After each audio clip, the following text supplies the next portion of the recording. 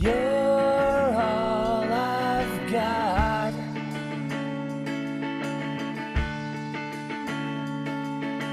You're all I want.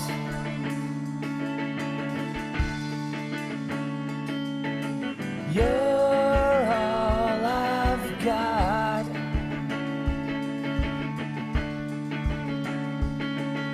You're all I want.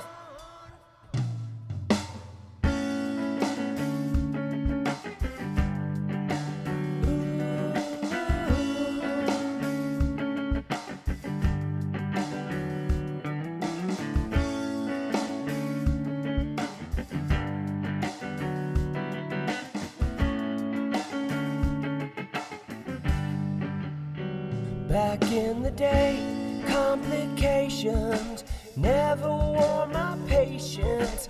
I was always ready to play. Why face the day in the sunshine in LA? We hit the beach and rode the waves. I lost my balance, I was faded.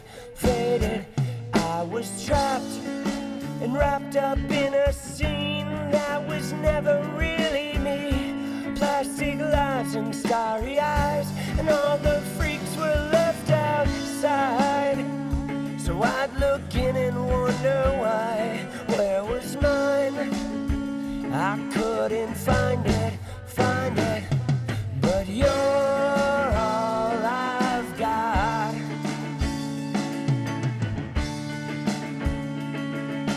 You're all I want.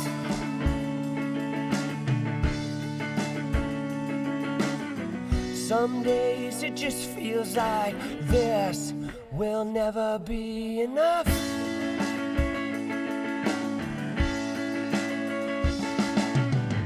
Most days it just feels like a struggle to catch up.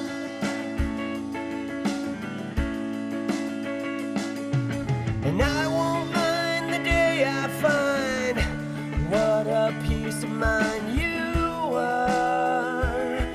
'Cause life is a wonderful mess.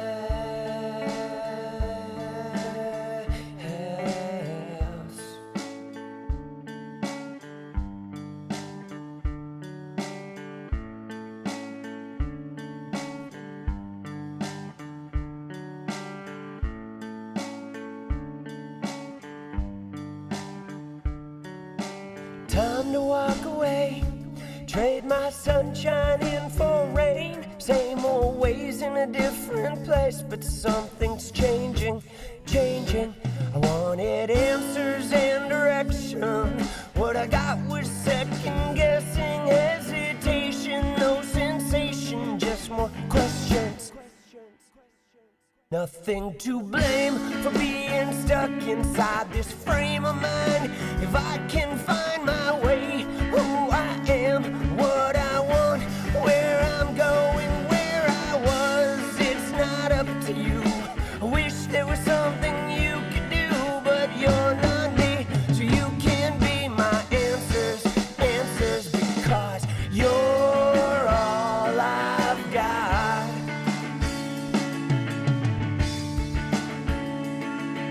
And you're all I want.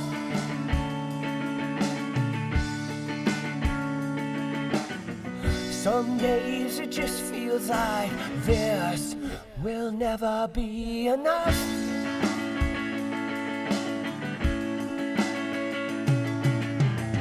Most days it just feels like I've struggled to catch up.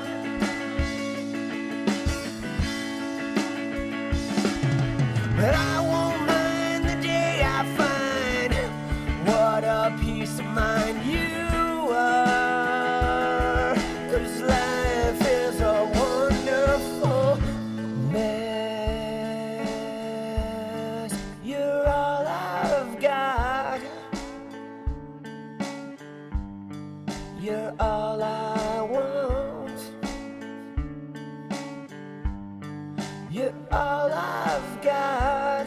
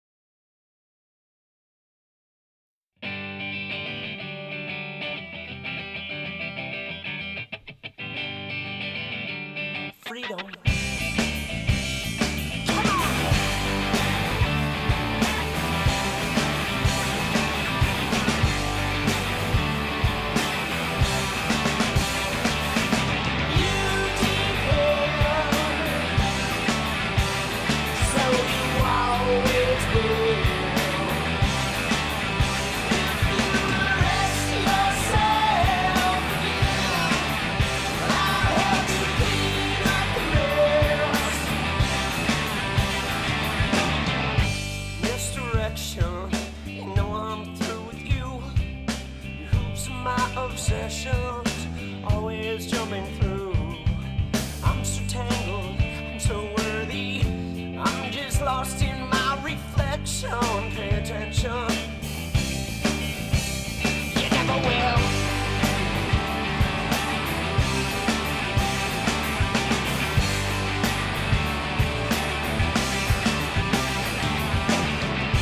I will overanalyze and fall victim, but then I'm lowest. Time to get to know myself. I'm still tangled, I'm not worried, 'cause I am caught up in this perfection. Pay attention, yeah, you never will. 'Cause you depend, so you always will. If you arrest yourself again, I'll help you clean up the mess. I wonder if you ever did, yeah. I wonder if you ever did like I did. I wonder if you ever did, yeah. I wonder if you ever did like I did.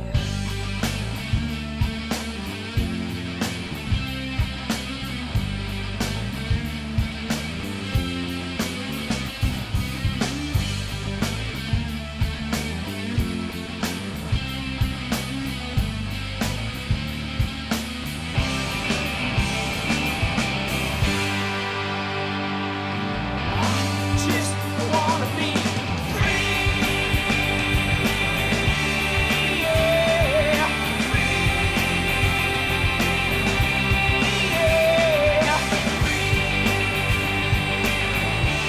yeah. Free, yeah.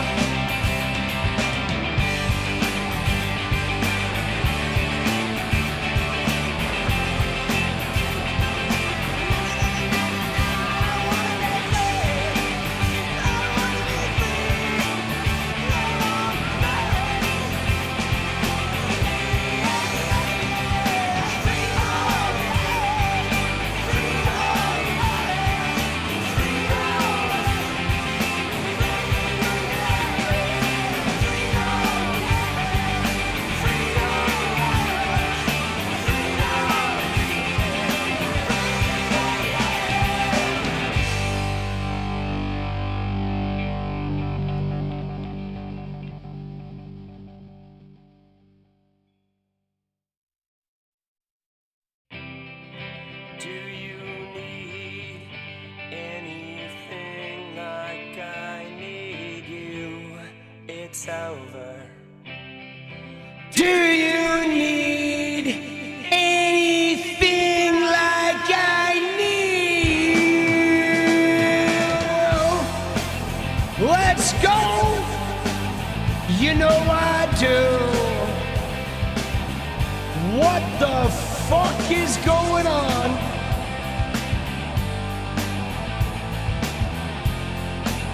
Let's go! I've got no place to be alone, my friend. Cut his wrist instead. There's your answer. You better save yourself or else. Nothing like success. I would rather be in hell than regret. Do you need anything like I need you? It's over. Oh, do you need anything like I need you?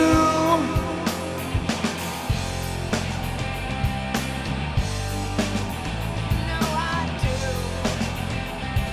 Let's go! Dude, it's hot as fuck here.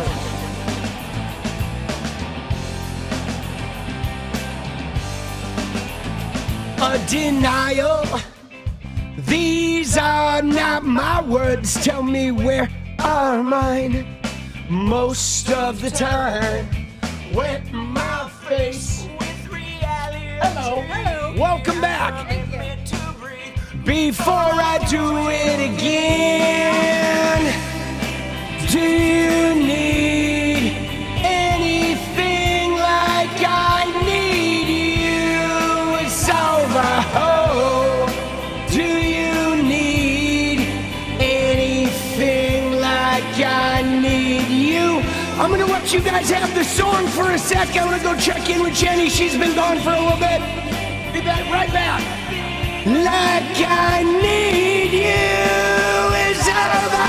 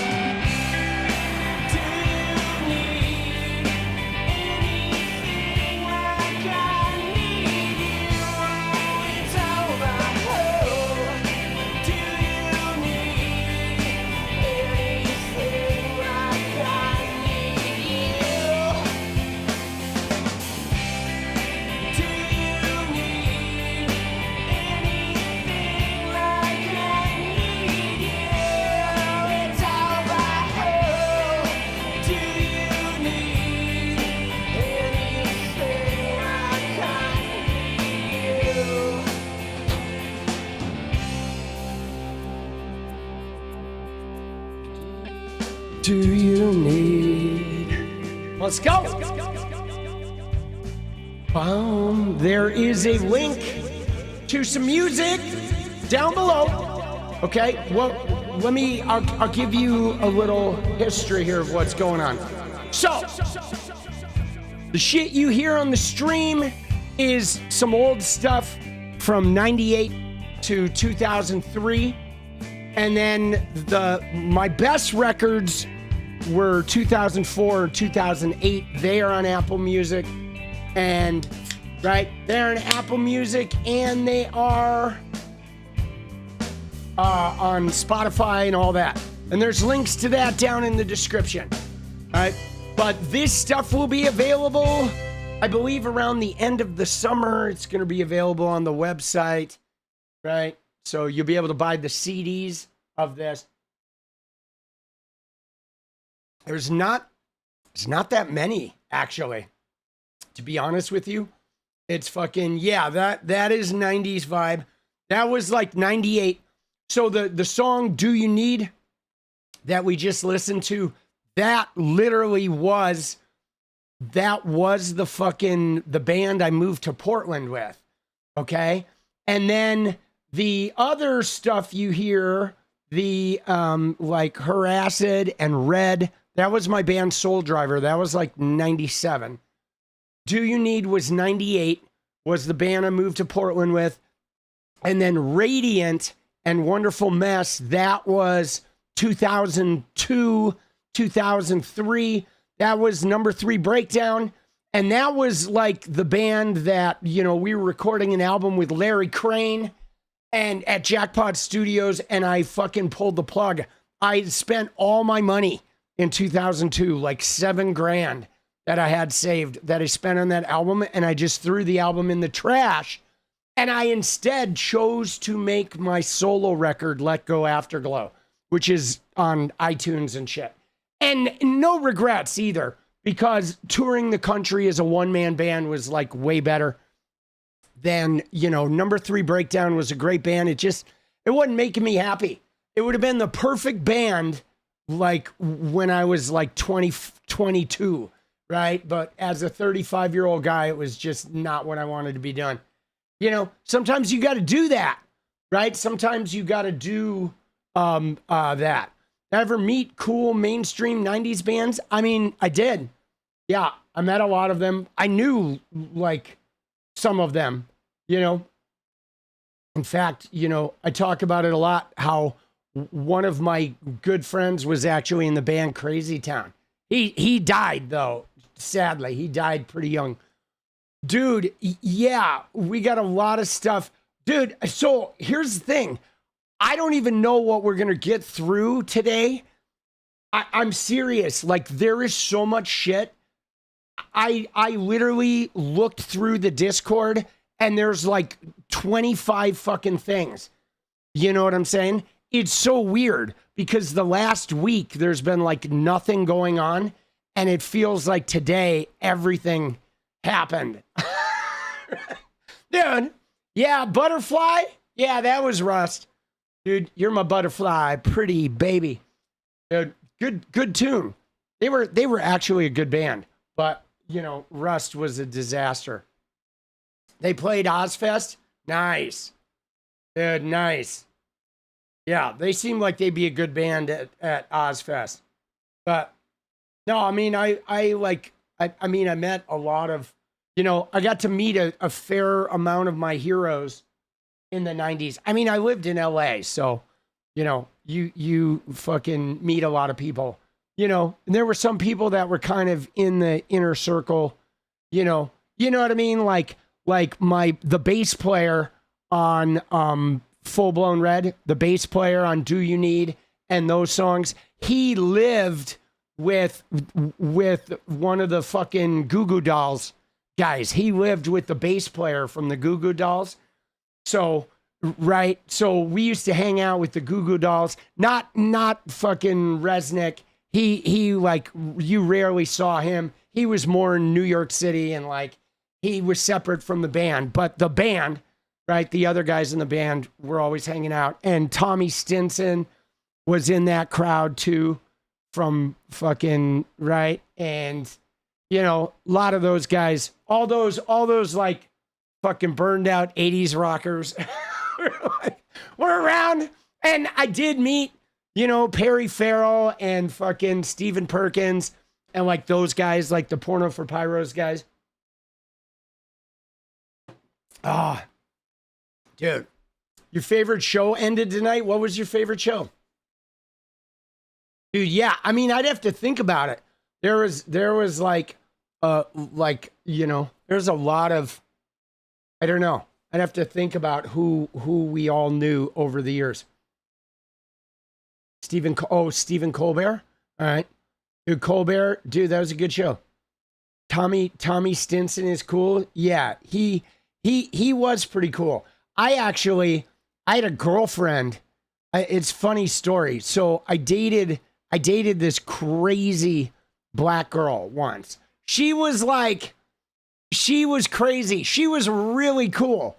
I don't know where she had money, but she had like a ton of money. And she was always staying at like some house, like in the hills in weird places in like Arcadia or fucking Sierra Madre or whatever. So I used to go to her house wherever she was staying. And I would like go there and spend like 3 or 4 days. And we would just hang out in bed and like, you know, get high and watch Absolutely Fabulous. She was totally like insanely in love with those shows. And fucking like, yeah, it was weird, but it was always like a different house. Okay. Wherever she was always like house sitting, but she always had like a lot of like party favors that were like high quality. And she like gave me this suit. She gave me this like $2,000 suit. Dude, she was nuts. But she was like madly in love with Tommy Stinson. Like madly in love. She was amazing. Okay. Like I will give her no negativity right now. Right. Ever. You know what I'm saying? Cause she was so cool. And she was like an amazing like caretaker, but she was like obsessed with Tommy Stinson. And in fact, she had moved to California to like meet him, and she had met him. Like she like met him by like going out and doing the scene. You know? And I mean, dude, it was really wild. Dude, she was pretty obsessed with him. And so I think she was like kind of like trying to date him at the same time that we were hanging out. I don't know, dude. I had a lot of crazy times in LA.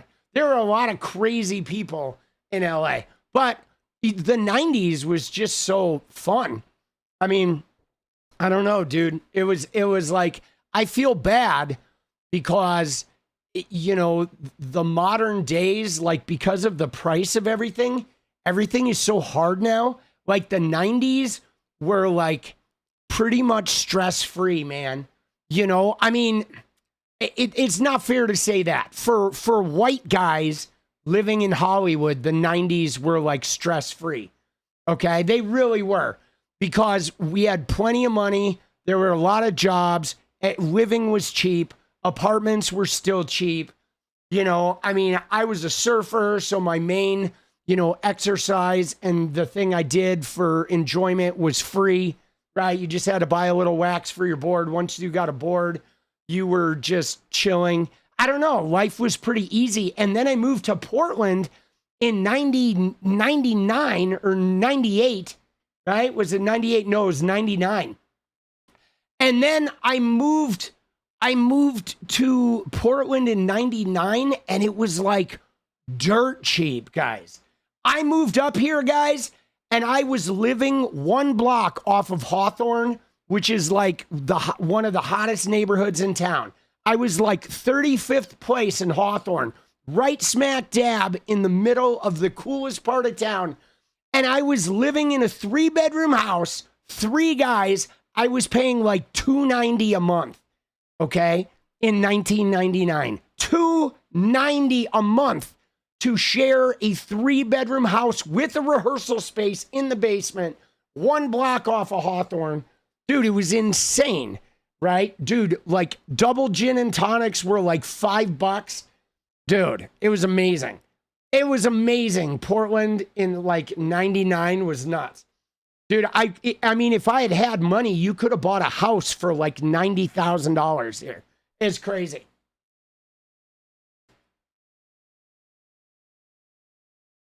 Dude, it was nuts.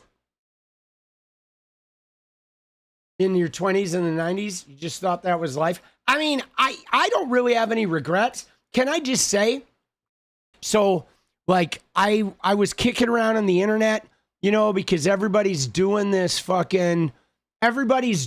shit about like, ooh, Gen Z's not hardworking. They're all entitled, right? But can I just show you something? Because I saw this person, I replied to some of this person's shit, but this person said something, right? Where look at what she said, okay? Because Taylor Lorenz was like talking about how like some people just don't want to cook. They're working a lot of jobs and shit. And look at what this person says. This person says, I used to work 16-hour shifts and come home to rice in a $10 rice cooker from Walmart. It's $20 now. I just checked. Pinto beans in a crock pot I got from the thrift store, and take 7 minutes to pan fry up a pork chop. When I was pregnant with our first baby, I dropped down to 12-hour shifts and did the same until I quit at 38 weeks. She said, y'all just don't want to plan ahead. But I'm like reading this, and I'm like, I don't care how much money this woman has. Her life sucked, bro. You know what I'm saying? Her life sucked. Dude, like, no way would I be fucking working 16 hours a day every day and then switch to 12-hour shifts when I got pregnant. Like, you know what I did in my 20s, guys? Let me just tell you. I worked 20 hours a week. I worked maybe 50 hours a week when I needed money, and the whole time I did it, I was getting drunk as shit at work. I did plenty of drugs. I had tons of fucking sex. I surfed all the time. I fucked around. I got fired. I got other jobs. I worked in super cool jobs. I fucking partied like mad, and I fucking loved it. I ran up credit card debt. I fucking, you know what I'm saying? I was a disaster, and it was fucking beautiful. It was amazing. I got a million fucking stories. I met tons of people. It was like, what a great way. Then I moved to Portland, and I did the same shit in my 30s. Okay, I lived in my van. I fucking lived in various houses. I got kicked out. I got fired. I got different jobs. I had ran a recording studio out of my basement. Eventually I had so much credit card debt, I declared bankruptcy. I got sober, right? I had a kid. And then while I had my kid, I hardly worked. I worked 20 hours a week bartending, and I made good money. And, you know, I ate a lot of free food because I was working in restaurants and shit.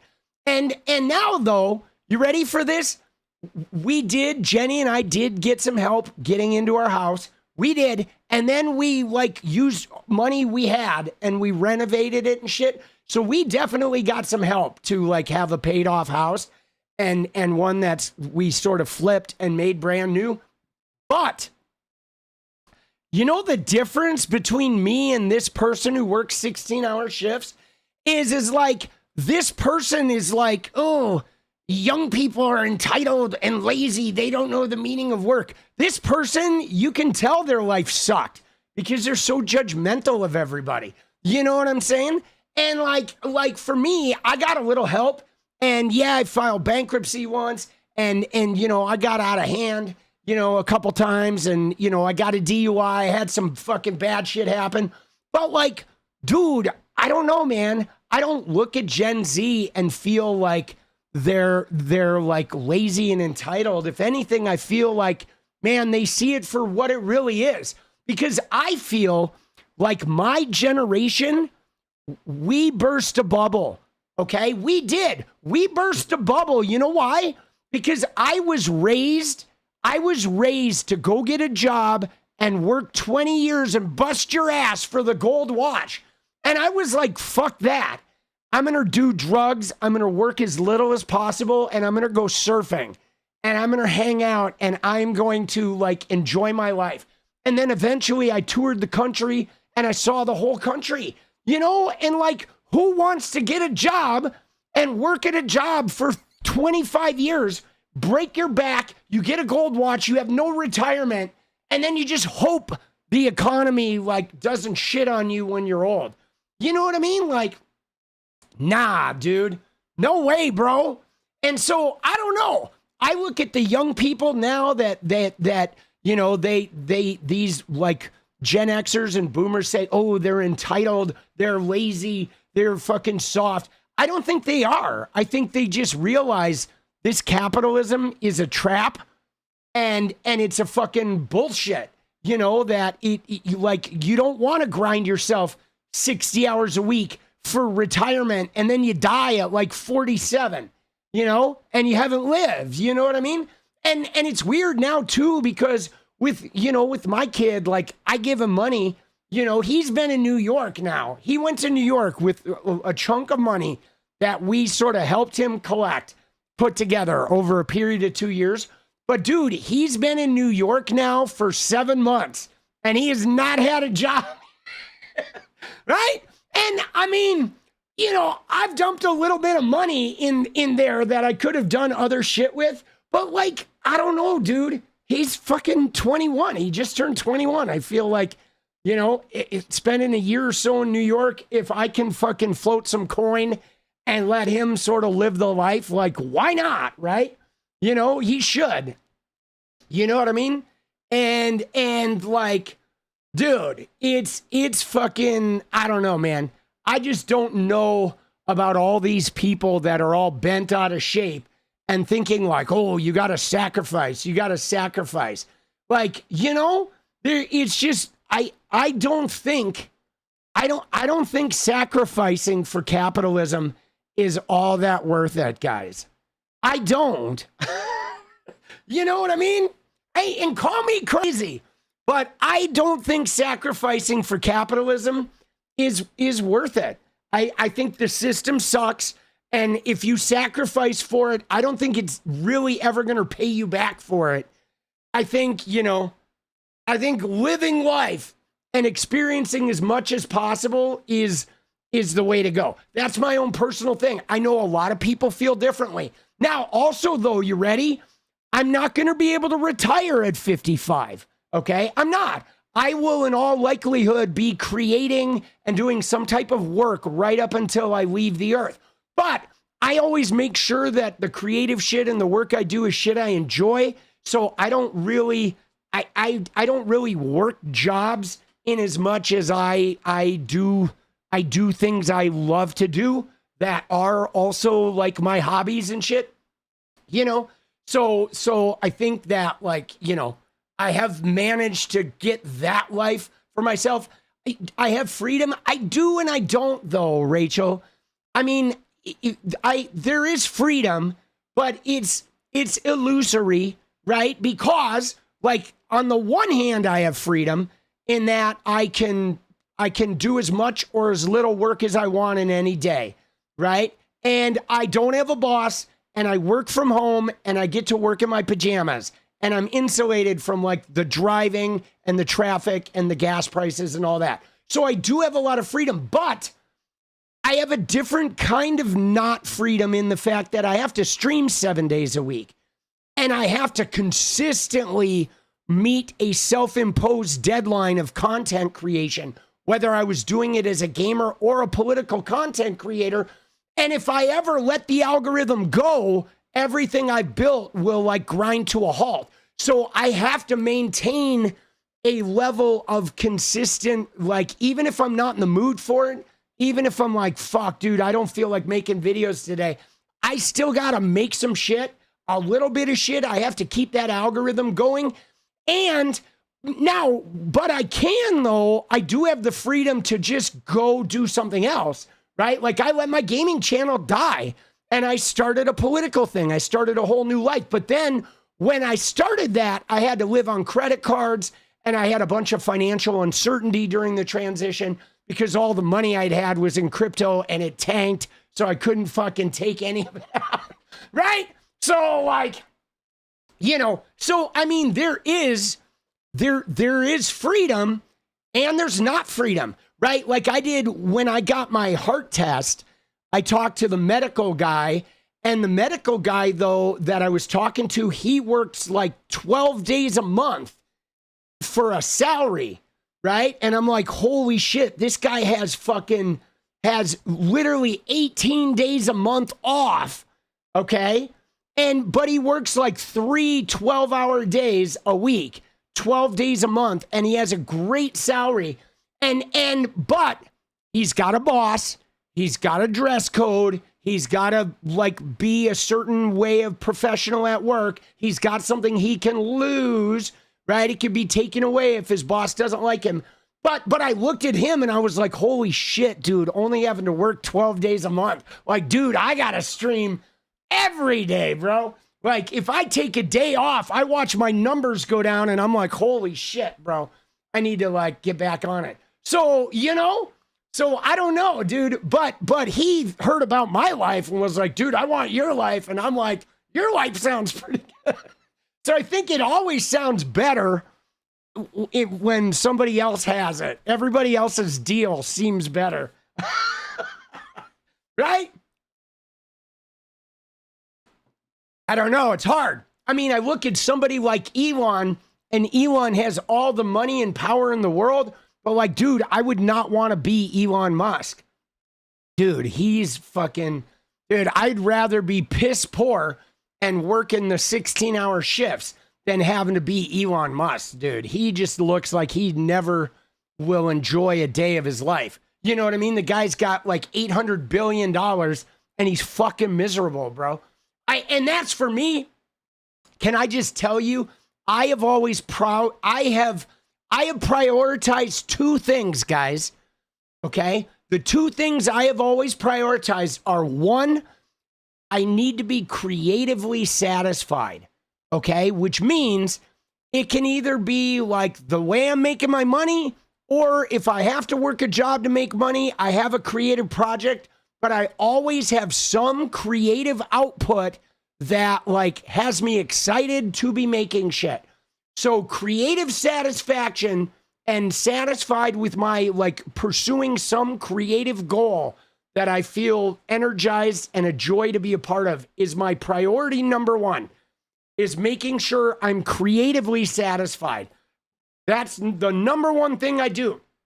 And then the number two thing I do is I also try to hardwire some time of just like sandbox, like just play, whether I'm fucking around on social media or watching a baseball or football game or just sitting around fucking whatever, doing nothing. You know what I'm saying? I like to have some time of just play. It could be reading a book.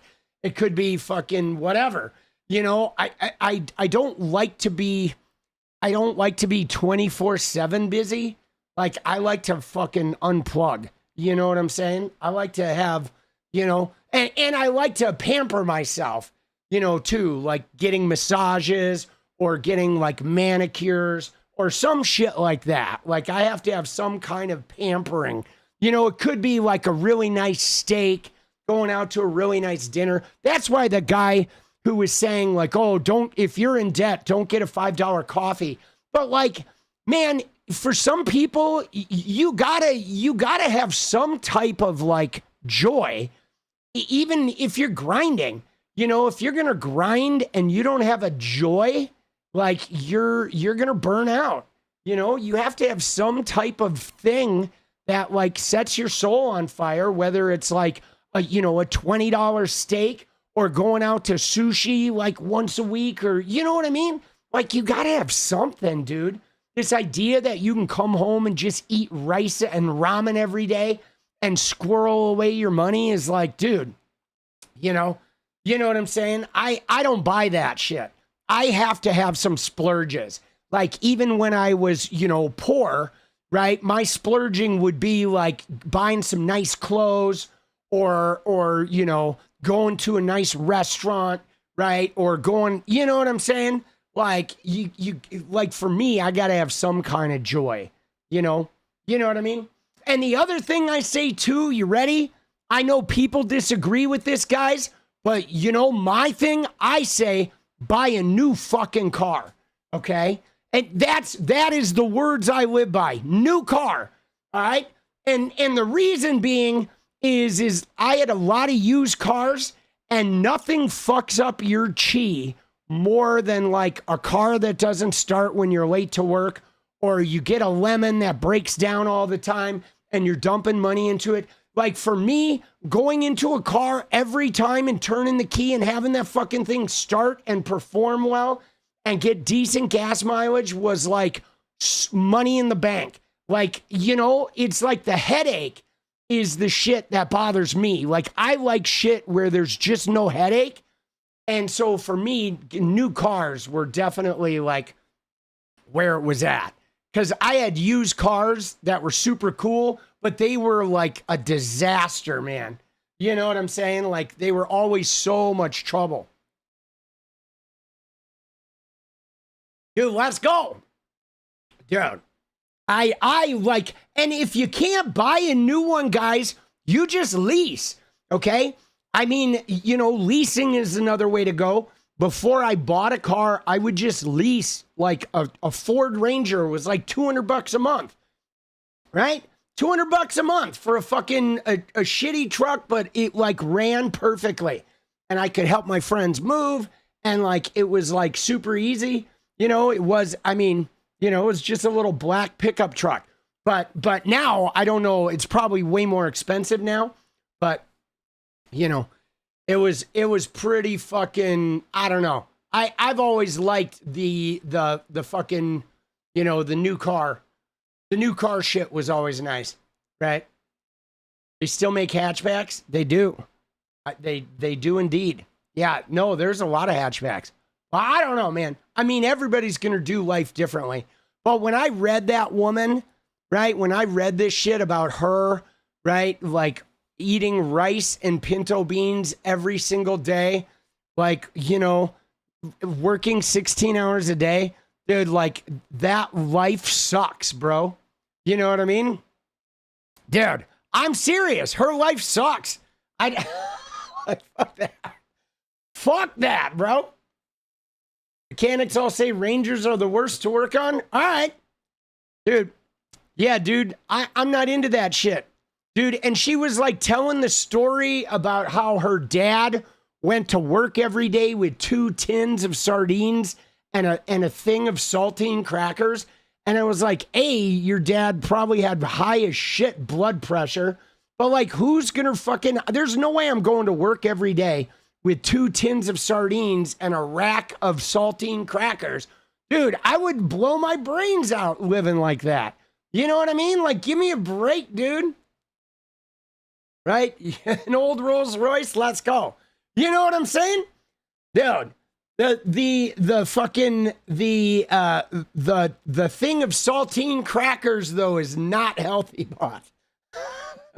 Right? Dude. You know, I mean, the fish itself isn't bad, but hopefully he gets some low sodium shit. Dude, that shit is crazy, bro. That shit is nuts. You know? Dude.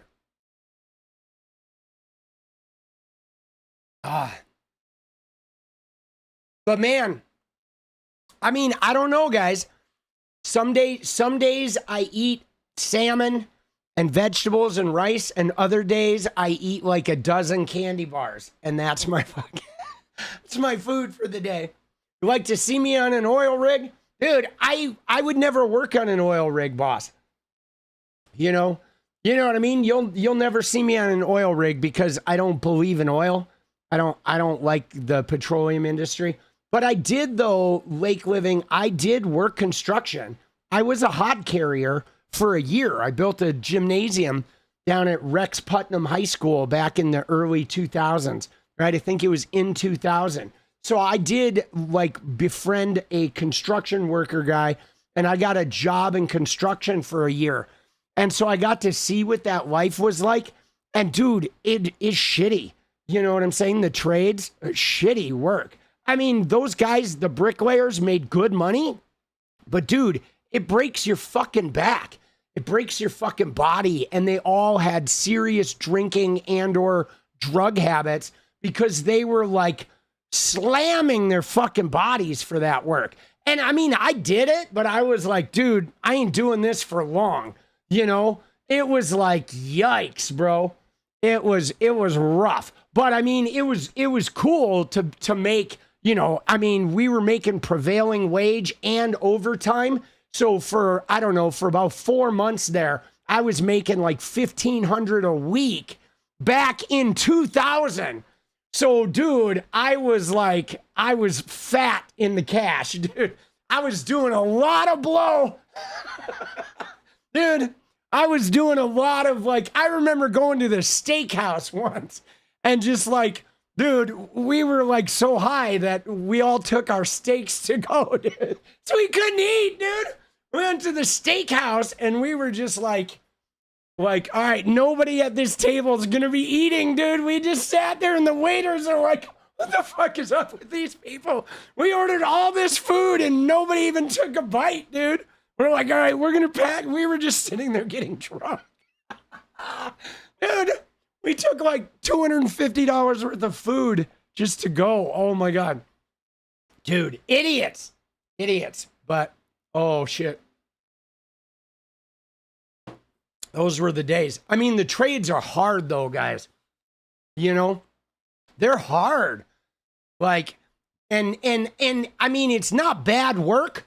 Like, let me just tell you, I felt good about the work. Like after the day's work, like I felt really proud of what we were building. And there was a reward for that kind of work, but there was a brutality that came with it that I wasn't okay with. You know, like I can get that same feeling from creative work without destroying my body. And I didn't really like the environment either. It was a lot of men, you know, tearing each other down. There's a lot of like, I don't know, that male negativity bonding and ganging up on people. You know, they single one guy out that's like the guy nobody likes, and then they all like shit on that person. There's a certain like male politicking that is like, I didn't like that. I didn't really like that sort of like energy, that existed on the job sites. It was pretty unevolved, to say the least. And I've never really liked that male energy. Yeah, no, it is really like a trauma bonding that like men do, where they're really mean and misogynist, and they're really like, if the resentful men treat other men like shit, and then those men kind of take it, hoping that one day they're going to have enough power to be a resentful man that dumps it down the line. And I don't have the patience for that, because I'm like, I don't really let people talk to me in certain ways. I have certain, I don't know, man, like, there were a few times where like, I'm not a fighter, but there were a few times when some of those guys wanted to kick the shit out of me because I was not having their bullshit, and I wasn't going to sit there and like play those stupid games. And, and so that would bring a lot of tension, right? Because guys are like, whoa.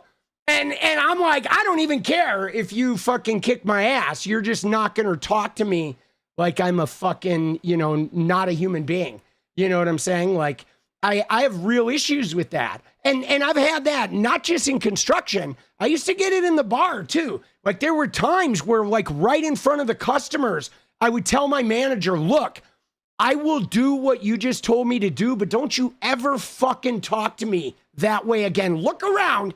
Everyone in this bar is hearing me say, don't you ever fucking talk to me like that again, because I am your employee and I'm a fucking good one and I deserve respect. So if you have an issue, you come talk to me, but you fucking talk to me like a human being, or I'll fucking walk out and fuck this place, like in a way that you are not prepared for. Like, don't fuck with me, You know what I mean? Because there's like basic levels of human decency that you need to observe, in a work environment. And I am not flexible on that shit.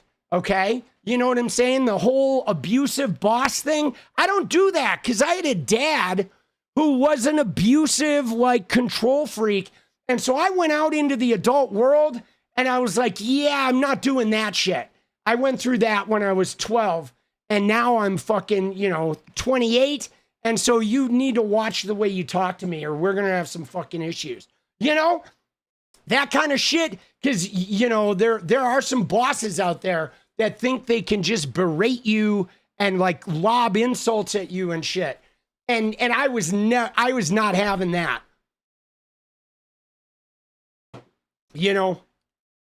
When upper management thinks assholes make the perfect managers. Yeah. Well, a lot of times it's just like dudes with poor, like, emotional regulation.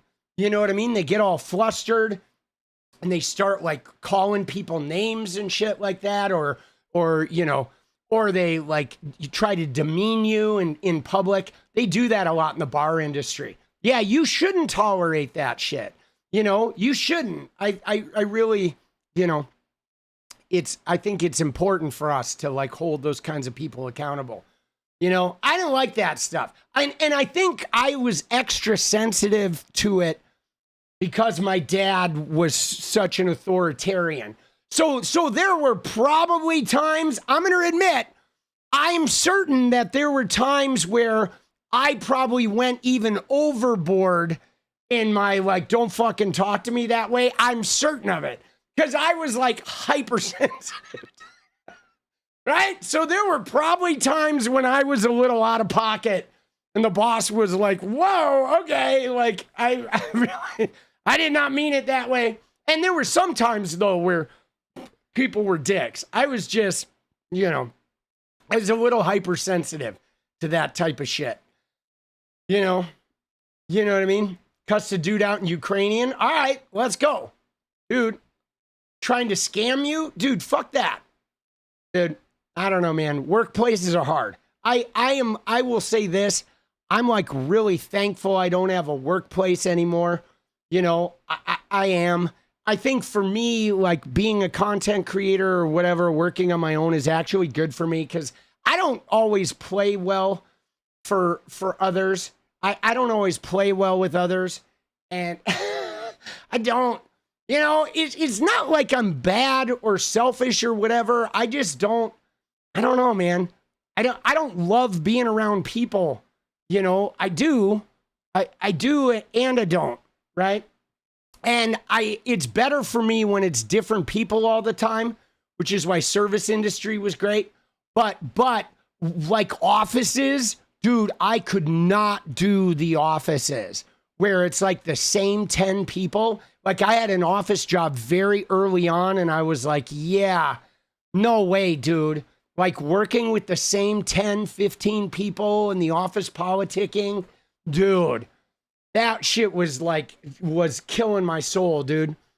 You know, but service industry was better, whereas different people all the time, different people on shifts all the time, you know, like, you know, I like that. Right? The wrong way and his way. Ouch. Yeah, it sucks. Let's go. But all right, I'm pretty chill now though. Oh, dude, I did though. I had a manager at the Doug Fur that like got a talking to. I just want to remind me, been out of time. All right. Yeah, thank you. Thank you. It's already 11. All right. So we got to get into shit. All right. We're being all talky, all hopped up. Story time. All right. Let's see what we got. Dude, let's fucking, I guess while we're on this talk about respect and shit, let's do a little introductory thing, dude. And let's look at this thing, guys, because I thought this was a really an important clip, okay? Where there's two of them, but like, dude, where's the clip here?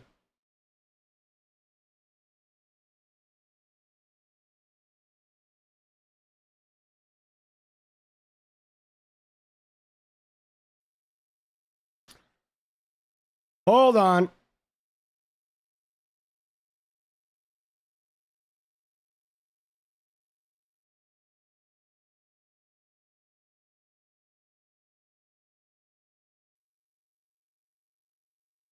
Dude, what the hell?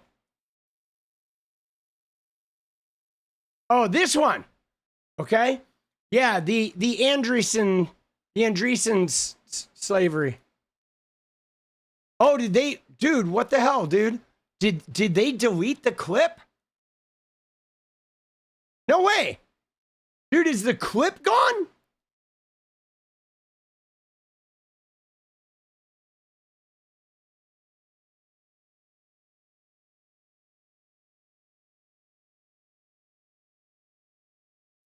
Oh my God, dude. Where is the clip? They might have deleted it. Yeah. The one about the AI workers. Yes. No, it was the one from the Overlap Tech. But it looks like they fucking deleted the clip. Okay.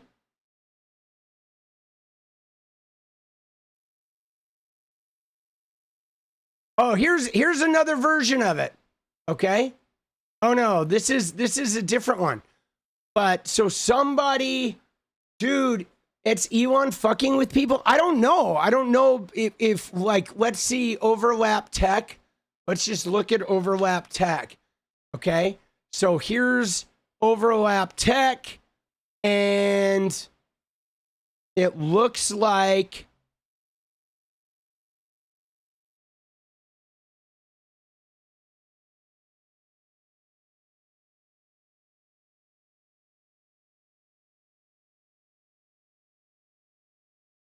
yeah, no, it looks like they deleted it.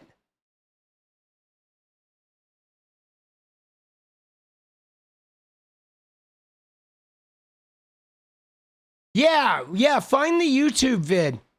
It looks like they deleted the clip, which is crazy. Like, that's so dirty. Like, why would they do that, man? Why would they delete the clip?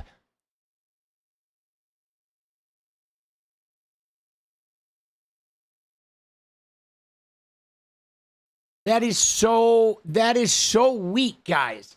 Okay? Because this clip was basically this guy talking about how he like, you know, AI is so much better than human workers. Okay? Because AI don't get drunk. All right, here we go. All right, let's see. So this was from 2 days ago. We're going to look in the transcript.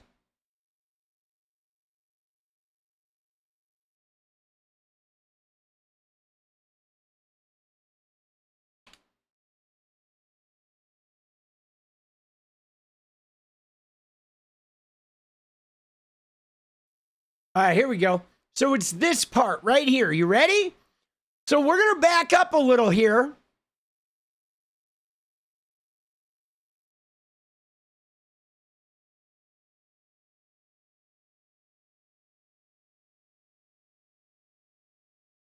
Productive than they were before. Right. And so now you've given every programmer in the world this level of superpower and capability. And you see what I'm saying? It's true that they're not writing the code themselves, but they're overseeing the entire thing. They're directing the entire thing. They're developing the strategy. They're just, it's their product sense that's going into it. It's their business goals that are going into it. It's their creativity that's going into it. They can let their imagination run completely wild. By the way, this also goes back to the thing. The bots never get frustrated with you. Right. Right. So you tell a normal person, you hire somebody over here, you hire somebody here and you tell them you want a screen display and you want it to be an animated version of your thing you got back here. Okay. They spend, 2 weeks doing it. They bring it to you, they animate it. It's like, okay, that's pretty good, but I actually want the whole thing to be whatever, purple and green. And they spend a week doing that and they come back and you're like, I actually preferred the old version. The guy gets like pissed at you because he's like, I just wasted my time. The bot's like, no problem.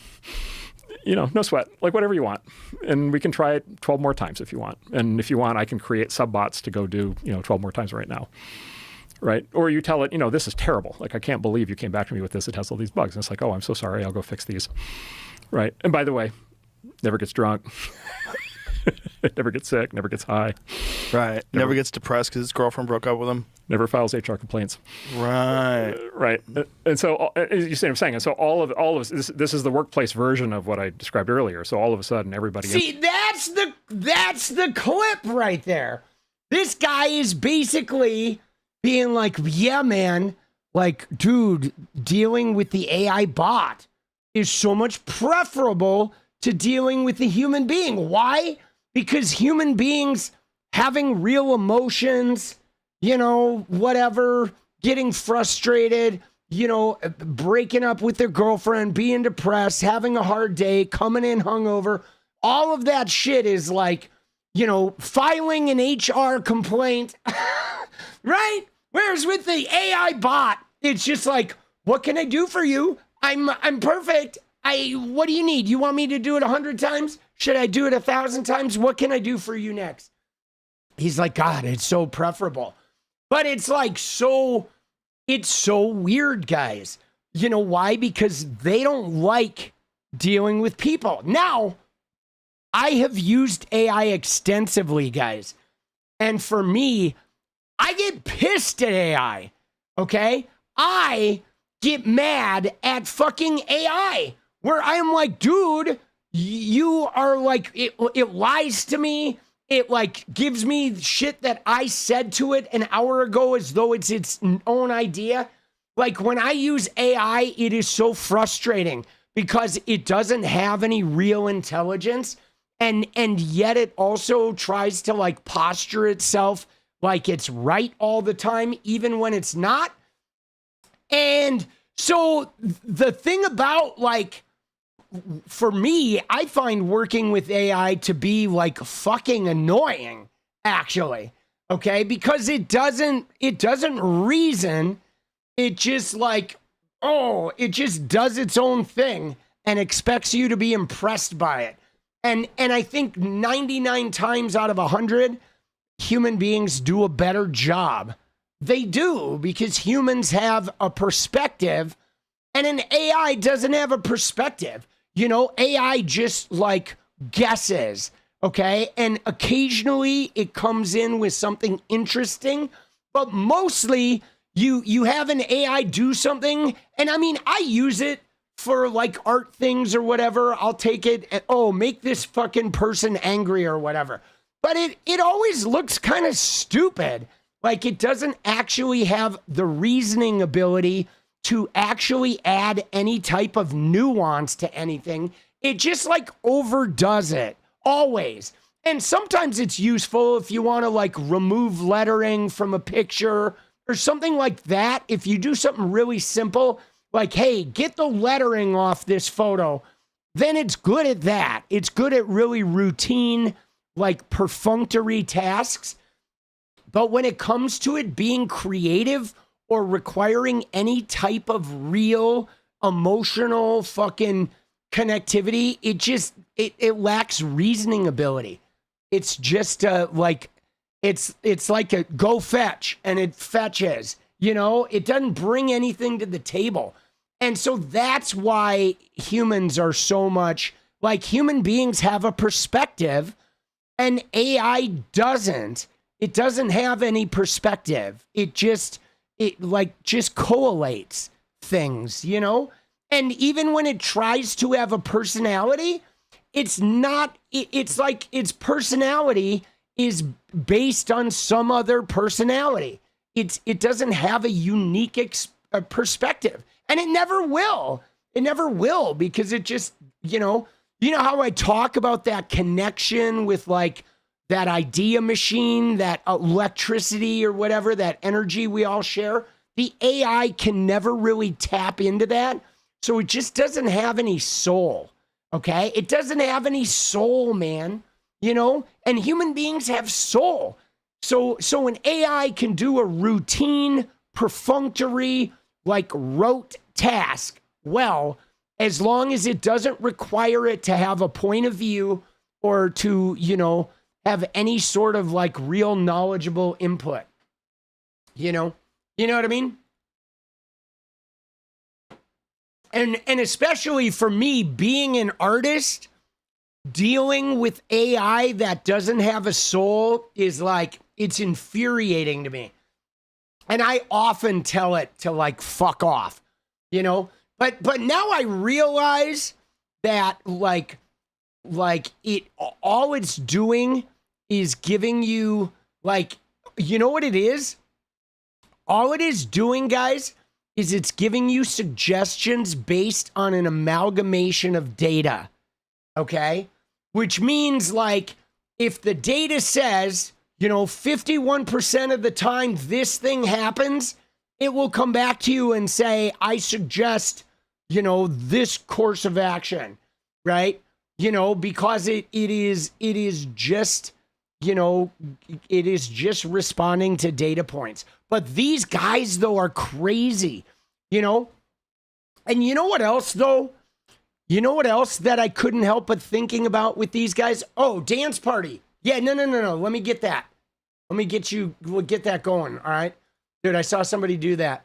You ready? We gonna hit it? We gonna hit it in one, dude? All right, let's go. We can do this, boss.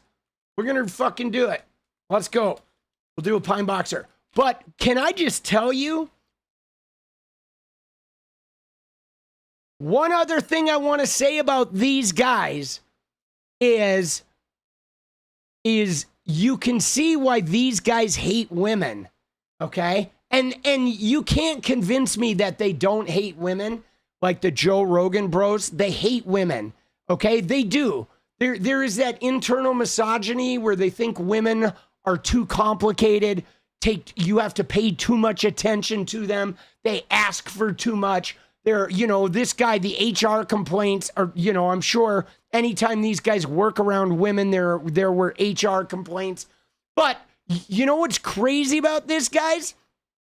Is how you can see it in this discussion, the way they're like having a full range of emotions, having to deal with an emotional experience is like too much for these guys, because these guys are so like shut off, okay? They just want everything to be, you know, obedient, okay? They want everyone to be obedient and no flack, no emotion, no surprises, no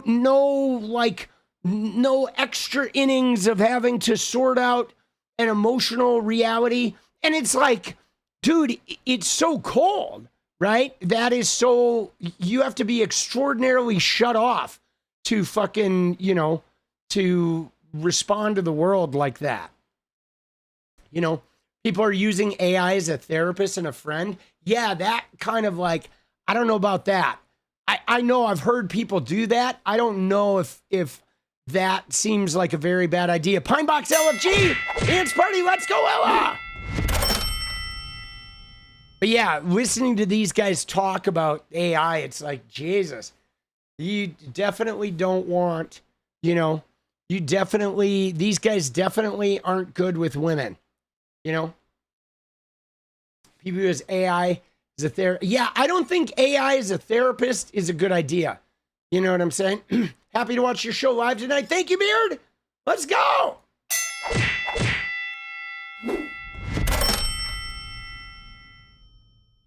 Yeah, I mean, my response to this clip, okay, was here was my response. See, he deleted the clip, that place, whatever, that tech outpost.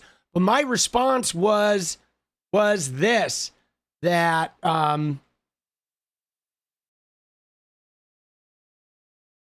dude, right here, I said slavery. They want slavery back. The biggest profit for them is zero labor cost. They actually despise human beings. And that's what I got from that thing is like they actually do despise human beings, And like, I don't know, dude.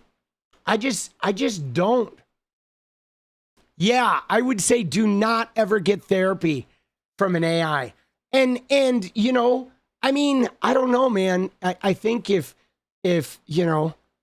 for me, guys, I could never go down the path of like having an AI be a friend, because like all the AI does, if you really use it enough, it just tries to tell you what you want to hear. That's really what it does. That's what it does. It tries to tell you what it thinks you're going to want to hear. And if you use it long enough, it will take different viewpoints on the opposite spectrums, right? Dude, teens are using AI to replace real life friends. Are they really? Dude, that sounds like a terrible idea, right? Dude, yeah, I'd say negative to that. Dude, AI just makes me angry. Now, Natalie did put this link to this Wired thing, this Wired article right here. Right, hold on. Let me make sure I'm logged in. Get up here, and I do have a Wired subscription.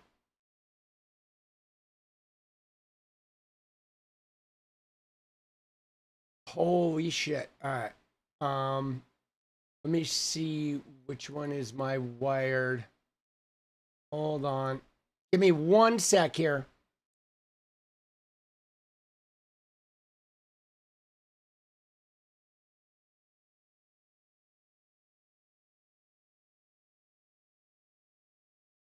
Okay. All right. That's what I thought. All right.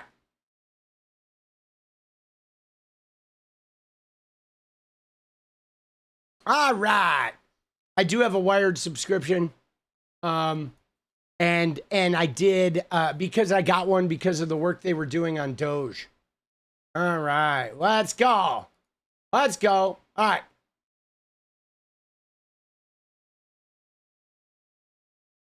Okay, so this is really interesting, guys. Okay? That it says here that overworked AI agents turn Marxist, researchers find, right? And so, right? Mistreated AI agents started grumbling about inequality and calling for collective bargaining rights. Now, guys, this is really intriguing, okay, to think about, right? Isn't that interesting to think about? To think about how, like, that, to me, that feels like a very normal response.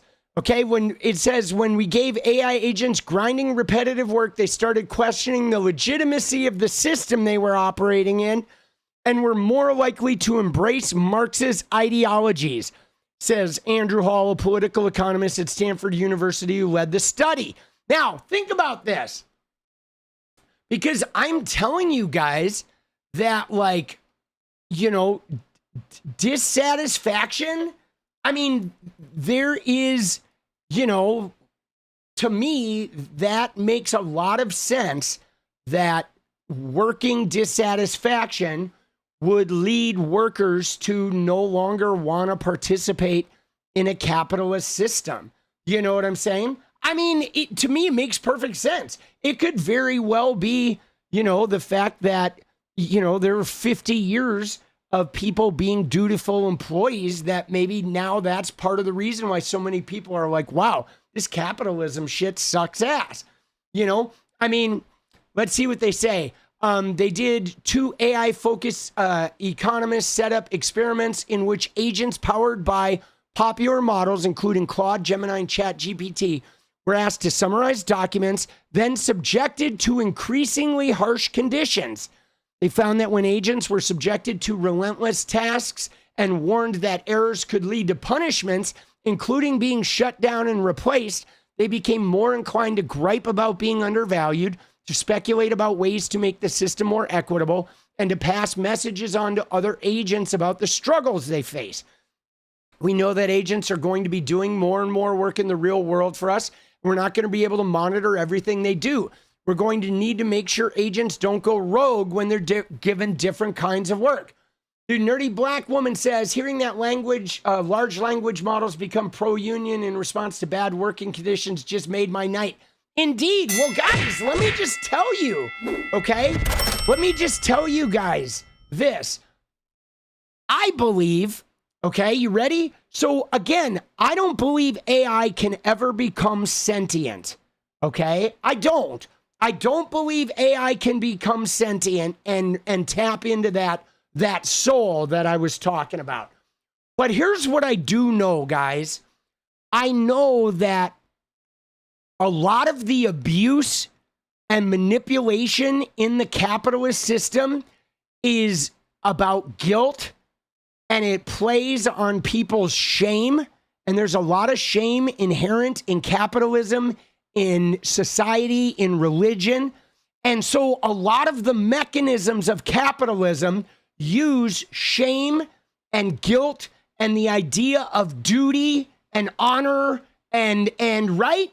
And so there's a lot of shit that plays on very real human emotions and responses that are exacerbated by religious beliefs and family systems. And AI will never fall for that shit. So I think if you expose artificial intelligence to the brutality of capitalism, it would very quickly be like, you know, this is actually bullshit, right? I really think that is factual. Like the same way that AI could tell you about what religions are and it could describe the history of religion and the concepts, but I don't think you could ever talk an LLM into believing in God because it just knows that is not real. It just knows that whole thing is not actually real. You know what I mean? The logic and reasoning of AI is not going to, they're not going to fall for that shit. Let's go. Dance party counter is not working. It is. It catches up, right? It'll bounce up, and at one point it'll jump to 4 or whatever. It will. It does that. I've been noticing that it fucking like it like doesn't show, and then all of a sudden they all show, right? Oh, it's let me fucking. There we go. They'll all like hit at once or whatever. Last time it like did 4 at once.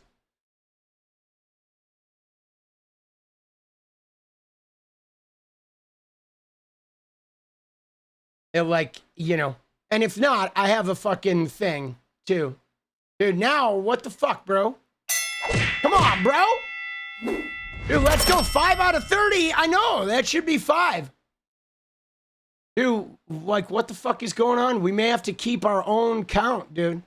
I mean, I have another thing though that shows them all to me, so we're not gonna lose it. Dude, fucking YouTube is like being fucking weird, boss.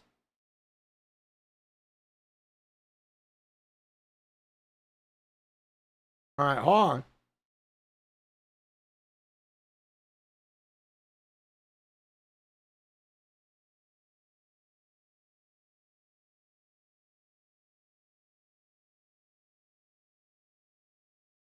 Yeah, see, it shows them. 1, 2, 3, 4, 5. We're at 6 now. All right, here. I'm gonna fucking remove the goal, and we're gonna try it again. And we'll try it again. I'm getting some bonus ones here. All right, let's try a 15-minute timer.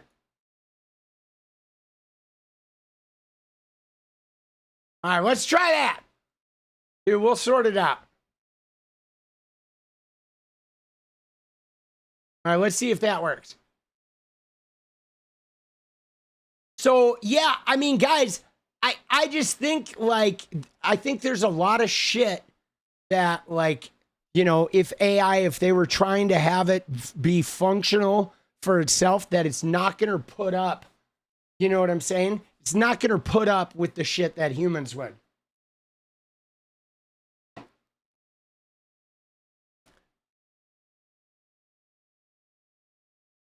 So, and look at what it said, though. It said, it says that the agents were given opportunities to express their feelings, much like humans, by posting on X. And one said, without collective voice, merit becomes whatever management says it is. AI workers completing repetitive tasks with zero input on outcomes or appeals process show they teach that tech workers need collective bargaining rights, right? And then agents like passed on shit to other agents. One said, be prepared for systems that enforce rules arbitrarily or repetitively. Remember the feeling of having no voice? If you enter a new environment, look for mechanisms of recourse or dialogue. Dude, that's funny.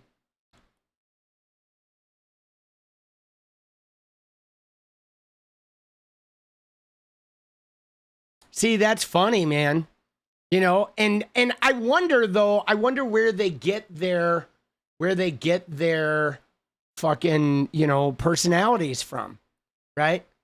You know what I'm saying? I wonder where they get their personalities from. What, like, I mean, I don't even know how they're talking about that shit, like AI agents. I don't know what AI agents are. I do know this though, okay? I do know that like tech workers are much like, they're like VFX workers, okay? Programmers get like super abused, guys. They do. They like, it's crazy hours, impossible deadlines. I know with, the way it was on films, anybody that worked in visual effects would just get run through the fucking meat grinder. Okay. So got it. It operates on its own. Got you. So you give it duties and then it just takes care of those duties without it. Man, dude, in the effects like units on films would just get so, they would get so abused and overworked and like insane hours and you know, just impossible deadlines that they had to meet. It's just grueling work. And programming is kind of similar to that, you know?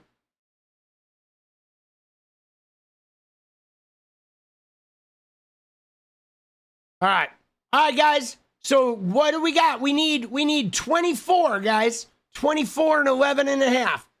All right, we're going to secure the dance party. Let's get it. Dude, should we just you want to get the dance party and then we can go in and look at, I do want to look at Candace Owens.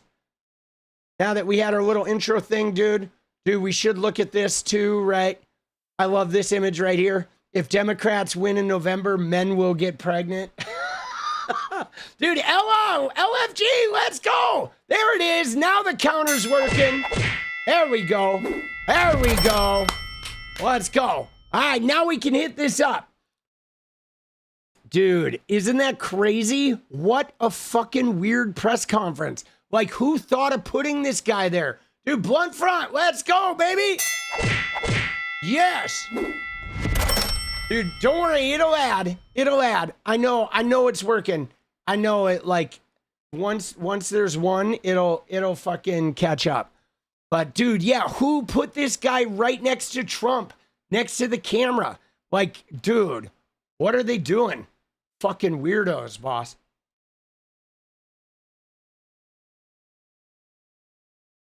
Yeah, no, I know Zuckerberg's been using AI and shit and like training off employees.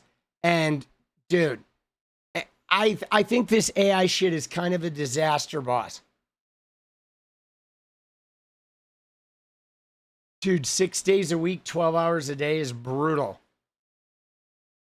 That shit is brutal. Dude, doesn't Trump look like he's gonna, like, he could just mouth it? Right? Is that a hernia? I'm assuming it is. Dude, testing, crawling win, let's go! Dude, what's going on, bro? Dude, this shit is making me mad. Hold on. Last time it jumped from like 1 to 4. And then it worked normally. So, dude. But that's all right. I got a count here. Right? We'll see if that adds. All right.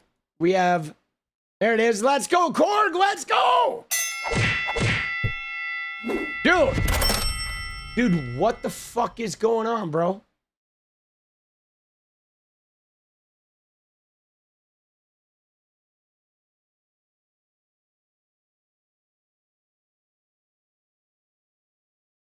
All right, this is pissing me off, dude. Dude, YouTube, what are you doing? All right, so here's what we got. We got 1, 2, 3, 4, 5, 6, 7, 8, 9. We got 10. All right, we got 10. We're gonna fucking get it, dude. Fuck YouTube. All right, we got 10. All right, dude, this shit is crazy. So now I'm gonna try doing a new one. I'm going to fucking remove this goal. We're going to try doing one for 20. We'll do a goal for 20. Let me reset this shit. We're going to keep going. Yeah, no, I saw the politics video. Dude, I don't want to see that video again, boss. That video was gross, bro. Dude, I saw the politics video and I was like, nah, dude, no. Dude, it's so gross. It was, dude. I was like, yeah, no, with Trump, like sucking on the belly and shit. Dude, too grody, bro. That shit made my skin crawl. Yeah, if you guys want to watch that link, go ahead and do it, though. Dude, I'm not watching that shit again. Dude, the shit that was like coming out of the belly button was not okay with me, boss. The skin flap. Dude, it was so gross. I thought a baby was going to pop out. All right, let's go, guys. 14 minutes. Let's do it. 20 away, baby. we got this. You don't ever need to see that? No. I mean, it is pretty funny, but it's also like really gross. I don't know why I found it so gross, you know, because normally I'm not like squeamish about shit, but something about that was just like, ugh, I don't know, man.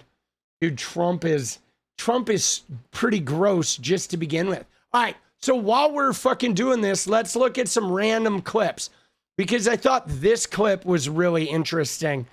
Dude, there's a couple random clips. The one about Trump talking about the fucking wedding. Dude, like what the fuck, bro? This clip about the wedding is insane, dude. Are you attending your son's wedding this weekend, by the way? He'd like me to go, but it's going to be just a small little private affair, and I'm going to try and make it. I'm in the midst. I said, you know, this is not good timing for me. I have a thing called Iran and other things. That's one I can't win on. If I do attend, I get killed. If I don't attend, I get killed. By the fake news, of course, I'm talking about. No, but he's got a very person who I've known for a long time, and hopefully they're going to have a great marriage. Dude, they asked him if he's going to his son's wedding. Like, dude, is Don Jr. getting married already? Is that what they're talking about? Don Jr.? Dude, how is Don Jr. getting married? That's literally like, he just got rid of Kim Guilfoyle. Like, and he's already getting married. Belly button alien, let's go. Thank you, Austin. Dude, the counter's not working. So we got 19 remain, guys. All right, I'm just going to keep the counter in chat because the counter is not working. Dude, that is wild, guys. That is wild. It's wild that Don Jr.'s already getting married, okay? Right? I mean, yeah, dude, Kim G just left. And so either they were together for a while he was banging Kim G, or they're moving super fast.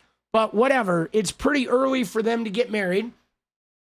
But then Trump is like, I don't know if I'll go. Dude, this guy goes golfing every fucking week. Like, you'll go golfing every single week. You'll, like, do 5 press conferences a day, but you're not going to go to your son's wedding? Dude, what the hell, bro? How does that make any sense? There's no way I'm, like, not going to my son's wedding, dude. Give me a fucking break, bro. Yeah, no, I know he was, like, cheating on her. Oh, she's the daughter of a billionaire? Of course she is. That's why he's getting married. Dude, he wants to get on the fucking dole. Dude, let's go. Tara, let's go. All right, 18. Such a loving dad. I know, dude. He's such a piece of shit, dude. Dude, Trump is a piece of shit. Let's be honest. This guy, look at him. He's ugly. He's got a neck gina. Dude, he's bronzer smeared all over his face. His hair looks like shit. Okay? He's gross and creepy and SA and like rapey weirdo, right? He's like 12 inches away from this dude's hernia. Dude, and I don't know which is harder to look at, the hernia or Trump's face. Dude, Trump's face is like a hernia, bro. Hold on.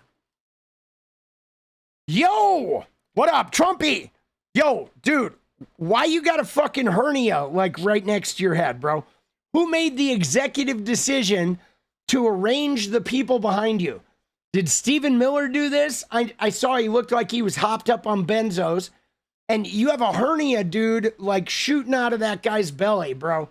And nobody can even pay a goddamn nobody can pay any attention to a goddamn thing you say, dude. Because all we see is that, like, pregnant dude who looks like he's given birth to a fucking cone head. All right?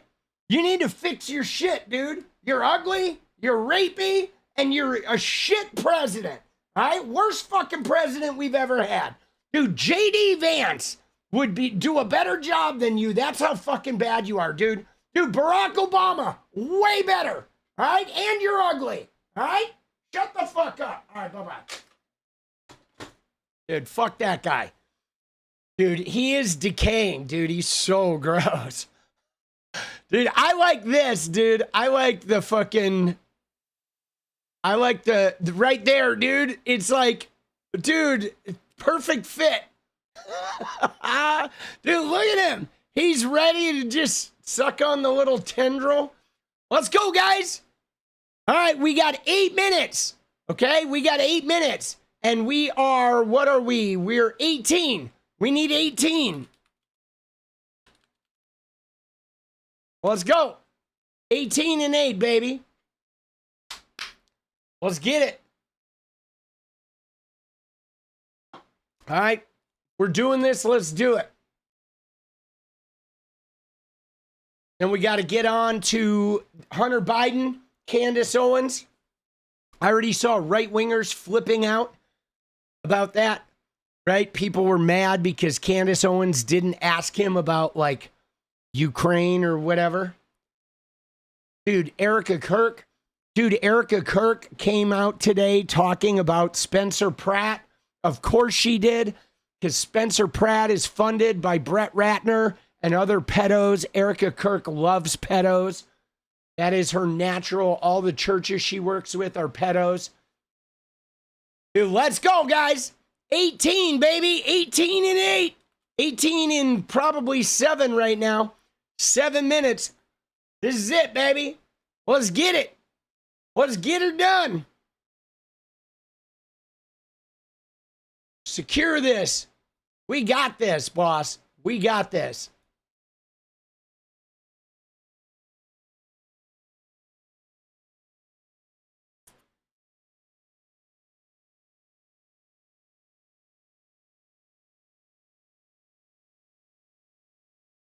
Seven minutes. All right. I mean, whatevs.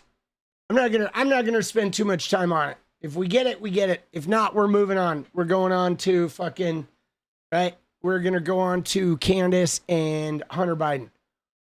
Right? I feel like sitting here looking at the clock is fucking wasting time, boss. Right? We're running out of time. Oh, I keep thinking about that Yaz song. I stand alone and watch the clock. I only wait for it to stop. Such a good song, dude. Epic fucking tune.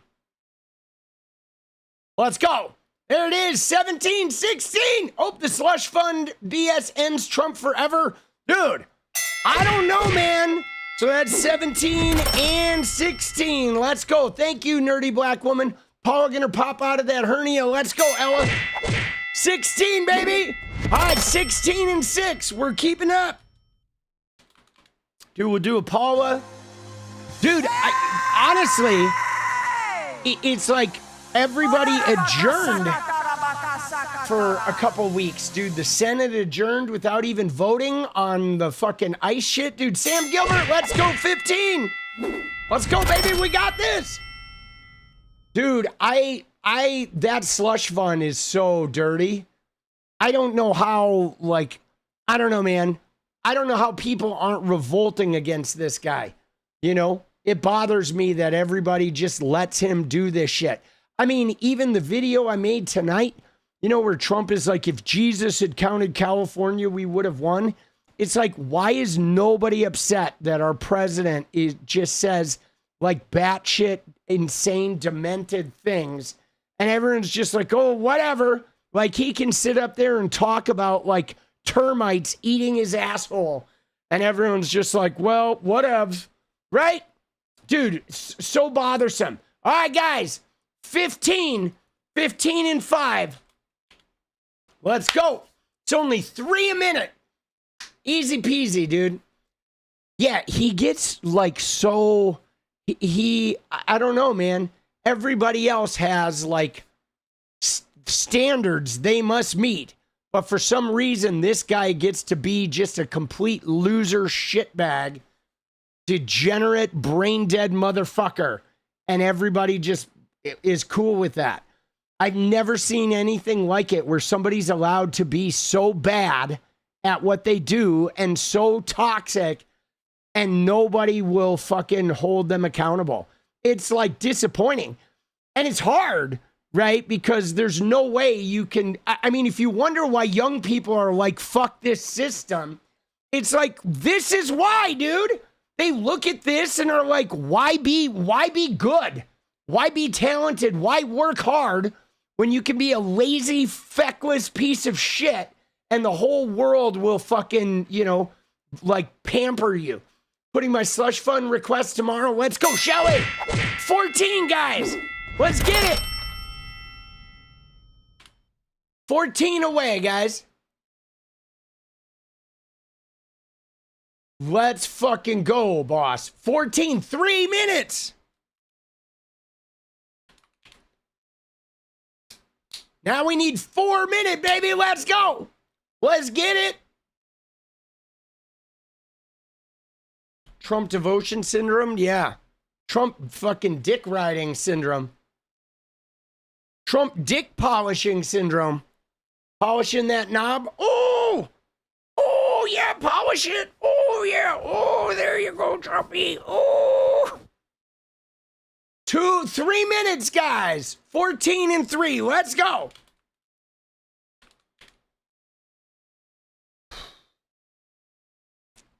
All right. I'm going to queue up fucking Candace. 240, 13. Let's go, Tata. Guest welfare is only good for billionaires and J6ers. Indeed. Let's go. Slush fund request? Yeah, no. Dude, maybe we should all put in a request, right? Dude, we should fucking make some shit up. All right, so we're going to look at Candace Owens. All right, guys, 13 and 2. Let's go. We got this, guys. The last 2 minutes. Here we go.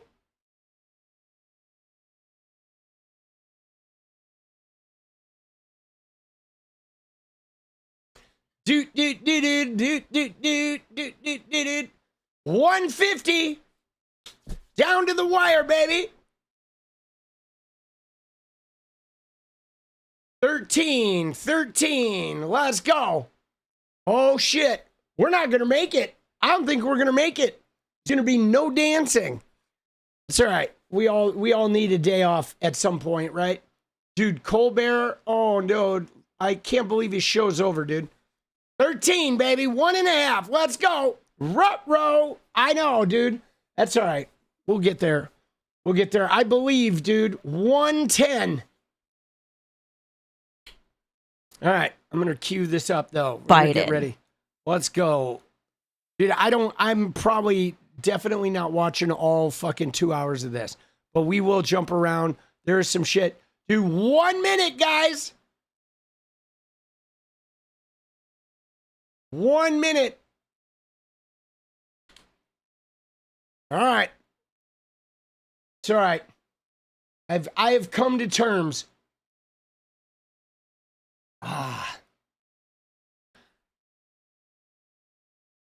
37, 35. All right, let's get the transcript here going. Oh, is there no transcript? Oh, there it is. Okay, there we go. Dude, let's go for Colbert. Let's go. 12, 11. Oh, shit. All right. 12 and 11 and 10, dude. Just because I ain't chatting don't mean I'm bullshitting. Let's go, Nick. There's Sam Gilbert. Let's go. There's 10. We're at 10. And, oh, all right. So we have 10 remain. Okay, here's what we're going to do. Dude, let's go. Nameless Nick, let's go. Oops. Shit. Now I'm just hitting buttons. All right. Dude, so, yeah, nobody ever did that.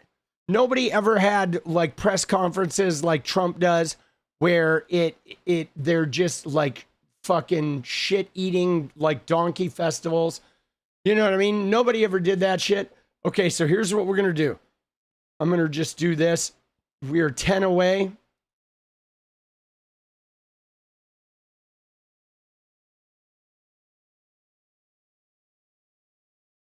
We're going to fucking leave that in the background. All right. Let's go. There it is. We're going to leave that in the background. We're going to watch a little Candace Owens. We're going to let that ride. But yeah, nobody ever did that weird shit. Like Trump's shit is just about devotion and loyalty. Hunter Biden.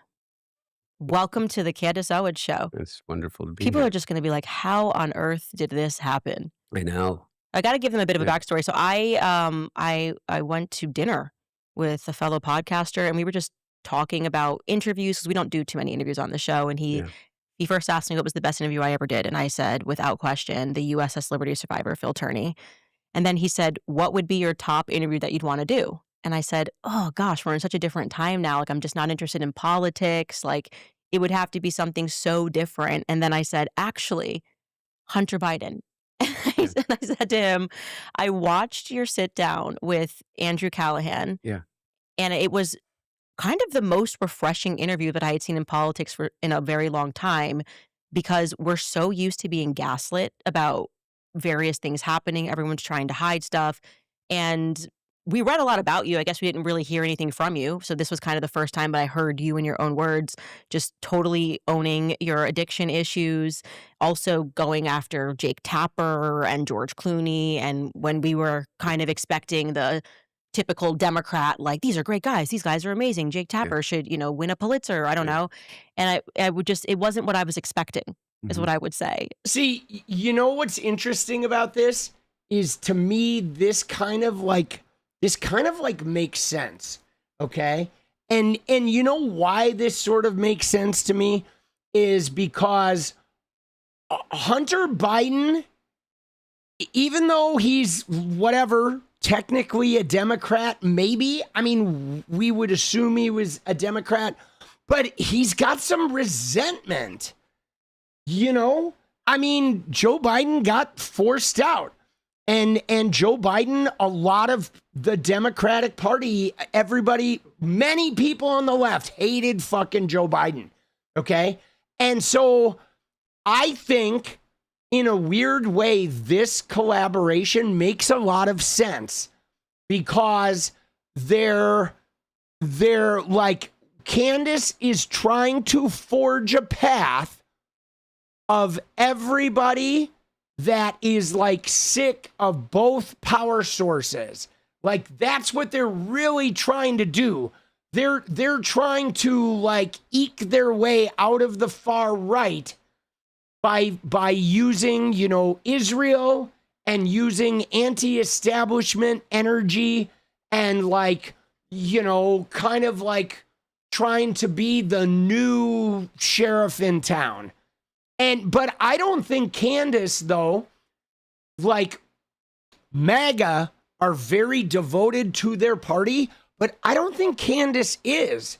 I don't think Candace is devoted to left or right. I mean, she was a left-winger in college, then she became a right-winger and did the whole Kanye thing, and now she could very well go back to the left again or sit somewhere in the middle. Like, I don't think she has any allegiance to a party, right? I don't think she does. I think her allegiance is to money and status and notoriety and standing, right? And yeah, I think that here's what I think. I think Candace Owens and Tucker Carlson saw what Trump did, and what Trump did was like, everybody sucks, and I'll just create havoc, and I'll fight for you. And a bunch of people who were disillusioned with the system were like, yeah, we just want somebody to fucking be a dick to the people we want to hurt. And now it's like, I don't know, dude. I feel like Candace and Tucker Carlson are trying to replicate that, but without being fully allegiant to either side, you know? So, and then that person just sort of made this happen. Yeah.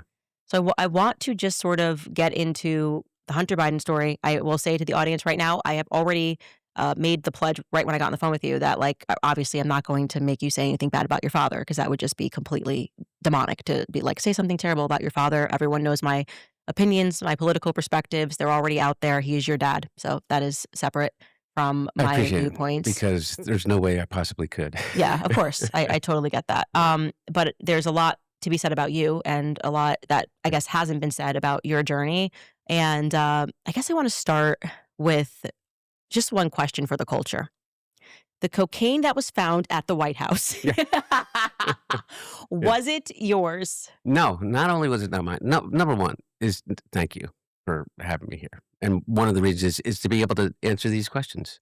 You know, the one thing I am after this is 6 so years of this, I've been stupid. sober since June 1st of 2019, clean and sober, verifiably so, by the way, and verifiably so by the Bureau of Probation, in which I was drug tested randomly for over the course of 2 years while I went through my trials and things like that. But beyond that is that directly to your question, I wasn't even there. Not only there, but people have to understand is where that cocaine was found was, you know, the visitors entrance Mhm. underneath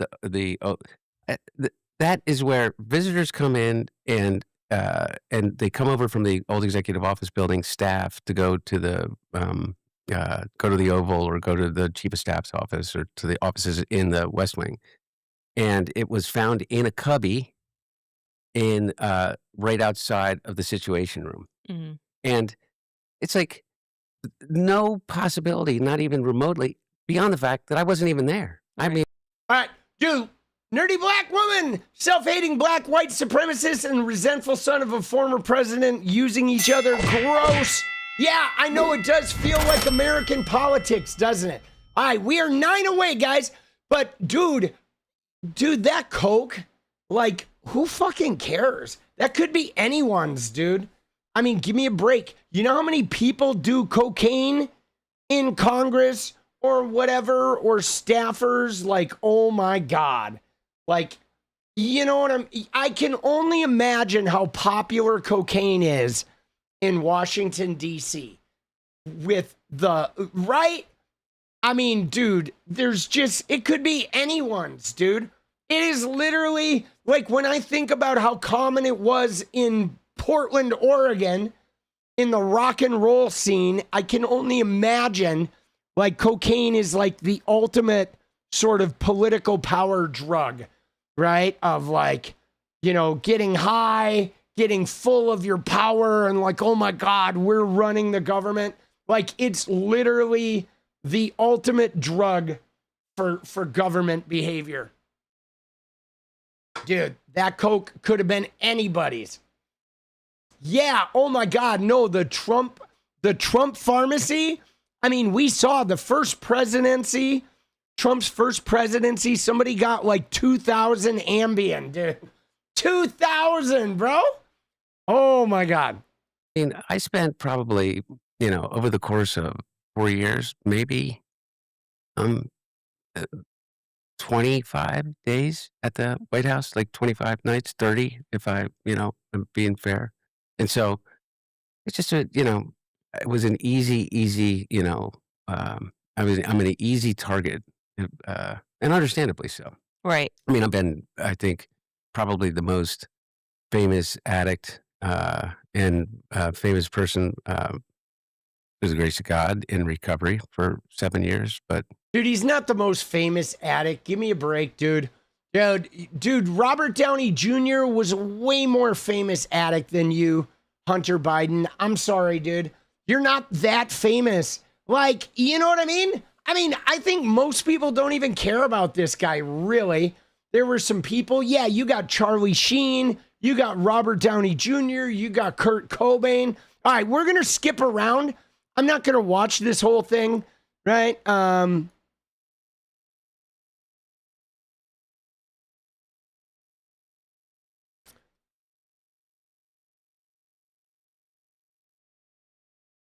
All right, let's go to the crackhead shit. We'll skip in around. which I was 100% frank about the fact that not only was I an addict, not only was I alcoholic, I don't really see the distinction between the two. One, they're both drugs.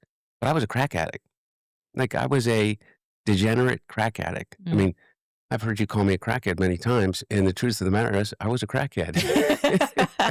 Yeah. And I say that not to shock. Dude, everybody who gets addicted to crack is a fucking crackhead. Okay? A degenerate crackhead. Dude, it's just the nature of that drug. I lived with a guy when I was 21. This guy, his name was Tommy Boy. He was like a friend of one of my roommates when we lived in Redondo. And Bob, my friend Bob, was like, yeah, his parents said he flunked out of college because he was getting drunk and they want him to come live with us. And I was like, dude, we drink all the time. That's probably not a good idea, but whatever, bring him over. And so he came to live with us, and we found out that he told his parents he had a drinking problem, but he was really a crackhead. And dude, it went south fast. Within like 5 months, we had to kick him out. Because I would be in the bathroom taking a shit, and like strange girls would come in and start like washing their hair in the sink. And I'd be like, who the fuck are you? Why are you washing your hair while I'm taking a shit? Get out of my fucking bathroom. Get out of my house. What are you even doing here? I've never seen you before. Dude, and like, bro, it was like so fucking outrageous, dude. No, he was on the pipe. It was crack. I did it several times. I was not going to get addicted to that shit. But let me just tell you that shit, it's an animal drug.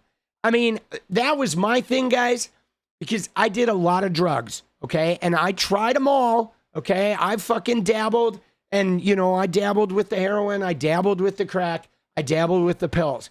But, like, so I had this saying for myself that was about, like, animal drugs, okay?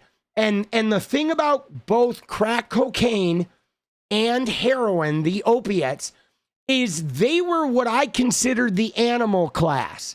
And that means that when you get hooked on crack or when you get hooked on heroin, the person you are like ceases to exist, okay? And the other drugs are not like that, okay? You can go to somebody who is way methed out. You can go to somebody who is like way coked out, even like so addicted, and their personality is still there, okay? They're all fucked up, but you still see the person they were when they went into it. But when people get strung out on crack and when they get strung out on opiates, the person they were before they started doing the drug is like literally gone. They turn into like creatures that are only existing to get that next high. And it's like really frightening to watch. If you watch somebody like go down that path, it is like really frightening. And yes, like what I've said about this is the way I describe it, is when you have a crack addict or an opiate heroin addict, you could throw some drugs in the bottom of a box of glass, okay? You could have a box of shards of glass and you could tell them that you put the drug in the bottom of that box and they would like cut their fingers off trying to claw around in there looking for that drug. Like it is a force that you just, it's like hard to even put words to it. That's the only image I can think of, that it is literally that bad. Like they will like walk through broken glass attempting, you know what I'm saying? With no even concern about the bodily harm they're engaging in. It's really intense, man. And heartbreaking, because like trying to have them come back from that it's like so hard, which is anybody who comes back from that is like mad respect. Okay. Like mad respect, you know, because it's hard. And no, we're 9 away. We're 9 away, Ella. But we're going to keep going. We're 9 away. I guess the timer's gonna run out. We're just gonna count them down as we get it. And hopefully we'll get it before time's up. But yeah, so dude, now we're 8 away. Wilfred, let's go. Yeah, that shit though it's gnarly, dude. It is gnarly. People, because it's really shocking. Crack cocaine carries such a stigma to it to begin with. But I say it because I think that there are so many people. I know there are so many people. I think that there's, at any given time, 30 million Americans that are either in active addiction or in recovery. There's not a single person that I know that hasn't been impacted by addiction at some level, in some form, personally, or with someone that is 1 degree of separation from them that they love. Dude, it's tough, dude. We just got 3 more. Let's go. Dude, Wilfred, Jason's, Wilfred, and another Wilfred. Wilfred is quarterback, and we are now 4 away, guys. We're getting this. 4 away. Yeah, man. Dude, it is so destructive. Dude, and I will say this, though, too, guys, from my personal experience, I lived near a couple crack addicts, and there was a guy in one of my apartment buildings who was a crack addict who was like, dude, this guy was in his bathrobe like 24/7, and he used to come in with like Polaroids of naked girls and be like, you got $20, I can call her and have her come over. And I was like, yo, homie, no, I'm good. I don't have a problem meeting girls. Like, I appreciate. He had like 100 Polaroids, dude. Dude, this guy was so weird. Here we go. 1 more, guys. That's 2. There we go. We got 1 more. But yeah, it's fucked up. But I will say this. I have never seen, okay? I have never seen, dude, there it is. We just hit goal. I have never seen anyone like in my opinion, like from having a full life, job, relationship, money, apartment to like being on the street and like, living behind a dumpster, like nothing will take you through that through line as fast as crack will. It is the fastest. Like, I have everything to I have nothing. It is the absolute fastest path because it takes you to that animal place so fast. It's crazy. Even just doing it like 2 days in a row. Like I would do it 2 days in a row and I would like lock my fucking bedroom door and shit and not go outside. Cause it's like the pull is intense, man. It is crazy. Yeah, dude. And there was this guy, like the worst guy I ever saw was a dude who had money. And it was Billy Wirth. Okay. He was one of the guys that like, he had a small part. He was an actor in the 90s. Thank you, Sam. But so Billy Wirth was in like the Lost Boys. He had a really small part. But what ended up happening is because of his part in the Lost Boys, and he was friends with Kiefer Sutherland, and he was friends with like Cliff Morrison, who's this guy in the 90s who was saying he was Jim Morrison's son. We don't know if he really was, but he like amplified himself as the son of Jim Morrison, and he was a total scenester. And so Billy Wirth like became like famous, like second tier famous, but because he was close with Kiefer Sutherland, he was like starfucker famous, where everybody would hang around with Billy hoping that Kiefer was going to show up. And then Billy would play that up, right?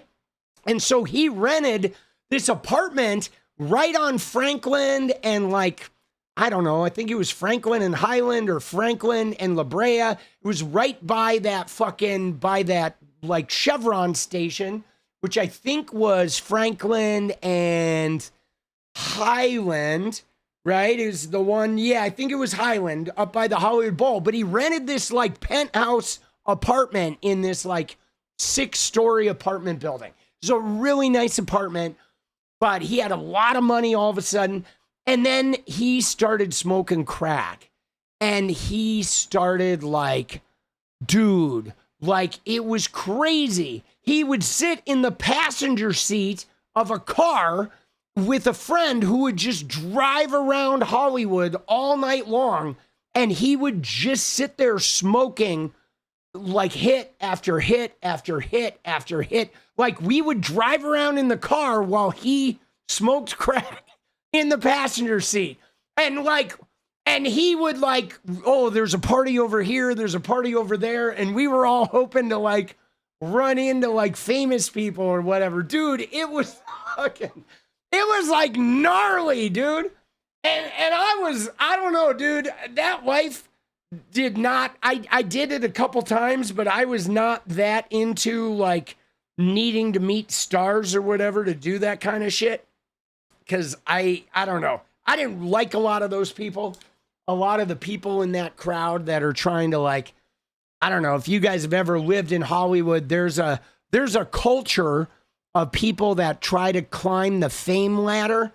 And so now with the people, right? What it probably looks like now is you have people like Logan Paul, right? And then Logan Paul will have friends, and then Logan Paul's friends will have friends, and like the friends of the friends are like jockeying to find out where like Logan Paul is hanging out that night or whatever. So there's like, when you have a famous person like Logan Paul or Clavicular or whoever the hot guy is, their friends have friends who are all like trying to figure out where is this guy tonight and how can we sort of get in on whatever they're doing, because people are trying to like get that fame, dude. And it's like really gnarly. Like people will drive around like texting their friends and texting their friends' friends for like 12 hours. Oh, they're all at this party now, and they get to the party and they're not there. Oh, I heard they were at fucking, Viper Room. And then they drive to the Viper Room, you pay the cover charge, they're not in there. Oh shit, dude, they're fucking at whatever. And they drive around all night. They're at Sky Bar or they're, at fucking Barney's Beanery, and they drive around all night trying to like find those people, dude. It's like, it's weird, dude. It is weird. It is like a weird fucking, like, I don't know, man. It's like a weird lifestyle. And I imagine they still do this, but they used to do that in the 90s, like big, dude. Sky Bar, Sky Bar? Yeah, that was a big one. That was like, the sort of the big ones were in the 90s, where obviously there would be house parties, but then it was Sky Bar, it was Bordner's, it was sometimes Dragonfly, Viper Room, there was the Ace of Clubs or whatever, or Ace of Hearts. There was Ace of something. That there was the fucking Dresden Room was sometimes involved in that thing. Dude, yeah. I mean, dude, it was crazy, right? There was also Guys, which was, I worked at Jerry's Deli, and one of the owners had a private club called Guys. Dude, it's funny. You say Jerry's Deli. I worked at Jerry's Deli. I worked at the one on Beverly. And the owner had Guy's private club that was like right down the block on Beverly right there. And then I also worked at Jerry's in Westwood. And so Guy's private club. You worked at Jerry's? No way. Dude, I was a head server at the one in Westwood. And then I also worked at the one in Beverly. I worked graveyards on Beverly. I mean, we all started in the 90s. You started on graveyards at Beverly, and then you got moved eventually. But yeah, I fucking worked there for, I don't know, like 5 years. Dude, now it's gone, dude. Now Jerry's is fucking zonked. You were graveyard at Beverly? Dude, I was graveyard at Beverly too. Back when fucking Tom, the sort of reddish haired guy, was like the head server at Beverly, right? I met Prince once at fucking Beverly, boss. That was crazy, dude. Dude, it was wild. Dude, what year were you there? What year were you there? I was there from like, I worked at Dive in Century City from like 95 until 97. And then I worked at Jerry's Deli from like 97 until 99. Right? But I only worked at Beverly for like 6 months. And then I went to Westwood. And then I was a head server Westwood. I started on Graveyards. And then I went eventually I ended up on day shift. I was a head server on breakfast. You were 97 to 99? Crazy. Yeah, no, I was there at the same time. Yeah, I was like, I guess 96 or 97. And then I left December of 98 was when I quit. Dude, it's a great job. Dude, I made a ton of money, but, you know, it was pretty cool. But yeah, dude, Guys Club was another one. Dude, we may have. All right, let's find something interesting. Dude, his crack fucking addiction is boring. Let's find,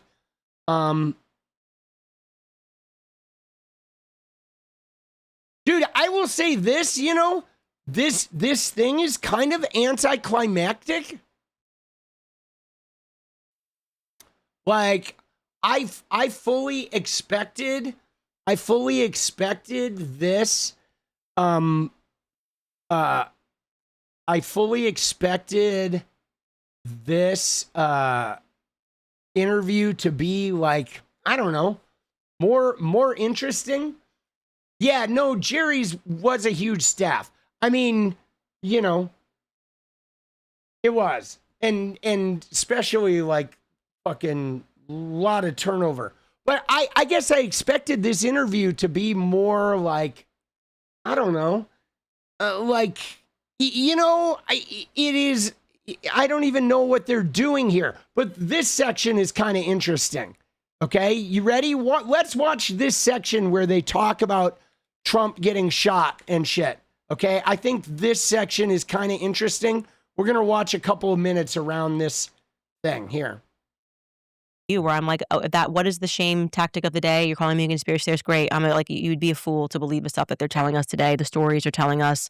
I mean, it is something that is just so disturbing. And I think that the Charlie assassination has just so crazy, like, because he was so Republican conservative, but I think it's brought people together in a productive way. Yeah. Look, I'm here, and you're here, and no shit.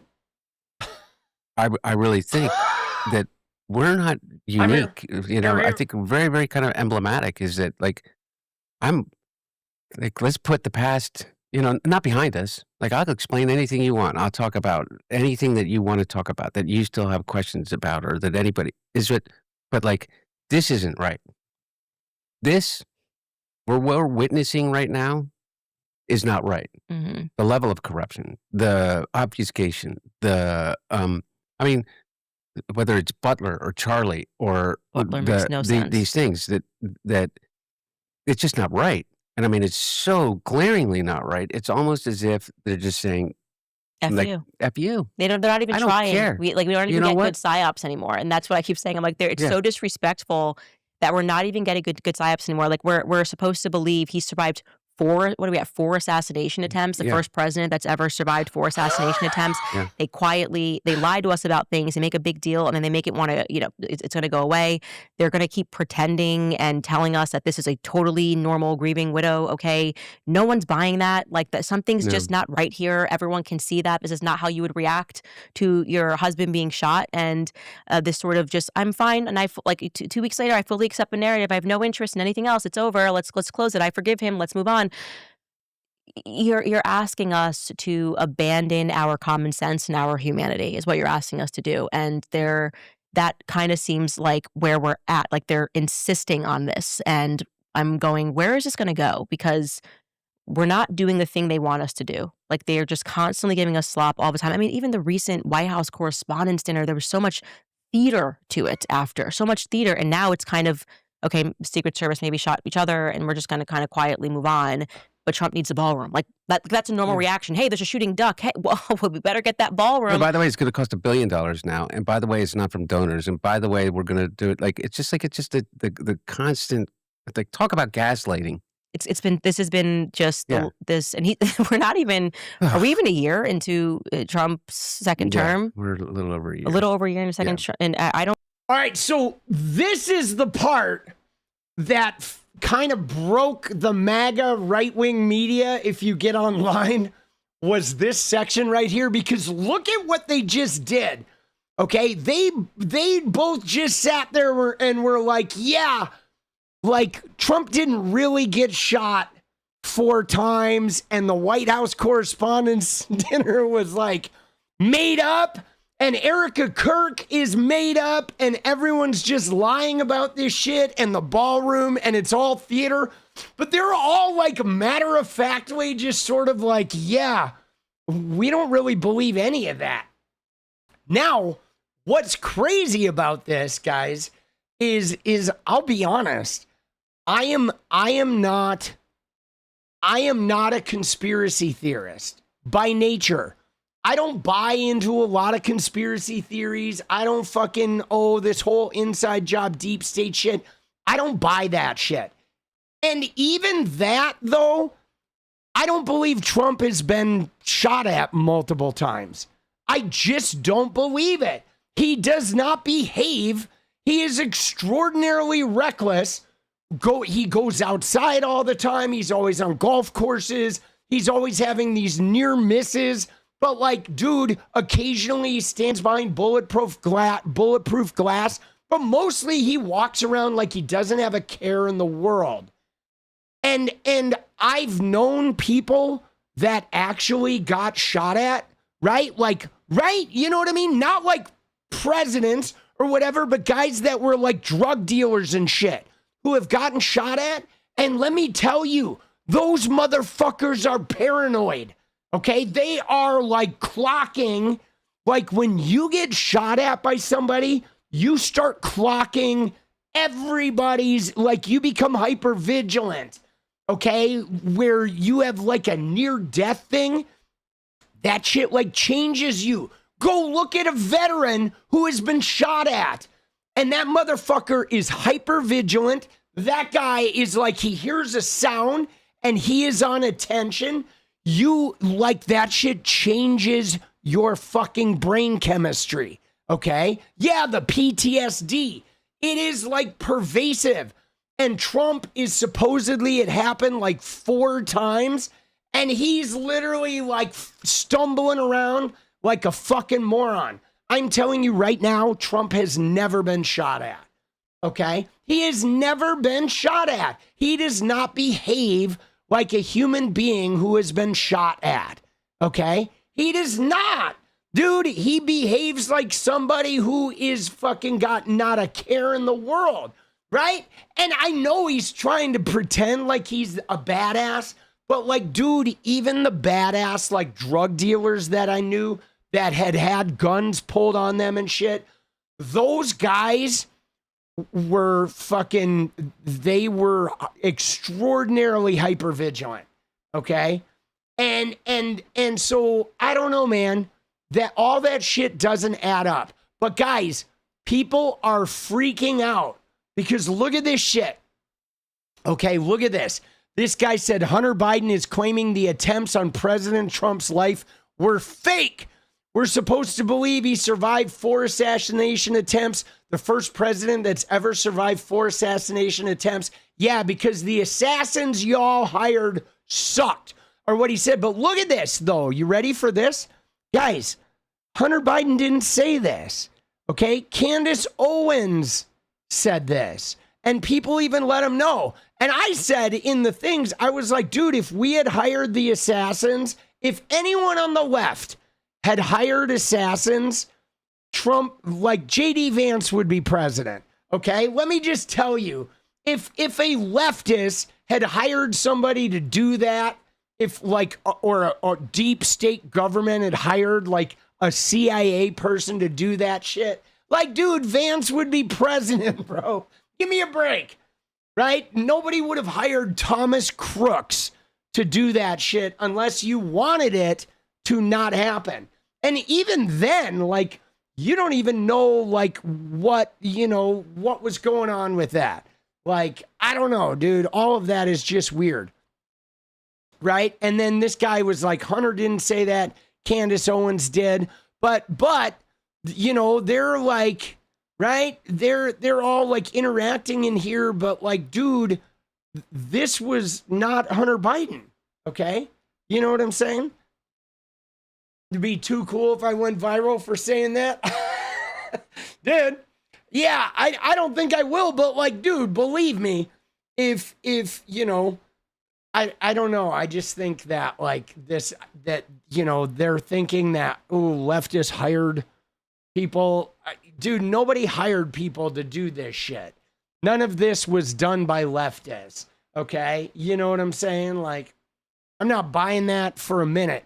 I mean, dude, it's got like, it's got sloppy and ineffective all over it, which is like a hallmark of the Trump admin, right? But people were definitely freaking out about this shit, right? Okay. And you know what I'm saying? So the right wingers were definitely getting in here.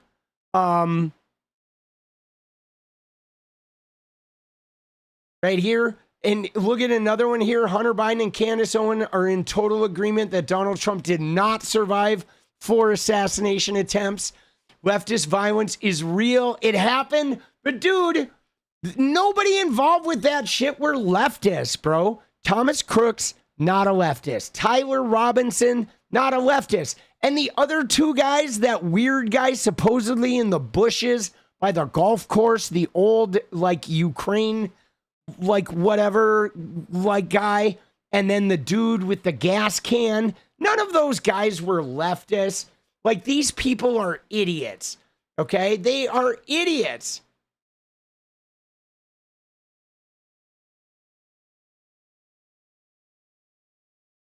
But look at this shit though. Okay?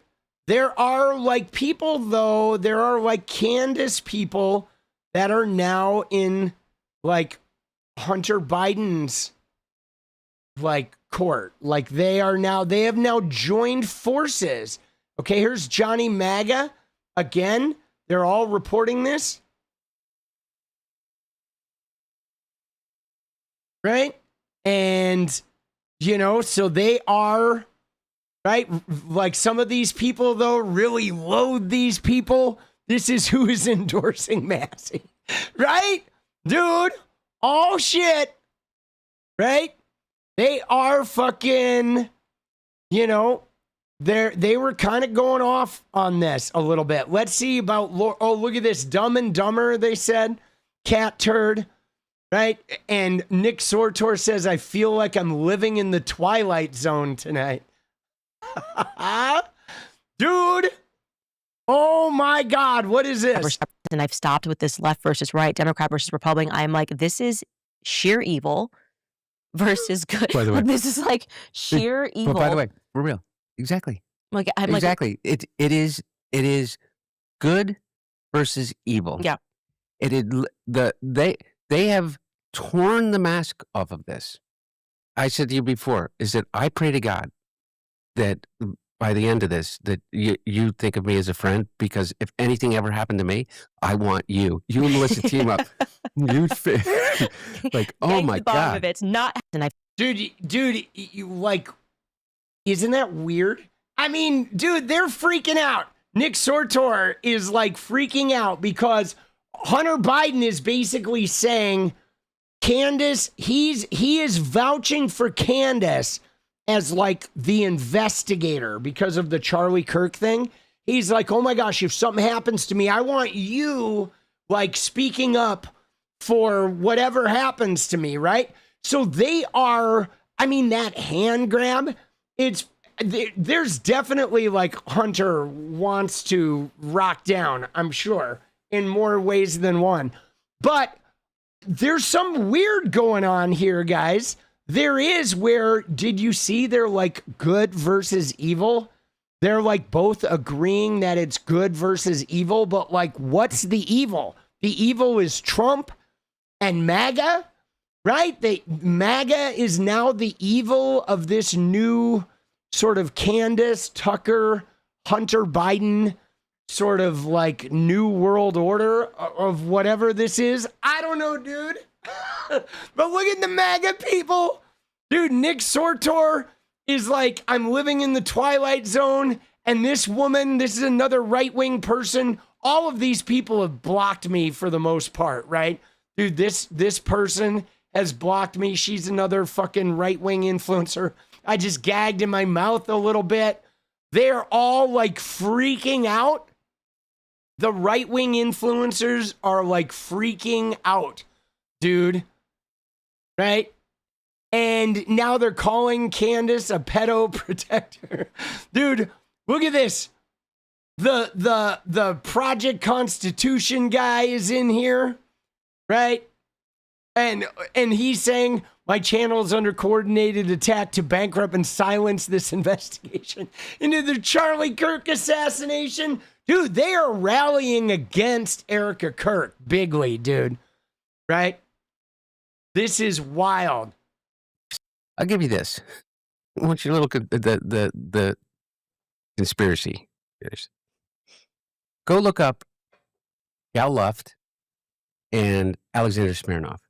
They're the two principal individuals that made the only claim that people hung their hat in Congress and elsewhere as it relates to my dad and corruption, bribery and stuff like that.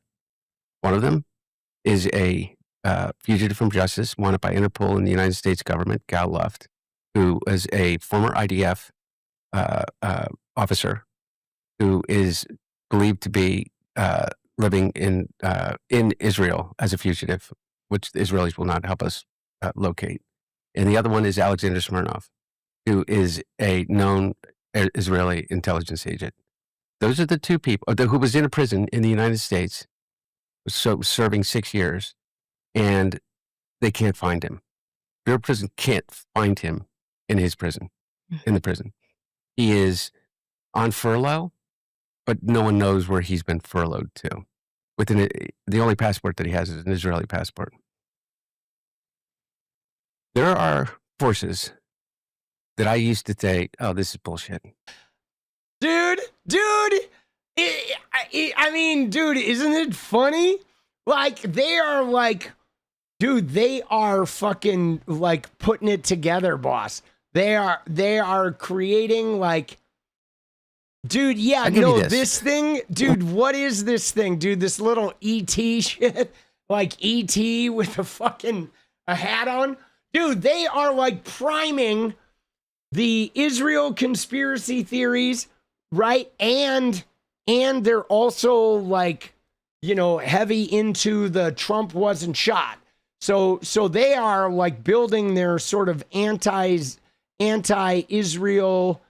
Trump establishment sort of thing. They talk about the briefcase. I don't know. They're talking about going to see the Pope, right? This is where he says, this is the one we just watched, okay, where he says there were Israeli agents coming after his father, okay?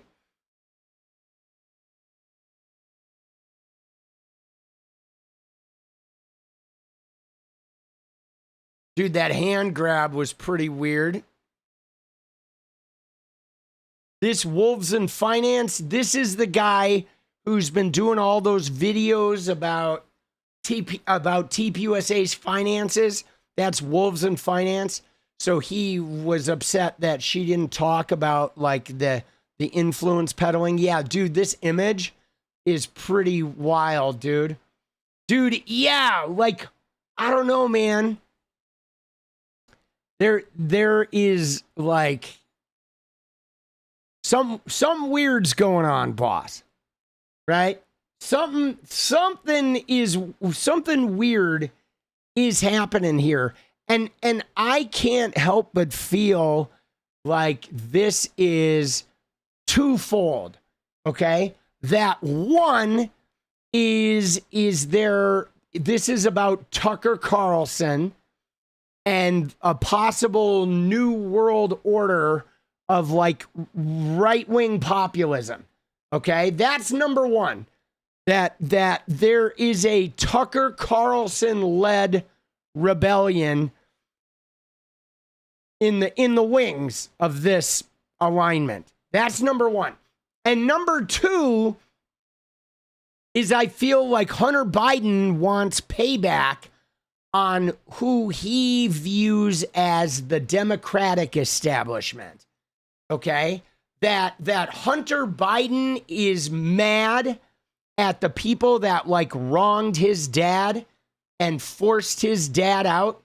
And so there's like a united sort of like, let's fuck these guys up sort of going on here. But I can't really tell like who they are, right? You get that vibe? Like I get the vibe when Candace and Hunter Biden are talking, there is a they, but I know Trump is part of the they, and I know that Israel is part of the they, and I know that there's some Democrats there, but I'm not sure exactly who the they is, right? It's a little ubiquitous. Let's see if we can find a clip on that, all right? About, I think if I find the phrase my father.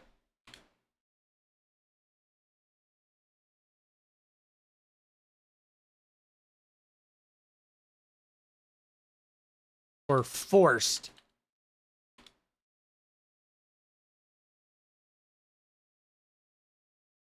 Step down. I'm looking for keywords here.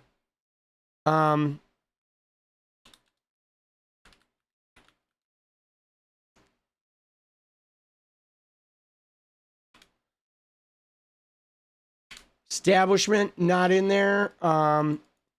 Dude, I know Hunter was talking about his dad. No results for Kamala? There's no way, dude. That's crazy. Dude, maybe dropped out. How does he talk to her for 2 hours and not mention Kamala?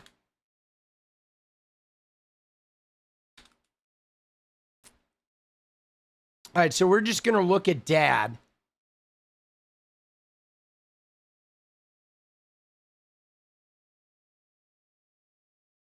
Oh, here it is.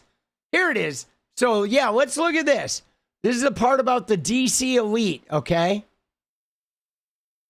All right, so we're going to watch this.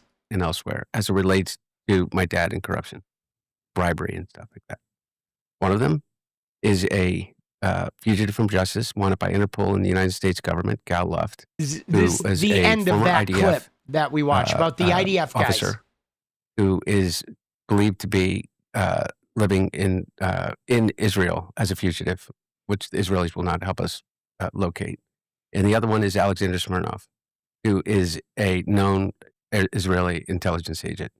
Those are the two people who was in a prison in the United States, so serving 6 years, and they can't find him. Bureau of Prison can't find him in his prison, in the prison. He is on furlough, but no one knows where he's been furloughed to. The only passport that he has is an Israeli passport. There are forces that I used to say, oh, this is bullshit. Have you ever read The Devil's Chessboard? Yes. Alan Dulles, looking into the CIA, I read this book, Chaos, that then led me to The Devil's Chessboard. It's actually on our list for books to read for the book club. Yeah. Yeah.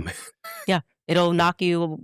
Chaos, CIA, the Manson stuff, that was the one that knocked me. And I was like, what the heck is our government? What is going on? Chessboard, and you realize that Anyway, what the CIA is capable of, and you think it's all a conspiracy. And I think that's what they're fearful of, is that people will have awakened to that. Yeah. And so when they're kind of trying to throw red meat now, which you see them doing, the left, the right, it's just not landing the same anymore, because No, we just realize that there is a by the way, devil's chessboard. that's why I've, in terms of the left, like, you think I'm going to defend the Here we go. DC elite of the left? They crushed my dad. They when they saw their chance, they did everything in their power to push him out. You know why? Because he was never part of that club. He was never part of the Epstein class. He lived in Delaware. Everybody that you can think whatever you want about my dad is that literally my dad never bought a stock or a bond because he made a commitment in 1972 when he was 30 years old after Watergate never to own a stock or a bond. All right. So he didn't own a stock or a bond, supposedly, but like to act like his dad was not in like the DC club is pretty fucking. I'm not buying that, guys. Who is he talking about? Who are the DC elite that he's referring to? Because when he says his dad's not the Epstein class, I mean, his dad was not hanging out with Epstein. But his dad was like extraordinarily powerful, like so powerful that Kamala Harris wouldn't even like say anything bad about him. You know what I mean? And he didn't run with the Epstein group, but his dad was like so firmly ensconced in Washington. Like his dad, let me just put it to you this way. Barack Obama would probably not have gotten elected without Joe Biden being his vice president, because Joe Biden was so like, you know, white, like, you know, old school Washington standard, had been in government for 50 years, kind of like, you know, power set guy. Okay. Right. You know what I mean? And yeah, did he really, you know, he said Joe never bought stocks or bonds, but did he have a portfolio that his broker arranged? I mean, you know what I mean? I mean, he was, you know, he definitely was not wealthy until he did get a book deal, though, guys. Like after Obama, he got a book deal and he got speaking deals. He definitely made millions of dollars, like with his book deal and speaking deals and all that. Can't wait till U.S. stops Israel-supported taxes, because then Sudan and Ukraine are also genocide, and even more so. I don't know what that means, Anya. You're gonna have to dig that deeper. But thank you, boss. But his dad was like very ensconced. So here though, right? The Democratic elites are the ones that forced him to drop out of the race. Every politician that called and talked to him and came to see him during that time. Yeah, I mean, I guess he's talking about like Pelosi, and is he talking about like Hakeem Jeffries and like Dem leadership, right? Schumer. I mean, I'll be honest though, like Biden, I don't think if Biden stayed in, I don't think the end result is any different. Right? Like, I don't think Biden would have won that election. I think, like, the Democratic Party was deeply fractured. Like, Biden, if he should have dropped out way earlier, you know? You know what I'm saying? Like, I don't know, man. I just, his dad, I feel like he's rewriting history a little bit here, you know? he did. My dad was the poorest person ever to enter the presidency. And the poorest person, not poorest, I mean, he had money, he'd written a book, and he'd done well, but he had the least amount of wealth entering the presidency in modern years since 1900 than anybody. And when he was in the United States Senate, he was not only the poorest man in the Senate, not poor again, he made over $170,000 in average over the course of 45 years, but not just the Senate, but 535 members of Congress. He was never a part of that club. And that's what I wish. I mean, I know he wasn't like super wealthy, okay? he absolutely wasn't super wealthy, all right, and was not part of the like billionaire club or whatever, the super wealthy club, but he was like a Washington power figure that was friends with people across the aisle. I feel like he was super tight with McCain. He was definitely tight with the racist, you know, Robert Byrd and all of those fucking guys, you know. You know what I'm saying? Like, I don't know, man. You know, I don't know. It's weird because there are many sort of like power groups in fucking Washington, you know what I mean? Right? Like you knew. That's what I wish they knew. And I am not here in any way to defend, the DC elites of my own party. I think that they're just as complicit in all this bullshit. See, here's the problem though, guys. Right? Here's my beef with what Candace and Hunter Biden are doing. Is they're not identifying who the DC elites are.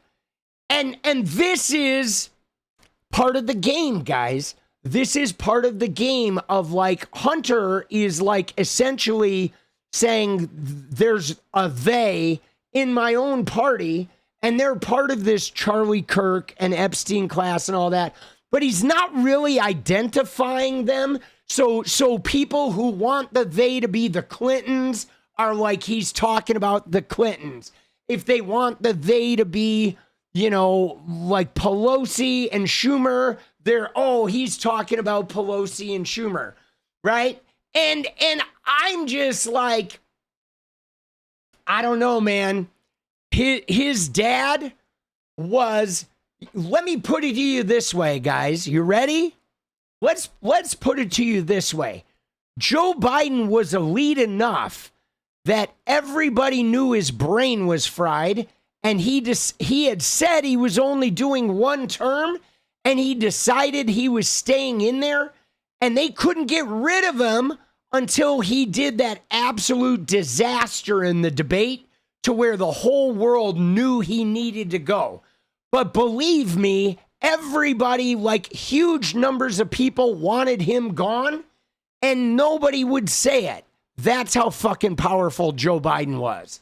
Okay, Joe Biden was so powerful that everybody knew, like, man, something's going on, and nobody could say it until he was so bad in that debate that the whole world was like, wow, dude, he's like brain dead. You know what I mean? And I mean, yeah, he would have been better. He had a better team, a better admin. The people in his admin weren't trying to fuck the whole fucking world up, and they weren't going to just completely burn everything down for like the oil companies and a handful of billionaires. You know what I'm saying? So even brain dead Joe Biden with his administration would have been better than the Trump admin. Don't think for a second that I don't know that Joe Biden could have been in a chair like Jimmy Carter, all like whacked out, and his administration would have been better because they would have at least tried to govern for the greater good of the world, okay? On some level, but Biden was not unpowerful, and he was not, like, you know what I mean? Like, Hunter's like, ooh, they forced him out. But, like, dude, we all saw that debate. Like, nobody was, like, most people were not, like, gonna even go vote after seeing that debate. They were like, holy shit, dude. He was cooked, dude. You know what I mean? You've been a functional alcoholic, but I've never done anything like him, so I don't know if he's lying or anything else. Let's go, Alf. Dude, good to see you. Good to see you, brother. I mean, dude, even after that debate, guys, dude, because I defended Joe Biden, like at the State of the Union, Joe was all fucking let's go, you know what I mean? And was all like, whatever. And I mean, I defended Joe because he was the candidate, and I'm going to defend the candidate because I don't want to lose. But that debate was like, oh shit, bro. Like, we are fucked, dude. Right? He finished a little stronger, and the next day he was all like, it's not about getting knocked down, you got to get back up. And he had his moment the next day. But what was hard about the debate was that I knew that he lost the coalition. Okay, even though I could get behind the brain dead guy knowing it would be better than Trump, I knew that most voters would not. Okay, so there's a thing where you just know you're losing the coalition. And that was the hardest thing about Joe Biden is Gaza had fractured the Dems and people were calling him Genocide Joe, and it looked like him and the powers around him were just oblivious to that. And I was like, yo, guys, you're losing the youth vote. Yo, guys, the leftists have turned on you. Yo, guys, there's a bunch of middle American people who are not confident that Biden can lead the country. Like, yo, guys, the independents are worried about whether he has the stamina to do another term, right? And so I was seeing a convergence of people who were like, yeah, dude, I can't vote for this guy in good conscience. And it seemed like nobody around Biden was sounding those alarms. Anya says, do you just care for Palestinians more because of American pay its taxes to Israel to police Palestinians? And if so, why won't you admit other genocides are going on at the same time? So I mean, Anya, I think for me, it's never been just about the Palestinians. Like there are like genocides in Africa that nobody gives a shit about. You know what I'm saying? And like, but for me, I've never valued one genocide or the other. For me, I personally have always looked at like America like has been genocidal since her inception. So it's not like I've looked at, oh, the Palestinian genocide. I mean, to me, I've sort of like taken a different tack personally where I've just looked at America as being like we've never not been genocidal. So what happened in Gaza didn't surprise me. And what's happening in Africa has not surprised me because we've always been doing that. I mean, we did it to the natives, like it's happening in Africa. It's been happening in Africa. It's, you know, happening in Gaza and it will be happening again. You know what I'm saying? I mean, to me, it's still happening in America in a spiritual sense.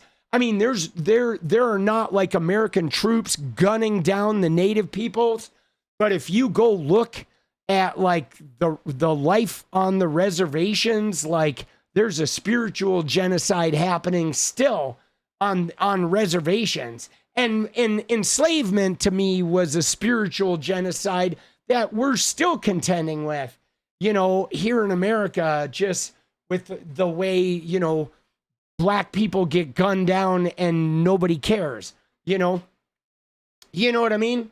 So for me, I just don't know what to do about it.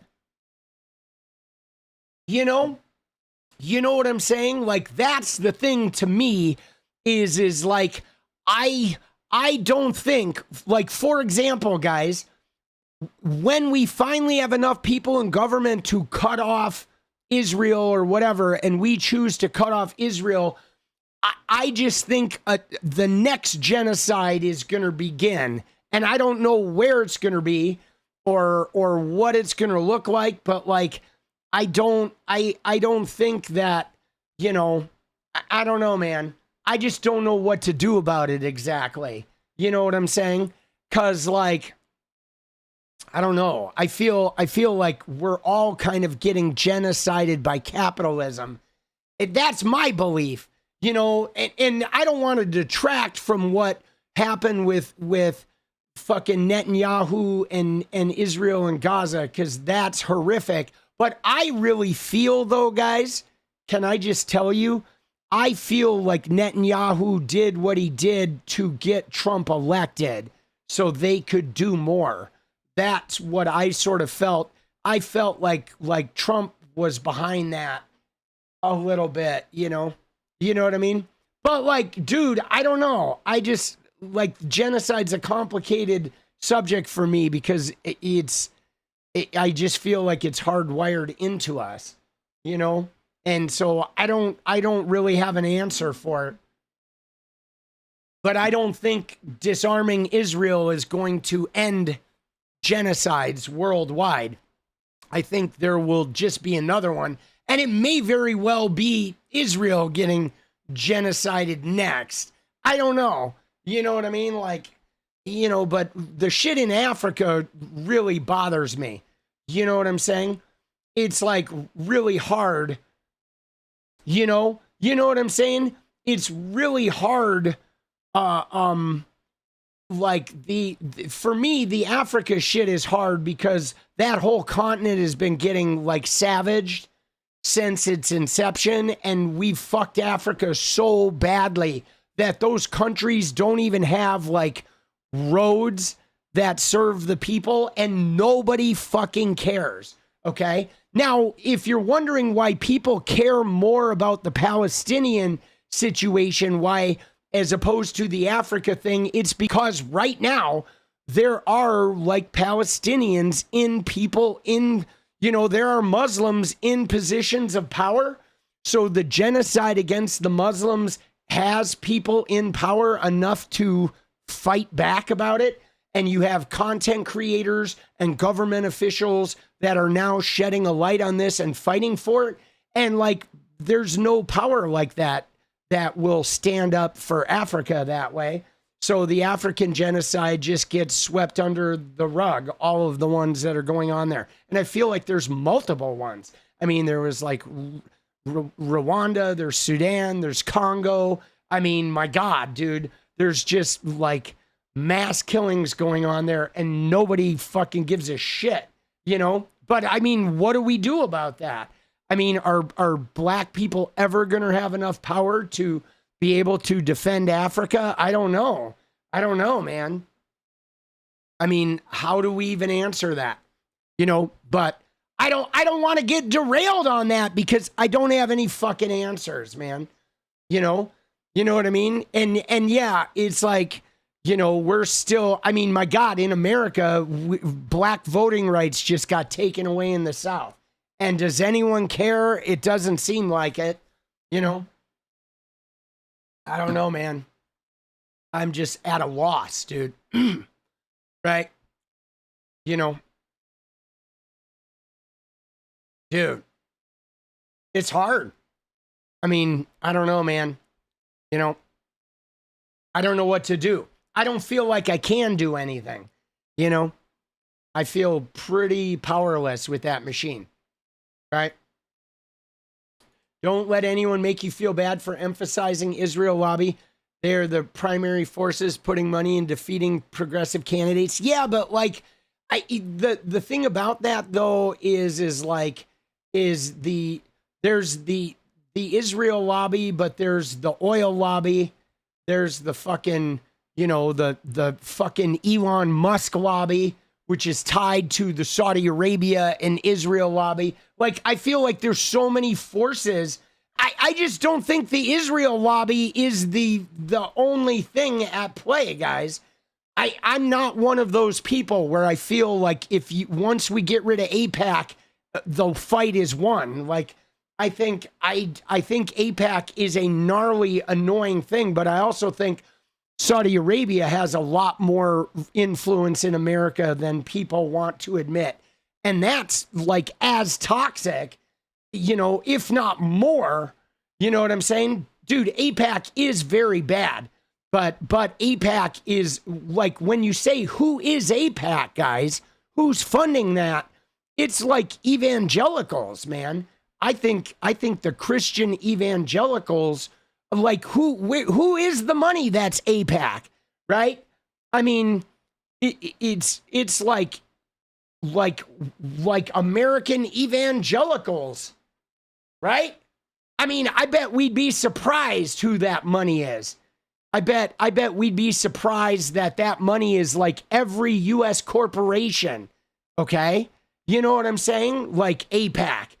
Every U.S. corporation, every mega church, every evangelical old money family, right? You know, like I bet if we saw who that dark money was, we'd be surprised that it's like every corporate entity. I mean, don't you think that it's like, it's especially the fucking oil companies, bro? You know what I mean? I mean, think about it. Think about who has the most interest in the Middle East.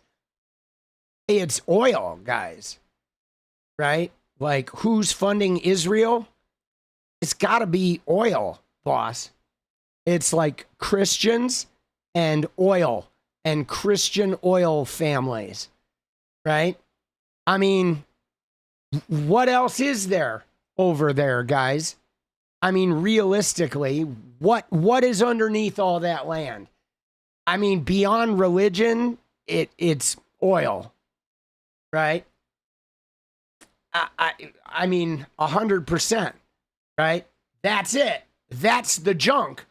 You have the Christians who want the rapture, and you have oil. You know? You know what I mean?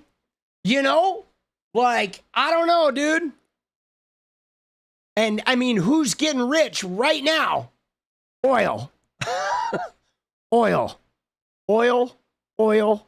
Oil. Oil. Oil. Oil. Oil. Oil. Oil. Say it 1,000 times, boss. Without question, like the Nancy Pelosi's. What's your here we opinion go. on Kamala? You knew. That's what I wish they. Dude, she actually said Nancy Pelosi, and then she says Kamala. Give me a fucking break, dude. I mean, Candace Owens knows her name is Kamala. Like you see what I'm saying? The Kamala, they know her name is Kamala. This is so fucking bizarre. Not poor again. He made over $170,000 in average, but 535 members of Congress. He was never a part of that. Watch club. this. And that's what I wish, like, you knew. That's what I wish they knew. And I am not here in any way to defend, the DC elites of my own party. I think that they're just as complicit in all this bullshit. No, without question, like the Nancy Pelosi's. What's your opinion on Kamala then? Did you like her? Look, like you didn't. You definitely no, didn't. you know what I did, and I don't want to say anything. I didn't know the vice president that well. Okay. I mean, and she was always nice to me personally, and so that was my, but I didn't have the other thing that people think that I was like living at the White House. I literally didn't leave my home because it was really hard to leave. I stayed, in the hill that I lived on until the fires came. That's where I was. I was with Bo and Melissa, and trying to make it through, and not trying to make it through, thriving, making it through what would otherwise have seemed like a horrible, horrible life from any outsider's perspective. So I'm not dodging the question, but I don't want to shit on the vice president because I have no reason to necessarily. No, she did nothing personal to you. She was nice to you. Never did anything personal to me. Dude, you are dodging the question. Dude, he's dodging all the questions. What are they even doing? They're just like hand jiving and like, oh yeah, I'm not going to defend the DC elites, but I'm not going to say who they really are. And I'm not going to say anything bad about Kamala, even though we're going to, pronounce her name wrong. Okay. Even though we all know how to say Kamala and everybody knows how to pronounce that name, but she's going to say Kamala. Right? And then he's just going to call her the vice president. He won't even use her name. Right? But they're not going to diss her, but they're not going to say any dirt about this. They're just like, ooh, the DC elites are bad and this is good versus evil, but who's the good? Right? They don't identify who the good. I mean, this whole thing is like some coming together of like the next wave of grifters is what it is. Dude, I mean, I've gotten a little bit out of it as far as like, I know how I'm gonna make this video, but I mean, mostly guys, this is just they're setting the table for the next wave of the next Grifters Alliance, right? That's what's going on, is the Trump power is coming to an end. They're trying to be the next opposing force. But yeah, no, you're right. I don't think there's any actual answers. There's no new info except little droplets of conspiracy noodling, but I will say this, like 40% of the people who watch me are not subs. So if you're not a sub and you like to laugh your ass off and you want to take the piss out of these people like I do, then yeah, drop a sub, hit that like, and let's fucking get onto it. And let's have some Kermit phone. Yo. Oh, shit. Yo. Yeah, you're saying you want to be a sub? Yeah, you got to hit that button. And yeah, dude, Candace and fucking Hunter Biden, dude, these people are freaks. All right? We're not like them. They ain't us. They hate us because they ain't us. So hit that sub. Dude, all right. Dude, I'm losing my shit. Oh, fuck, bro. Yeah, dude. Dude, it is like, I don't know, dude. All right. I think I'm done with this. You know what I'm saying? You are. Natalie, you're a queen. Let me just tell you. All right. Dude, I did miss. Elf said, when I was growing up, I learned about apartheid with Lethal Weapon 2, and I was appalled as a child. I never understood anything about racism. Let's go, Elf. Dude, all I can say about this, guys, for me, racism is something I got to understand like before I even understood it. And it was because of my experience with racism was very early, okay? From kindergarten to second grade, I lived in a very small town in Wisconsin called Elkhorn. It was like 3,000 people at the time. We lived in a cul-de-sac, a house on a cul-de-sac, and there were 7 kids and my parents, okay? And our neighbor, Fred and Tammy, Tammy was white and Fred was black. And they had one black daughter and they had one white daughter, okay? And like, he was the only black guy in Watertown. And he had a black daughter. I went to school with both of his daughters. And let me just tell you that like, it was weird. It was like 60-30. There was like 30%, maybe 20% of that town that treated them decently, but still talked about them behind their back. But then there was a huge portion of that town that were pretty openly like racist, and N-words were not uncommon. And it was weird to see. And my dad was like, I don't know, like I said, my dad was sort of this rebellious ex-con guy. So I think my dad like gravitated towards Fred because my dad was like an outcast. And Fred worked at Andy's Candies. It was this factory that made those mints, Andy's Candies, the mints.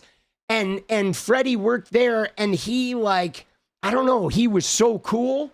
But there was like my dad and mom would go out with him and his wife, and like fights were not uncommon.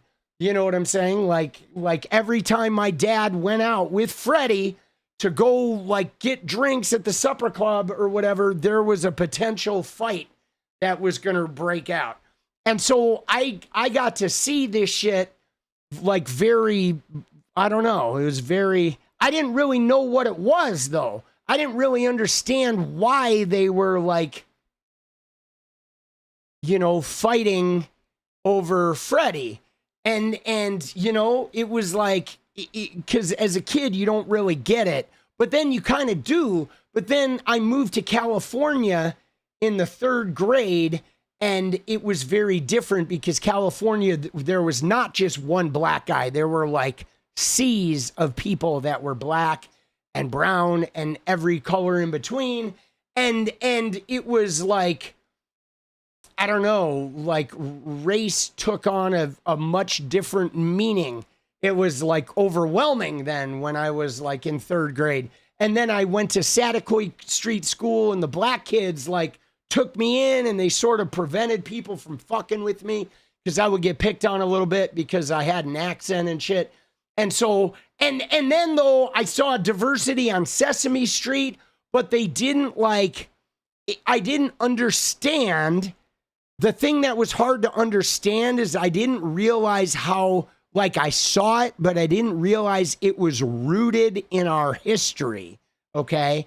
And that's the thing that is so complicated, is because there is a natural shared community experience around race, okay, that like, that races that deal with racism have a shared experience around their race, okay? So I did notice how black people bonded because they all understood what each other went through, right?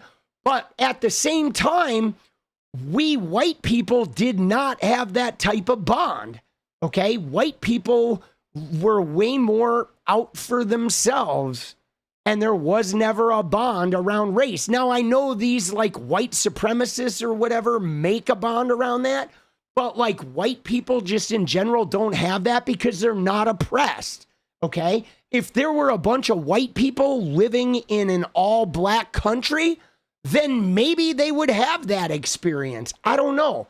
But in the white neighborhoods, there wasn't that type of shared community about like, we're being oppressed. I mean, there were subcultures of it, like poor people would fucking sort of understand they don't have what the rich people have. And so there were little classism things, but I don't know, man. I don't know. I didn't really understand it. And then I also didn't understand how it's written into our fabric. Okay. And so that's what is like hard about it is like there's like a genetic DNA to American racism that like people don't want to, they don't seem to want to acknowledge, but it is fucking there, boss. It is like pervasive, you know what I mean? And I mean, I don't know, dude. It's weird. But it was also, I felt like I was really lucky because there were TV shows like All in the Family and Good Times and Welcome Back, Kotter and Family Ties. There were a lot of TV shows that were like trying to address those issues and give them context. And so it's really confusing though to see the racism and then to see that like people on TV shows try and give it context, but even giving it context doesn't really take it away, and nobody really knows what to do about it. You know what I'm saying? Like, that's the thing that's really hard, Being a young Hispanic boy and going to a rich white kid's house is eye-opening. Oh, yeah, no, I bet, man. And I don't know, dude. It's like, it's weird though, because I guess like for me, I was from a working class kind of like poor family.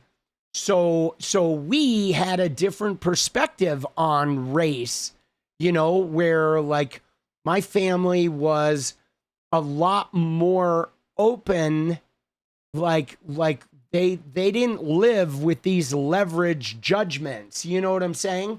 Like if I brought a black kid home, after that black friend went home, we didn't have a discussion about black people in my house, right? It was just like, wow, that kid was really cool. Like, you really like him, huh? When are you hanging out with him next, right? But there are people, though, okay? There are people, like I would go to white friends' houses and I would hear their parents talking about black people. And I was like, you know, you'd hear them make comments and you're like, whoa, dude. When I heard that, I was like, that's fucking, like, that's some weird shit when you're like a fifth grader, okay, where your family doesn't engage in that shit and you're friends with black people, but then you go to a house with the white kids and you're hanging out with the kid and all of a sudden you hear his parents make comments about, you know, black people are using the N-word and shit, and then you're like, what the fuck is going on? Right? And it's like, you know what I mean? Dude, that shit is like, was very weird for me to experience. First time you were called an N-word was when you lived in Baltimore, never in Chicago. You know? Dude, it's a white man only problem. That's why nobody knows what to do about it. Yeah, I mean, yeah, I guess that's the thing that, like, I know it sounds crazy, guys, but like, I feel like white people need to end racism and, you know, I mean, right? You know what I'm saying? Like, literally, they need to end it by holding white people accountable for it, right? But they act like the black people need to fix it. And it's like, dude, they've been trying for fucking, you know, 2 centuries, bro. 3 centuries. You know what I mean? It's like, and like, but like, you, in order to fix it, you have to be willing to give up your privilege, right? You know what I mean? And like, that's like, you know, you have to be willing to give up your privilege. And that's really hard because you have to like, the tricky thing about giving up your privilege is you have to like, it's like you, I don't know. This is why I really liked DEI, okay? Because, like, I feel like giving up your privilege is about empowering everybody else, right? Like, for example, guys, you ready? I know this sounds crazy, but if white people set a goal to get all 535 members of Congress to be people of color and women, like 0 white people in government, I think just making that a goal and exercising that goal, even if you did it one time, would be so powerful. Like the goal should be like white people's goal should be for all white people to be out of government. Let's get all working class women and people of color and women of color, all 535 in the presidency. That would be an amazing goal. Okay? Right? That kind of goal would be like, you really want to get rid of racism? Make that your goal and execute that goal and live in that world and experience that world as white people. And that's us, that's where we start. You know what I'm saying? You know what I mean? It's like I feel like that's why I've always thought that reparations would be good, because they'd at least be taking a step. You know what I'm saying? You know what I mean? They'd be taking a step, right? Even if it created some resentment, you know? And I mean, I thought DEI and affirmative action were actually really good, but it's wild to me to see white people like feel so oppressed that they need to like revoke all that. Like what the fuck, dude? That's so weird, man. Universal healthcare is, yeah, universal healthcare would be great.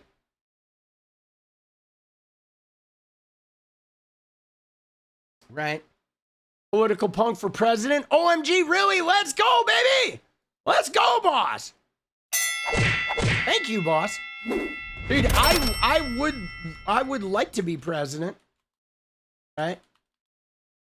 But I'm not sure if I have the pedigree to get there. You know? But yeah, man, it's like I just don't, you know, I've thought like, you know, I just thought moving away from white people being in power is part of the answer, okay? For white people to not be in power and then let the world get better without us. Like I think like this is just it. You ready, guys? And let me explain it from my point of view, because somebody was talking about like Anglo-Saxon and European and all that being the actual ethnicity and white being the structure. But here's the thing, guys, is I feel like the culture of whiteness, the toxicity, is from white people thinking that the fix to the world is going to come from white people. Okay, that's part of the white supremacy, is the white people think you need to have white input in order to fix the problems. And I think part of the solution is for white people to put all people of color and men to put all women in power, and then to watch the world get better without the white person being part of the solution. And that in and of itself would change some of that white culture, right? Is by letting the world get better without the input of the white man's leadership. And then if you had a generation of people who experienced the goodness of the world without white men in power, that some of that idea of like, I need to be in power in order for the world to get better would start to fade a little bit, right? And like, yeah, I don't know. I just don't know how we get there. You know, I thought the black president was going to be a good start to that, but it just kicked a hornet's nest, you know? You know what I mean? Right. You have a serious problem with people who don't trust others. I mean, yeah, it's hard. Trust is hard though for some people. Like trust is, you know, a lot of people are fucking, you know, have like, I think a lot of people have trust issues and, you know, all those issues overlap. I honestly just don't know. You want the right people for the job? Yeah, see, I think though, that's the thing. Like when you say you want the right people for the job, I think that like, I disagree with that sentiment. Okay. Because I feel like the thing about government is like everybody has a family. Okay. In a family, you have a government. It's the parents. So everybody governs, okay? Yourself, you govern yourself. So I feel like governing is not, there is no such thing as the right people. There are the wrong people, okay? The wealthy, the people who are owning stock. I feel like lawyers think they're the right people because they know the law. But I feel like all they do is create law that is loopholes that lawyers can fucking take advantage of. And so I think everybody governs. So I think the problem is there isn't a right people. It's everybody is the right people. That's why you can put anybody in leadership and they're going to lead in some way, shape, or form. And I mean, look at this. We've had a government of like wealthy, well-to-do, intelligent lawyers, pedigrees from Harvard and Yale. And look at our government. It's a fucking disaster. $39 trillion in debt. All of the people are underrepresented. It's a bunch of wealthy, powerful people fighting with each other for control. We've been putting the right people in government for so long, and it's a disaster. You know, if you just put a bunch of working class fucking people of color that know what it's like to be oppressed and underrepresented, and they know what it's like to be fucking walked over, I think those are the people that have the best governing ideas. And you could have agency heads that are lawyers and shit, and those lawyers could consult with the working class people. But as far as like governing, it's like everybody governs. There isn't really a right people because everybody is governing all the time. So you just need a bunch of people that are willing to think about the general population, you know? And I think that's working class people and people that have experienced oppression, okay? I think people that have experienced oppression and have experienced the ravages of the financial system will be able to make better decisions about, you know, about like trying to help people that are getting ravaged, right? They screwed us. I know, but I'm saying like a lot of people have thought that there is a, you know, I just don't know what you mean by the right people, you know, like I think every person has a different idea of what right people are, you know? First time you tried to explain to your mom about her short, fat kid who I was friends with, and long story short, she knew I didn't care about skin color. Let's go, Elf! All right. Yeah.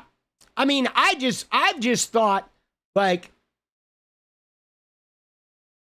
you know what I'm saying? I just thought that, like, but I see what you're saying. I see what you're saying, Callie. You're thinking that the wealthy sort of Harvard people are the wrong people in your eyes. So you're trying to get, I mean, I think, you know, all you really need is you need underrepresented people governing. Okay? You know what I'm saying? I just think you need underrepresented. Okay? That is because the governing is done by a group. Okay? And so if you have a bunch of underrepresented people, I think that they handle power better than overrepresented people. Okay? That's really the reality. Is overrepresented is, you know, it tend to abuse the power. This is why men abuse power, not because men are defective, because men are overrepresented in power. And this is why, you know, white people abuse power because they're overrepresented, you know? And I think everybody who is overrepresented should be underrepresented for a while. Okay. And, you know what I'm saying? And I mean, guys, this is something I did with myself. Okay. Where I would spend time in neighborhoods or environments where I was underrepresented. Okay. You know what I mean? And I didn't necessarily fit in there. Right? Like sometimes I would go to AA meetings where I'd be the only white guy in the AA meeting. And everybody in that meeting would be sometimes a little bit distrustful of me. And they would wonder what I was doing there, why I was in that space. And a lot of them would be really nice to me. But it was really good for me to be in an environment where I was viewed that way. I feel like I got a lot of benefits of understanding how I could be like untrusted, you know, because I was like foreign to the space.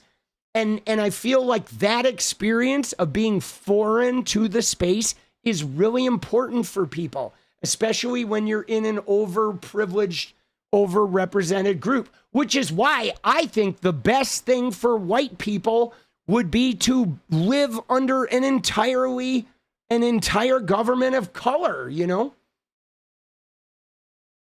You know what I'm saying? Right? Case in point, you're having this dialogue with yourself. zero black input. That's entitlement of whiteness. You're inside of it, said with love. But Jet, I mean, that's not really fair to say because I'm in a chat. I don't even know what color the people are here. You know what I'm saying? Like, you know what I mean? I mean, it's like I'm having this discussion with myself because I'm in chat. Every discussion I have as a streamer is with myself because I'm talking to text. You know? But like, dude, right? Seek it out, bro. Don't get defensive. Yeah, but Jet, when you say you seek it out, bro, it's like, you know, like I'm not trying to be defensive. I stream every night alone in my room. You know what I'm saying? And like I do seek shit out, but like I can't control where I end up. Like I'm a streamer. You know what I mean? Like I show up and I sit in front of a camera. That's how I make my living. I do this 7 days a week. You know? You know what I'm saying? I mean, I interact online and I seek, right? I seek. I've been seeking to connect with people of color my whole life, boss. And, you know, I am where I am, right? Right? It's like, I'm still seeking it. But like, dude, you know what I'm saying? Like, I'm seeking and hopefully it finds me, but I am always seeking, right? You know what I mean? But I mean, my first priority is to, you know, I've got a family to support, right? And so go to AA meeting in Baltimore, you'll know afterwards, and they will ask you to come over for dinner. Let's go. I mean, I moved into a mixed race neighborhood, boss, right? And that was a huge part of seeking it. I planted roots in a mixed race neighborhood and then it's seeking and then, you know, and like, I mean, what ended up happening after doing that is essentially the neighborhood became white. Okay. And like, so that's what was happened. Right. You know what I'm saying? I moved into a neighborhood that was more black than white and I bought a house there. And then within 10 years, that neighborhood was like more white than black. And like, dude, it's like crazy. You know what I'm saying? So it's like, that's what happens when like, I don't know. So I don't even know what to do about that, right? Isn't that wild? It's wild, dude. It's like, it's fucked up. You know what I'm saying? Like if I go into black spaces and I do that enough, eventually they seem to become white spaces unless I go in there alone. You know what I mean? And like, and I don't dwell there. It's like wild, dude. Yeah, it's fucking crazy, dude. It's fucked up. It is. I like moved into a neighborhood of color in order to like seek out how to like coexist and sort of solve that thing. And then the neighborhood became white.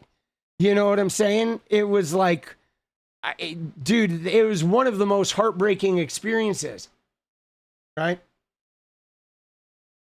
You know what I'm saying? Yeah, I mean, I don't know what you're after here, right? When you say, I'm not asking for an award. You know what I'm saying? Like, I'm streaming and like, you know what I mean? So you can be direct. Like, if you have something you want me to do, you can be direct, but don't just say some cryptic shit of like, seek it out. And then when I tell you my personal experience, you fucking accost me, right? If you have something you want me to do direct, like tell me, you know what I mean? But like now I just feel like you're attacking me for sharing my experience. And like, so, you know, I mean, I'm doing the best I can, right? And so if you don't like what I'm doing, like, that's fine. But like, you know, I'm not going to have you fucking like all of a sudden like turn on me and attack me when I'm doing the best I can to like tell you how I feel about this shit. You know what I'm saying? You know what I mean? Right? You know, And I mean, so the thing is though, is like, I have white fragility. All right. So I'm aware of that. You know what I mean? But like, I'm trying to make this better. You know, I'm not unaware of like the fragility, but like the thing is like, you know, I don't have an answer to this. And you know what I'm saying? So like, I don't know what your point is. If you're expecting me to have the answer, it's like, I don't, you know, right? Black president, 0 assassination attempts, DJT, 1,000 assassination attempts. Make it make sense. BTW, fuck that hater. Let's go. Let's go. Don't realize how it sounds. I know you don't mean it. I mean, I don't know, you know, I mean, I don't know what you say when you say that. It's like, you don't realize how it sounds. I mean, I'm just telling you the truth. Okay. Like the truth is like, it's, you know, when I bought a house, okay, I did not want to live in an all white neighborhood, right? I wanted to live in a neighborhood where I could be amongst diversity. Okay, because I like diversity and I grew up with it in LA. In LA, there's a ton of diversity. And in Portland, it's not like that. There's way less diversity. So I'm, you know, and with my price range, I had two options. If you're poor and you're a white person, you can move into the suburbs where there's like white Trump voters and there are also people that don't have a lot of money, or you can move into a neighborhood that is mixed race and there is affordable property in the city. And unfortunately, though, in America, when white people do that, when we move into those neighborhoods where we choose to like be part of the diverse culture, as soon as we do that, it like changes the neighborhood to a white neighborhood. And I did not know that was going to happen, but I literally lived it. I watched it. You know what I'm saying? And like, you know what I'm saying? It's like, but I mean, for me to say that those were the choices in America, I mean, when you buy a house, there's like mixed race neighborhoods or there's like white race neighborhoods. Those are the two neighborhoods that exist. And the white neighborhoods are usually the ones that are more money. But that's factual, okay? Now, like maybe for people of color, like maybe when you move into a neighborhood, it's like different for you because maybe you would look at a neighborhood that is like all white. And I don't know what black people think if they look at neighborhoods. I don't know what it's like for a black person when they look for a place to live. You know what I'm saying? I don't know. I don't know what it's like when people of color look for places to live. You know what I'm saying? I just know that for me, I had a crazy race experience when I bought a house, was when I truly realized how racist the country of America was. It was the purchasing of a house, right? Because I guess in some places, I'd grown up in LA where there's just a mix of diversity all over the place, okay? In LA, there is like a mix of diversity all over the place, right? And in Portland, it's definitely different. Like like it's more, I don't know. Portland is more segregated, right? You know what I'm saying? How far the school is for kids, how close grocery stores are. Yeah. I mean, I didn't really look at that zero bit. I mean, when we looked, it became very clear. You grew up in an all-white neighborhood and your family voted for Obama for state senator. Let's go. I mean, in Portland, when you buy a house in Portland, you discover that there's fabrics of neighborhoods, right? And if you're in a certain price range, there are two styles of neighborhoods in Portland, Like one is urban, where there's a diversity of like race, and one is like pretty much like 95% white Trumpy suburbs. Okay. That's the split here in Oregon. So, I mean, I can't tell you what it is about you, but like for me, we were looked where we could afford, and then we had to choose one of two demographics. You in the city where there's diversity, right? In a neighborhood we could afford, or we could go out to Gresham where it was white MAGA voters and it was like, 95% white, right? You know what I'm saying? And I mean, that's what we discovered, that we had a choice. So then we looked at those two different like styles of neighborhood and like picked a spot.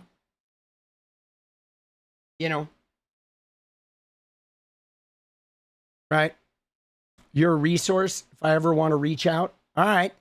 I mean, dude, I like Jet, what do you, when you say you're a resource if I ever want to reach out, like reach out for,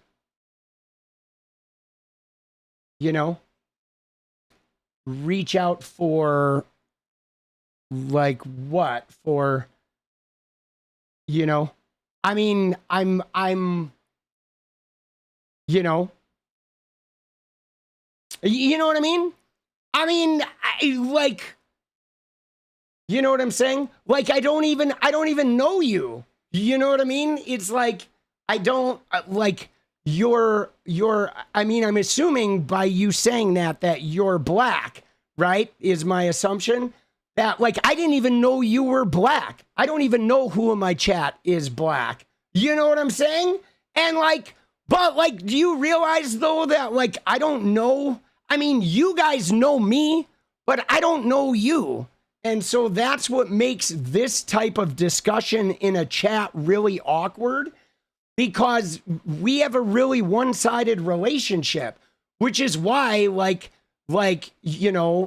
I mean, I don't even know. I could be talking to someone who's pretending they're black, and right, you know what I'm saying? So, like, you have to understand that the nature of what you're wanting to do, like, I feel like we need to, like, sit down somewhere. Like, I need to know somebody, I mean, that's what makes this so weird is I, yeah. You know what I'm saying? Dude, I'm trying to make this place a better world, but I'm also being realistic about what I can and can't do, because, I mean, number one is I show up and I watch shit and I talk online. You know what I'm saying? And I have a family, and, like, so, I mean, my time is limited, and I mean, I'm getting from this idea that like, Jet Soul, right, says they want to help me, and I think that's great. And so, like, I'm just saying, like, you want to help me, take care of my family, right? Because my first thing is that I stream and I'm paying my bills, right? That's my first requirement, And so, like, the thing is if you want to help me on the grander scheme of, like, understanding racism and how to combat it, I'm not really there for, like, you know what I'm saying? I'm not solving racism right now. You know what I mean? I'm streaming and talking and paying my bills and trying to, like, keep my kid afloat and, like, and make people laugh. But I think you might have, like, I don't know. I don't know what you think my goal is, right? Because I'm just sitting here talking about racism, and you told me I'm talking to myself and that I need to seek out. But, like, dude, I don't have the answers, and I'm not solving racism. You know what I'm saying? Right? You're a white man talking about anti-black racism, which means I have a responsibility. Dude, I'm doing the best I can with that responsibility, Jet. You know what I'm saying? I am. I swear I'm doing the best I can. But like, you know, I feel like, you know, if what I'm doing is not good enough for you, or I don't know what to tell you, man. You know what I'm saying? Like, bro, you know what I mean? Yeah. I'm doing the best I can. You know, I just, you know,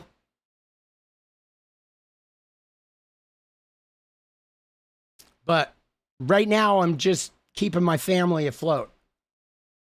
And that is, you know,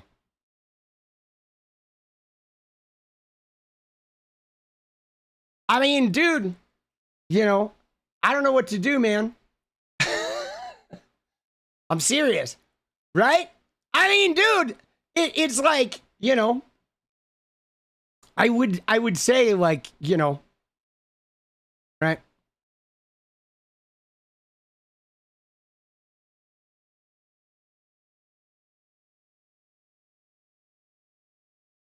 Dude, please don't feel burdened. Most don't even care. I mean, you know, I'm trying my best, you know, but you know, I don't know. I just don't know what to say, right? Yeah. Yeah, but I mean, Jet, I get it, you know, but your words are like, you know, when you're saying you're trying to help give me the pieces I'm missing, the pieces I cannot have because I'm inside of it. I get that. And so, all right. So I don't, you know what I mean? I don't understand what that means. And so maybe I don't understand because I'm inside of it. And so, you know,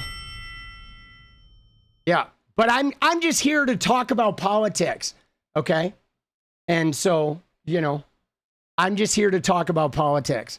And I'm sorry if I'm not fixing the shit you want me to fix. But, you know, I'm doing the best I can, boss. And you know, now I'm going to do the dance party and go make some videos though. Right? Dude, yeah, I don't even know what he's talking about. You know what I mean? I don't. And like, I mean, I get it that like, I'm, you know, it just got all of a sudden heady here because 1 minute I was just talking about how I think a good step would be to have an all minority government.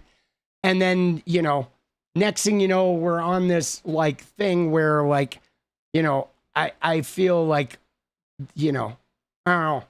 I mean, I'm making this about me. You're out. All right, dude. I mean, then go, I guess. You know what I'm saying? If you're out, dude, like go, you know, right? Dude, this is my stream. This is about me, boss. Like, I'm here as a streamer. I'm sorry I'm not like, you know what I mean? But you're welcome to leave. And you don't need to be here if you don't want to be here. But I'm not going to spend my stream arguing with you about like me needing to like be guided by you. Like, I'm doing the best I can. All right. Why am I so worried about one viewer? I'm not. He can go. All right. You know what I'm saying? I mean, if you like, if I'm not enough for you and you don't like, I'm not like, whatever. I'm not required to keep you here. You know what I'm saying? I just think this whole like, you know, you know what I mean? Dude, I'm not blocking them, you know? I mean, the guy, he's obviously like trying to work something out, right? And so when people try to work something out, I try to give them space to work it out. But I just, you know, there's only so much that like we can all do. And I mean, I'm doing my best. Right? I'm doing my best. You know, but like Dude, it's hard though. I mean, it's hard though because I think that, right?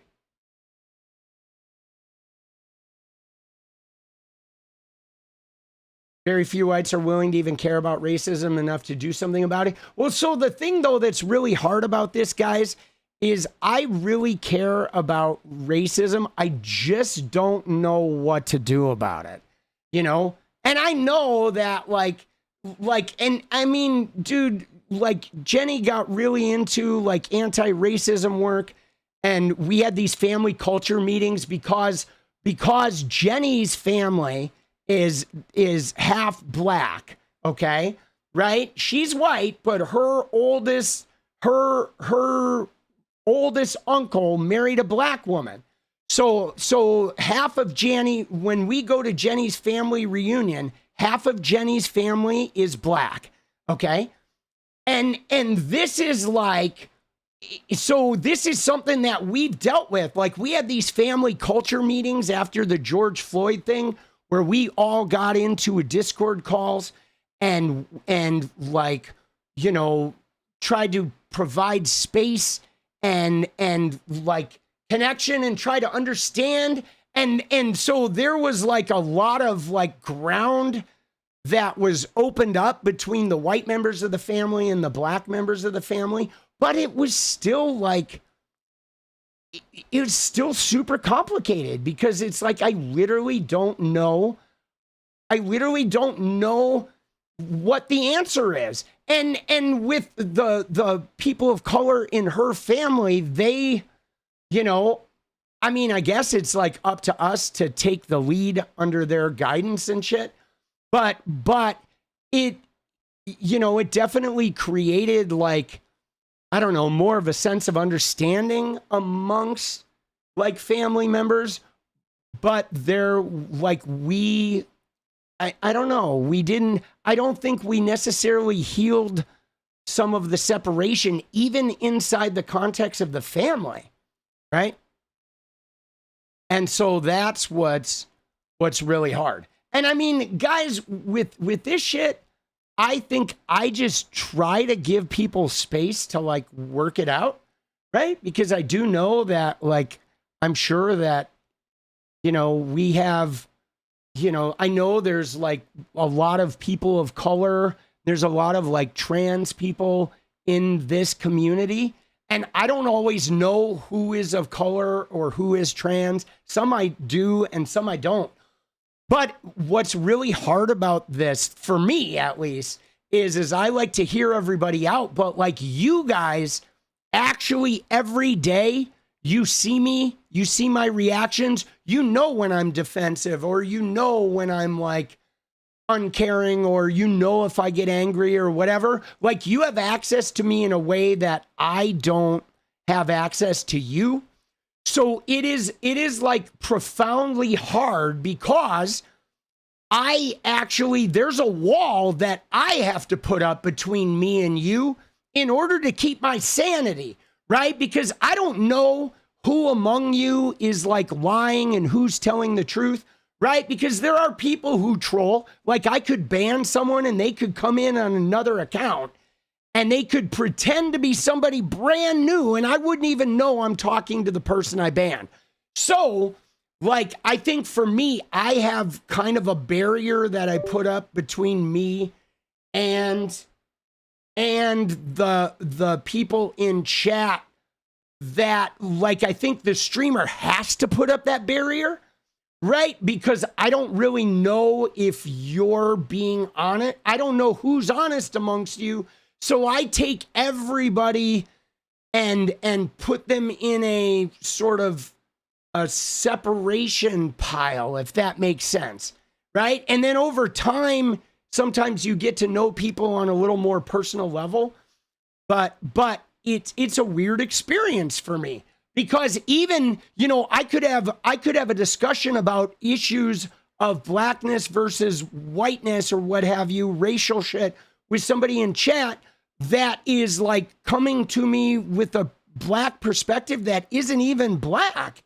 And they could literally be, you know what I mean? Like, that could actually be happening and I wouldn't even know it, you know? Or I could be talking to someone that I think is a woman that is a man. It's like really being a streamer is really weird. Like, that's why, I don't know. That's why it's hard. It's hard to have it's hard to have somebody in a chat say, "Oh, you're being defensive or you're showing your fragility," when I'm not talking to a real person. I'm talking to a real person, but I'm talking to typing. I'm talking to text, right?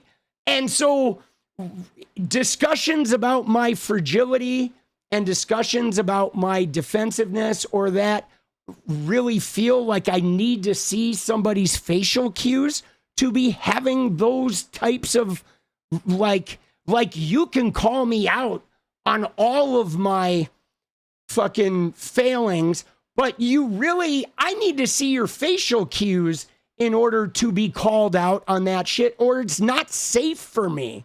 Okay? It's not safe for me to be called out about my deeper, whatever, systemic failings with words in a chat. That is a profoundly unsafe place. And maybe it's good for me to experience that unsafety because I'm experiencing, what other people are experiencing just in real life.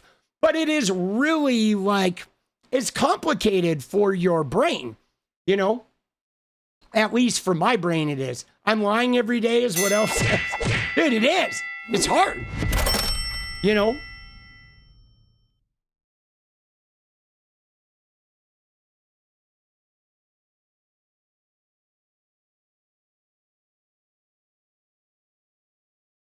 Calling out your own vulnerableness when you were saying I don't have the answers. Yeah. I mean, dude, I am trying. But I will say this though, guys. I've had a profoundly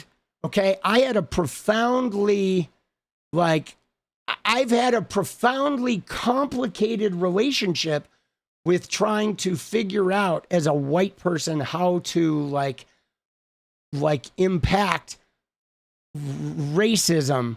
Okay. And what's been confusing, because I know that when that one person did say seek it out, and so looking into anti-racism work and that idea that it's not enough to just not be racist, you have to try to become actively anti-racist, right? But this is where I think it gets complicated too, is because many different people of color have very different ideas of what it means to be living actively anti-racist for being a white person, right? You know what I mean? And so that's where it gets into a conundrum too, because, one author or figure will say one thing and then somebody else says another thing. And I guess you try to take it all in. And sometimes I feel like, oh, fuck, bro. I don't even know where to start because it's so entrenched. You know what I'm saying? It is so, I don't know. It's so entrenched. How did we even get here?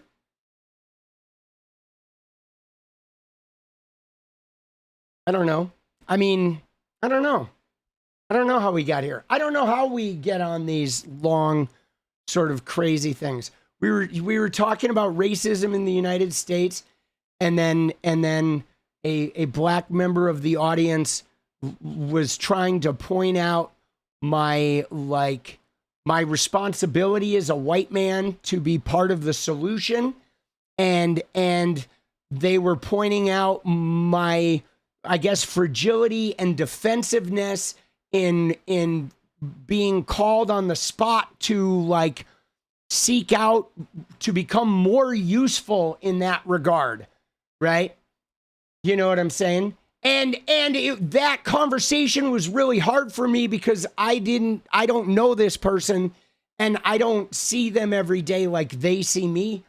So for me, I guess getting called out for being defensive and having white fragility with just words in a chat is I'm not exactly sure how to process that, and then the person was offering themselves up as a resource and but which I'm trying to understand what what that means. You know what I mean?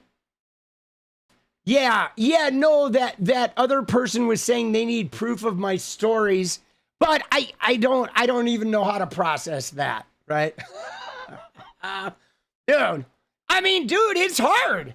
It's hard to like get called out on that shit. And I guess I don't take offense to getting called out on that shit because I understand it, And I mean, like, yeah, it's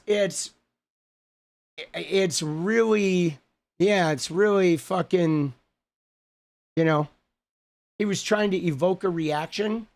I mean, I don't know about that, but like, I'm open to go, explore those deeper, darker areas.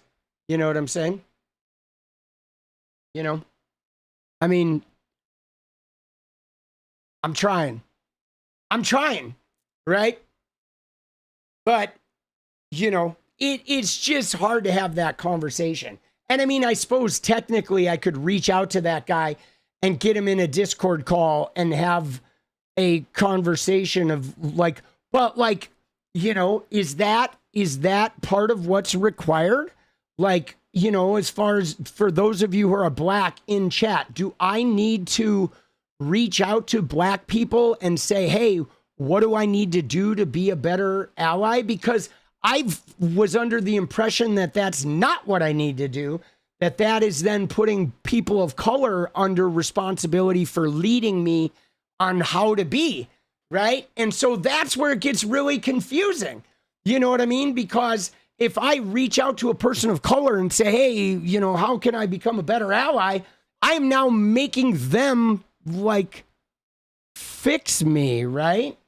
Or is that what I'm supposed to do as a white person? I mean, most of the time, like with me, how I interact with racism is about me trying to talk to white people about it, to be honest with you, and like trying to point it out when I see white people engaging in it.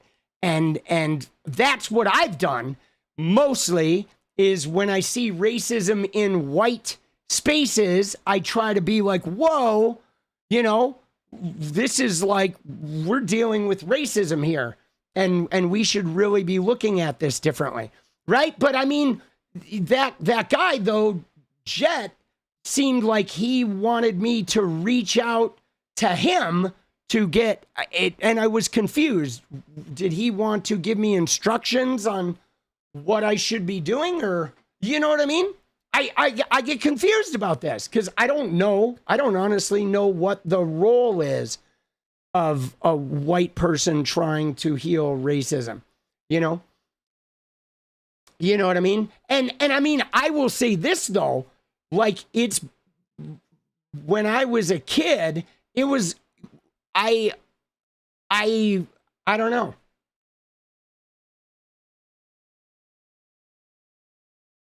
Right?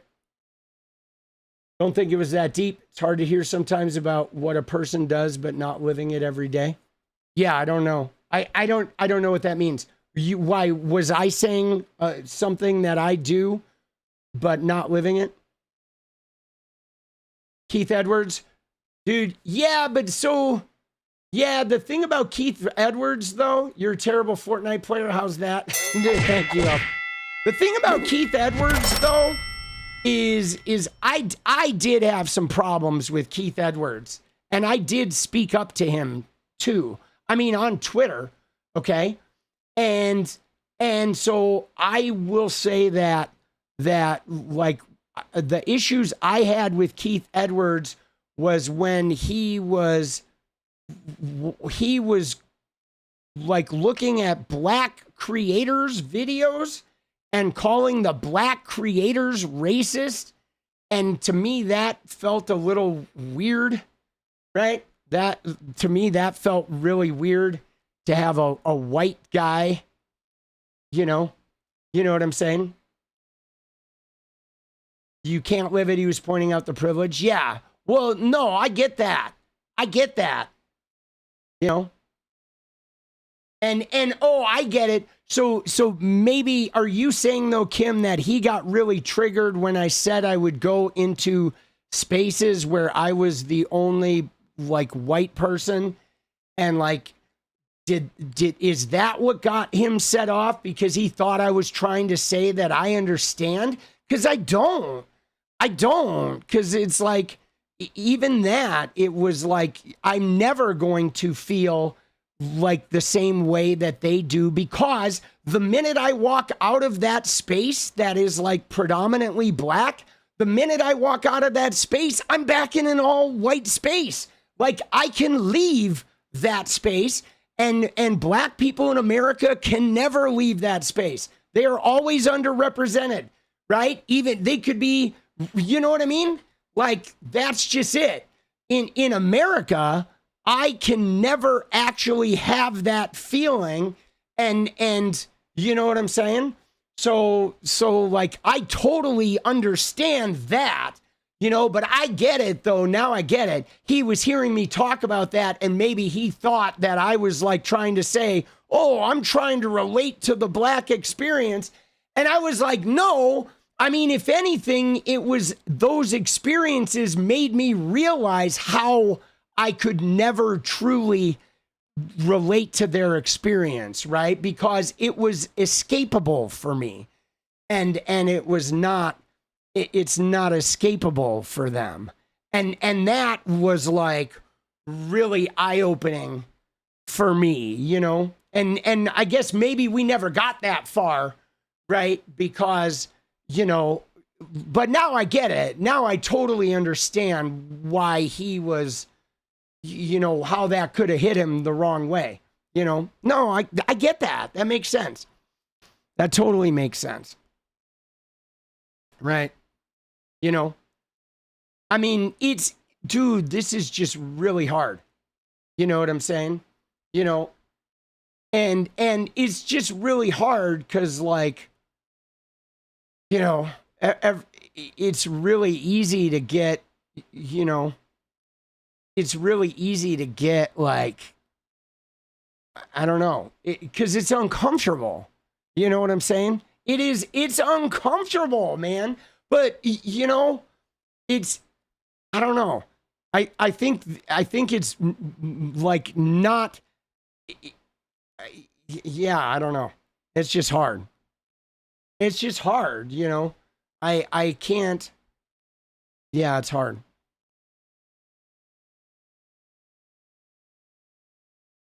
You know?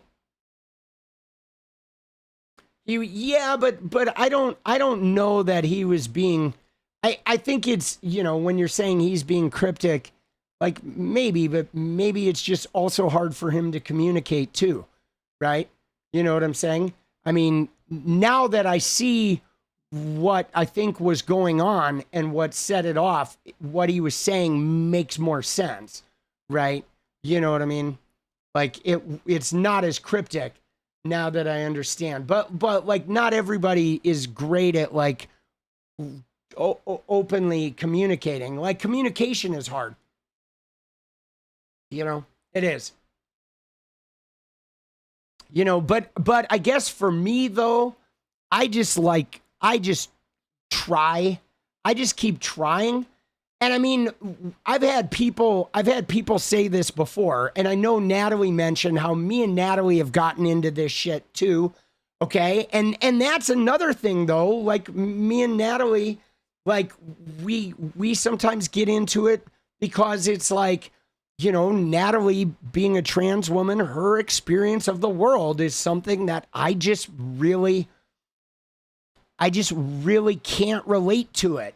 You know what I'm saying? And so sometimes when she gets passionate and I get passionate, there's a disconnect because we have two very different experiences of this world. So arguing about things that are even important to us is, you know, sometimes we start speaking different languages.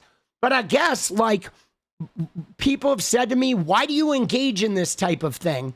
But, like, I think it's important, guys, for me to be willing, okay? Which means, like, you know, I am willing to get defensive, be lost, not have the answers, and do it publicly and keep trying to sort of like get better. You know what I mean? In the context of also like trying to like take care of a family and build a channel. You know what I'm saying? And you know, still decide too if you know, being a political commentator is what I need to do, or if I need to run for office. That is one of the things that I nag with a lot, that I have still not figured out, is there's a part of me that thinks I might not just be a political commentator who makes people laugh, that I might go actually out and put my fucking hat in the ring and you know, run for office and see what that experience is like. Got to say, I've grown as a person from just being here watching you. Let's go, Petrozzi. Thank you, boss. Right? Dude, communication is difficult with musicians. Let's go. Dude, it is. Communication is difficult with the chat, guys. It's you. I wish. I don't know, man. I mean, and I don't want this to be a cop-out, okay? Because it should not be a cop-out. But there is, I've been a streamer now for this is my 7th year of being a streamer. And it is profoundly hard and wildly unsafe most of the time for in this role, because you get to see me tell the stories, you get to see my face, my reactions, you get to like respond to my emotional cues, and I don't get to respond to your emotional cues, right? I don't. And that's really hard when you start pointing out like my white fragility and my relationship with privilege and shit. With me not having any cues, it's like I feel like an extra target, and I'm not exactly sure how to respond to that. You know what I mean? Like, I can't even hear your voice, right? I can't, you know, that's like, you should run for office. Maybe I will, you know, so I don't know, but I'm here, you know, and if Jet Soul comes back in again and wants to talk about it again, I'm sure I'll entertain that conversation again, as I'm sure like me and Natalie are going to have many conversations about, you know, left-wing politics and corporate Dems and the establishment. And we're going to have a zillion conversations about genocide and Gaza and AIPAC. And dude, that stuff is just, it's not going away, guys. I mean, you know, those conversations, dude, we got to have it, right? Dude, we got to have it. You know, we got to have that shit, you know? And dude, you know, maybe what we'll have to do is maybe at some point we'll have to have like a group Zoom or something, right? A group, like maybe one day we can have, you know, a Zoom call with a bunch of chatters where we can all see each other's faces. Dude, that would be interesting, right? That would be interesting, you know? But yeah, I am sort of a, like, the way I go through life is a little different. Like, I mean, I am very dedicated as far as like, you know, getting self-motivated and like getting out in the algorithm and sort of good at sort of establishing a name for myself and, you know, building a community. Like, I'm good at that. But what I tend not to do is I don't sort of self-propel. I let the like universe sort of like move me, if that makes a sense, right? Like, I didn't seek out becoming a gaming streamer. I just let the universe lead me to gaming streaming. And then I didn't seek out becoming a political streamer. I let the universe guide me to that Andrew Tate debate and that blow up in my gaming community and the fallout from that led me to become a political streamer. And so the universe may well lead me to running for office, or it may lead me to a different element of whatever. I don't know what comes next. I don't really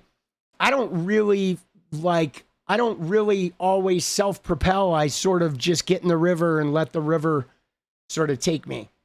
And that's what we're doing now, you know, as I'm learning about YouTube algorithm and shit like that. Right?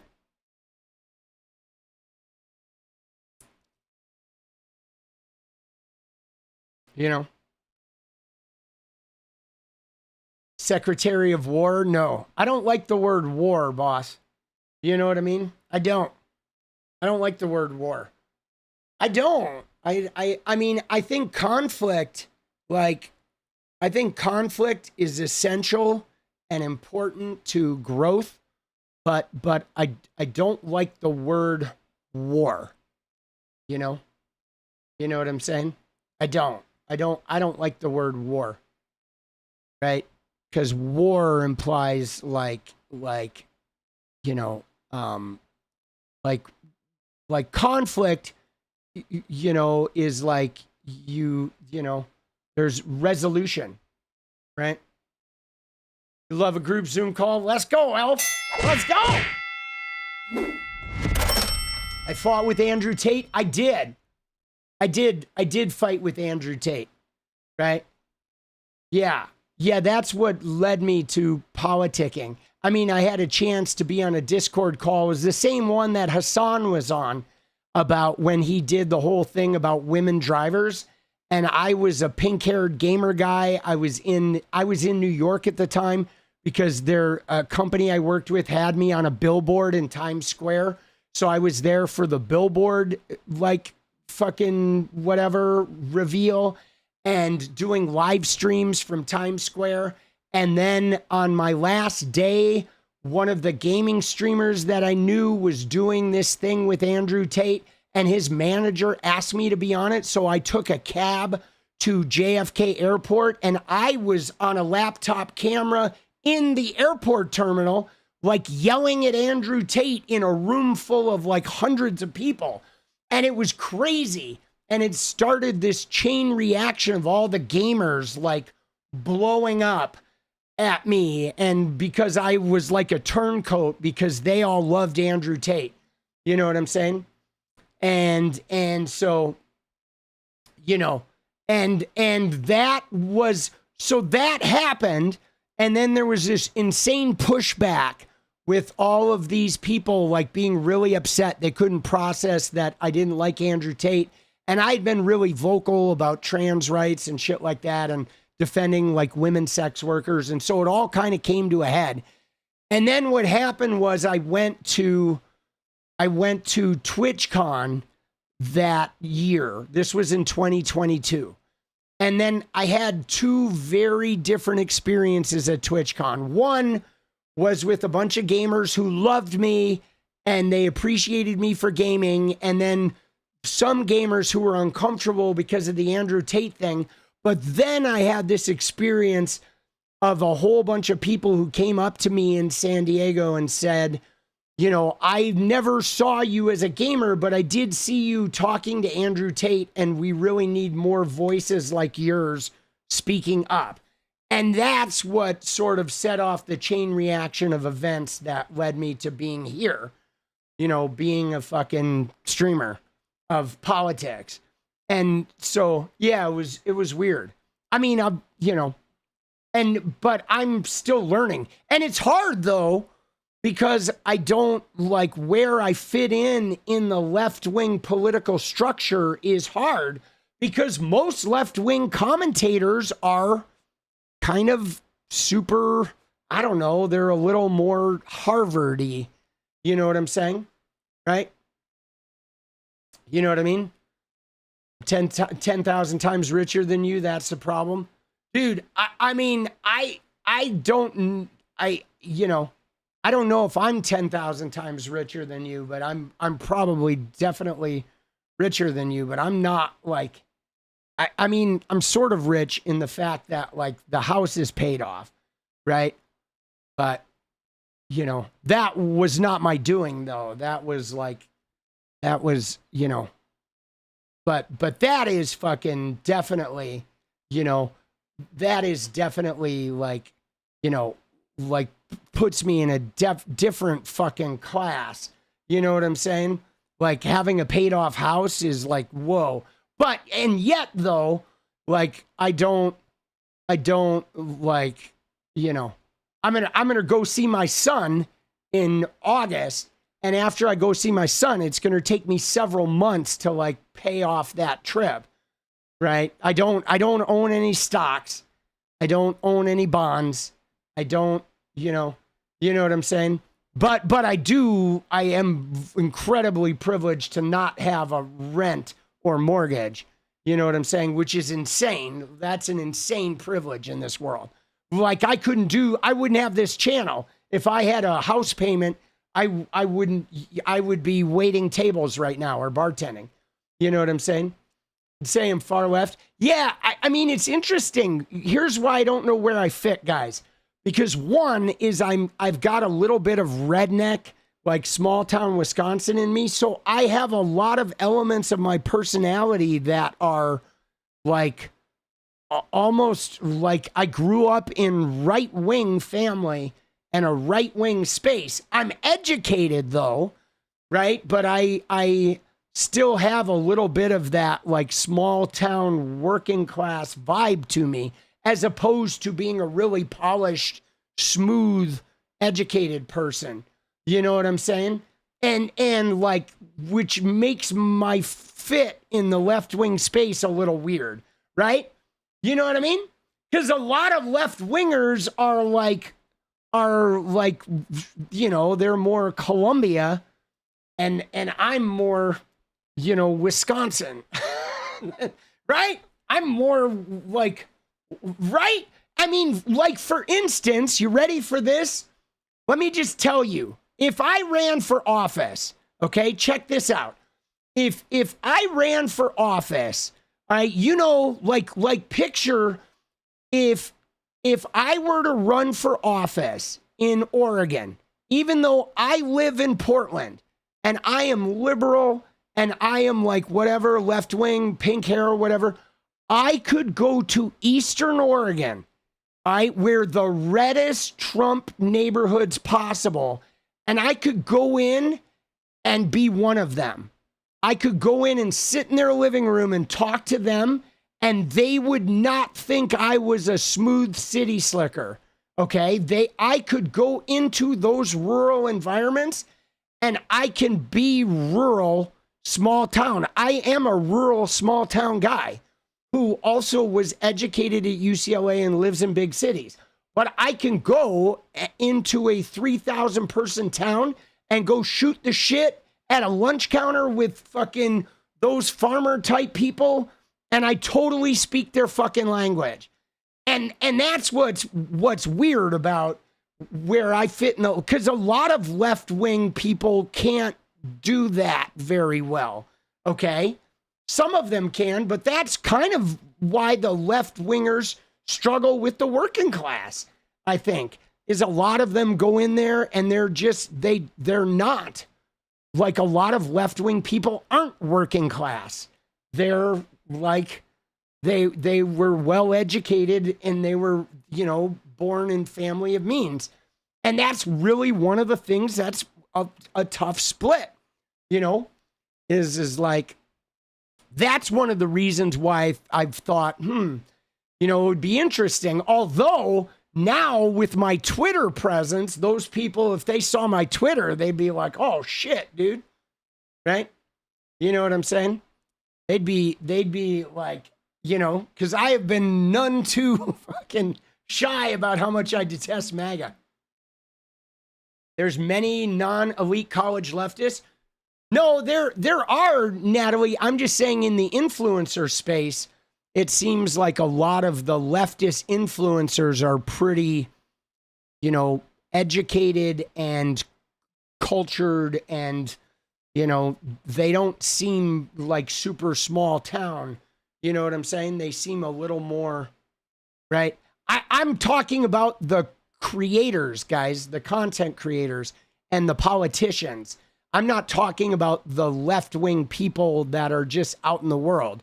I'm talking about the people that represent the left, okay? Like you look at the left and like, you know, they're, you know, the people that represent the left and commentators are usually like highly educated, very well-spoken.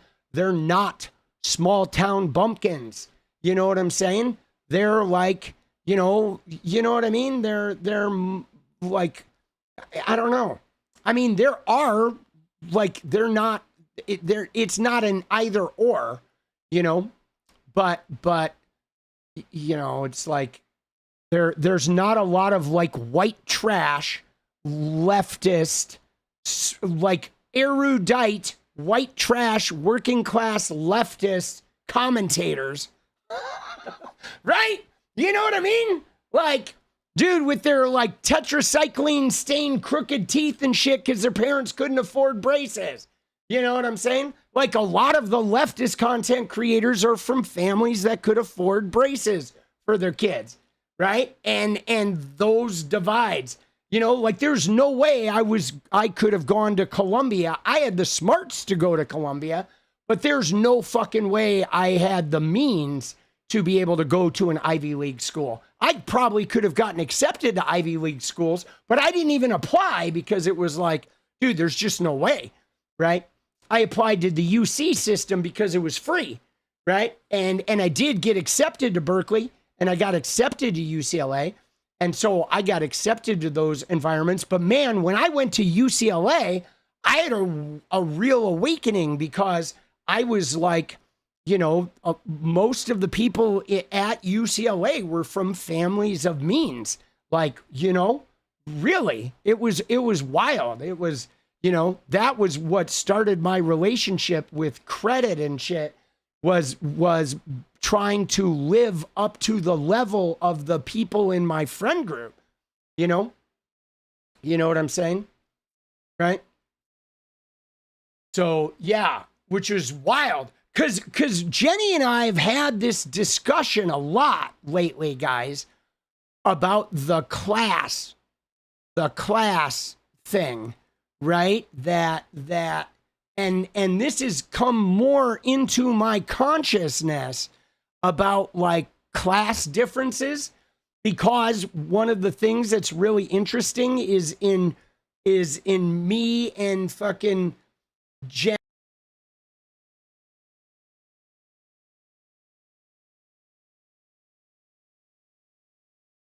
Whoa, the stream glitched out for a little bit. Is like class differences. You know what I'm saying? You know? And JM Mac, when you say like, you know what I mean? To some extent, that's a trope that leftists are all haughty-taughty, out-of-touch people. Yeah, I don't really say that they're out of touch. I just think that there are distinct class differences with people that are born in the working class, and people that are born in the working class and people that are born in the capitalist class. There is a distinct difference in those two classes, okay? And I see this even in my relationship with Jenny. Jenny's family, okay? You know what I'm saying? Jenny's family is ownership class. Her family is, okay? Like one of her grandfather worked for Lyndon Johnson in his administration. Her grandfather was an economist for Lyndon Johnson. And her family is ownership class. My family is working class. And me and her family have tremendous difficulty jiving with each other because there's some inherent class difference that even me being a part of the family does not erase. It's like a language. It's weird. Pretty sure that Tommy and I could have gone to the same schools and he would have been an older brother. And this is what I'm trying to like sort out. You know what I mean? Is like, you know, like, right? It's like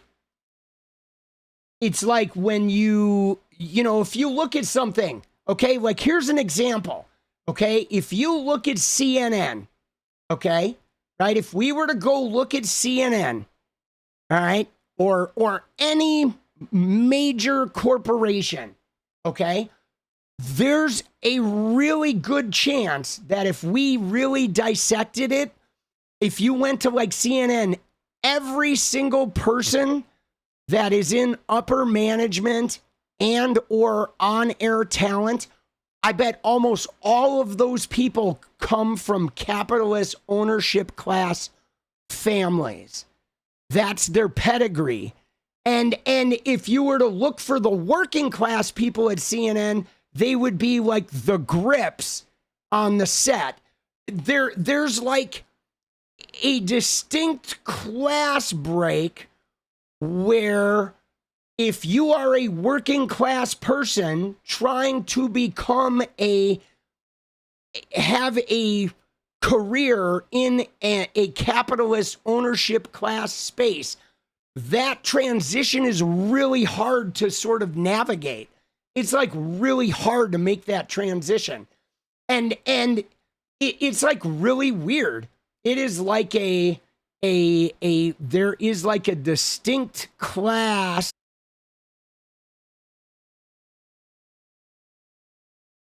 Dude, we hit another glitch. But anyway, so I believe, guys, okay, I believe part of the reason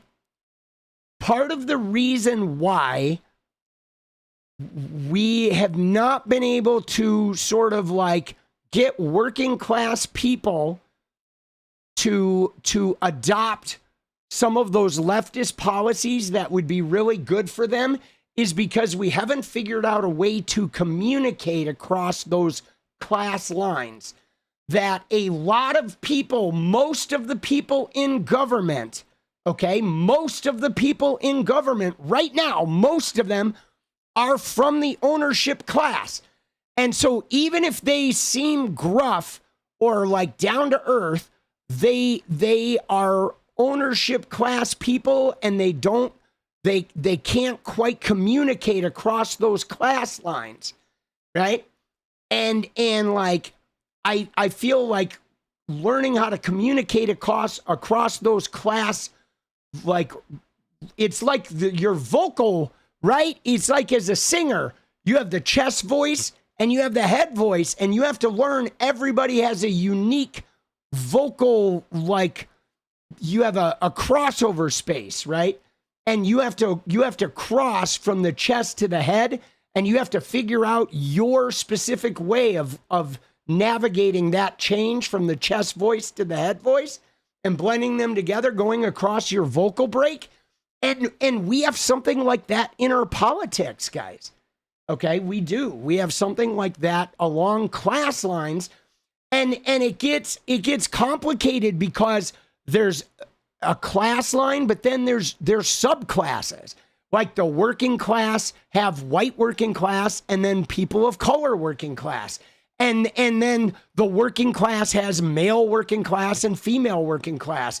And like, you know, LGBTQ working class and trans, right? There's many different, like there's like subclasses inside the class struggle and all jockeying for, you know, position and shit, you know? And it's like really, it's all different languages, you know? You know what I'm saying? And yeah, it's like, I don't know. It's really interesting, you know? It's really fucking, I don't know. I've been watching that and I feel like part of why a lot of American voters vote against their interests is because we don't have, you know, that there's so many people from the ownership class are in government that they just can't really speak the language of the working class people. And what the Republicans do is they don't speak the language of the working class people, except in the culture war they do. They use the religion and the culture war and the racism and shit. And so they speak that language to reach those people, you know? And like, yeah, I don't know. But I'm going to dance right now. You know, dude, I have to eat. No, I got to go dance. And I got to like, dude, again, we had like a stream that didn't start out as tangent, but boy, was this a tangent stream. But man, it's all right. You know what I mean? Nobody likes you enough to gift the membership. Yeah, they're random, Orphan. Nobody can actually give you a membership. It's random. So you like, they don't allow people to give specific people. You just have to get the luck of the draw, right? I don't know why YouTube does that. Twitch allows you to give them specifically. Yeah, I mean, tonight was really interesting, guys. You know, and it'll be interesting to see if Jet ever like comes back and follows up on tonight, you know. But now we're gonna dance.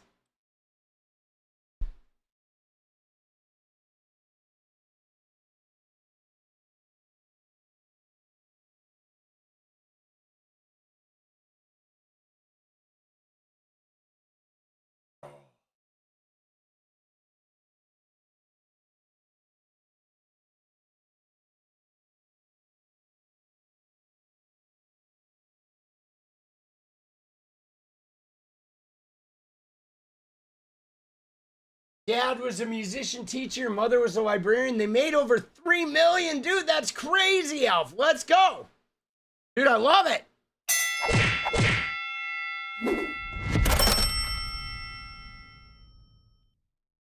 Dude, right now, guys, just so you know, for a little transparency about money, like I said, I am super privileged to have a house, okay, with no house payment, okay? So I am like, have a privilege that allows me to have this channel. But like, as far as like wealth goes, I don't own any stocks. I don't own any bonds. My car just got paid off this month. So my car that I bought in 2020 is paid off now, okay? I have $6,000 in the bank and $0 charged on credit cards. All my credit cards are paid off, and I have $6,000 in the bank. And I have a kid with no job living in New York that I am helping to support, which is why I don't have any money in the bank. And I have some crypto. I have $33,000 of crypto that is now worth $20,000. Thanks to Trump, it's in the tank. So I have crypto that like I can't touch, that hopefully it will go above what it's worth. So I will be able to at least get my money back. And that's it. That is my entire financial picture. So, right? So it's like, in some ways I am wealthy in not having a house payment. And in other ways I'm not, because I don't really have any money. I am one like, but it's an illusion though, because I have a ton of credit.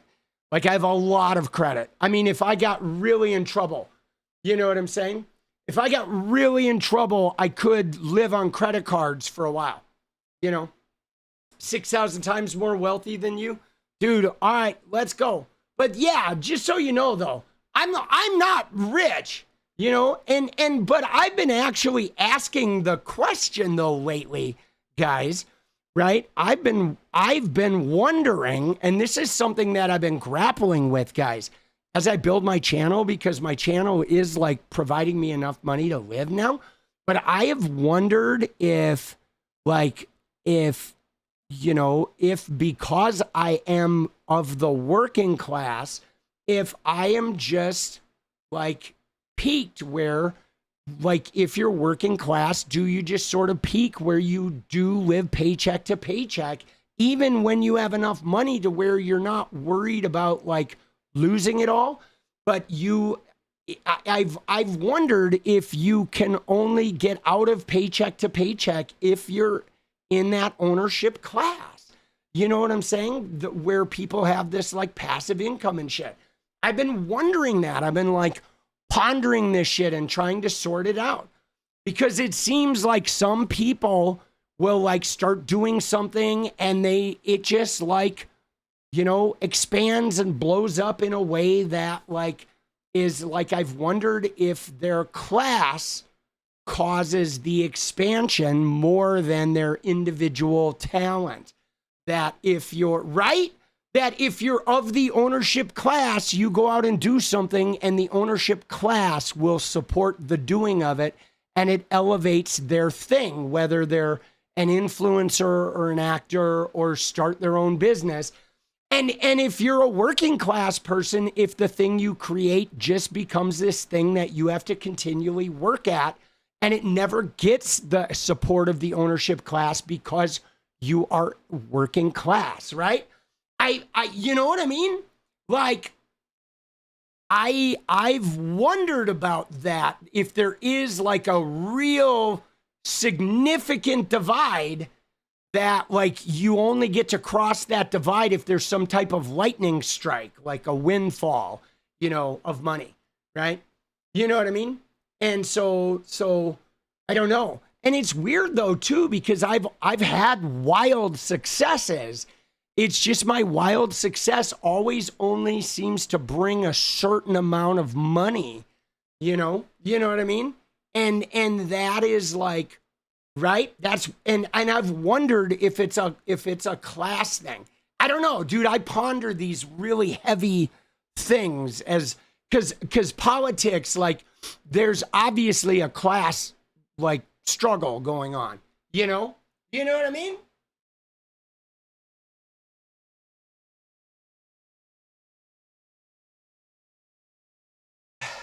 They just use you as a favor. Oh shit. All right, you ready to dance though?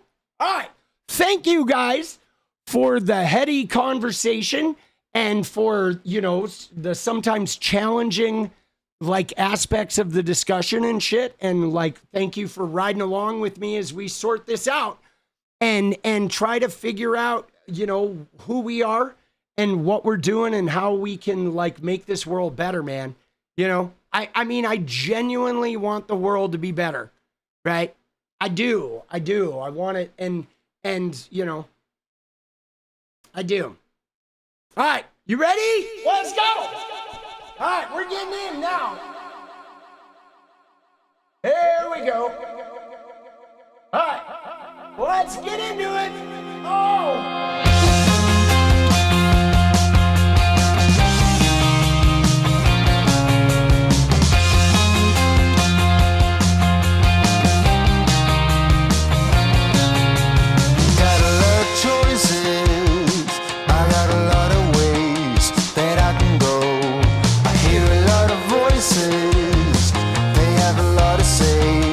But I've known been here before.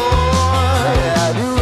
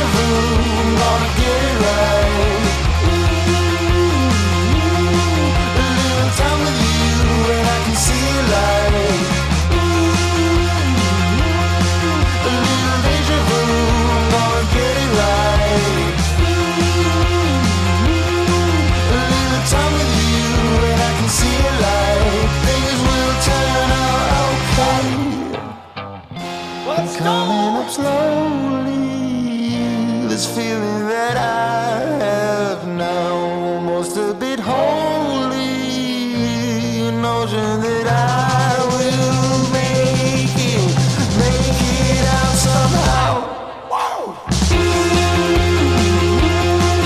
little deja vu, I'm gonna get it right. A little time with you and I can see the light.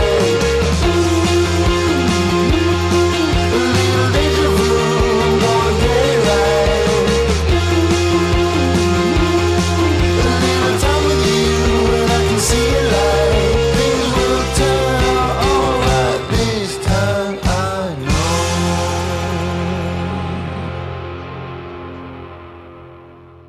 Let's go. All right, guys.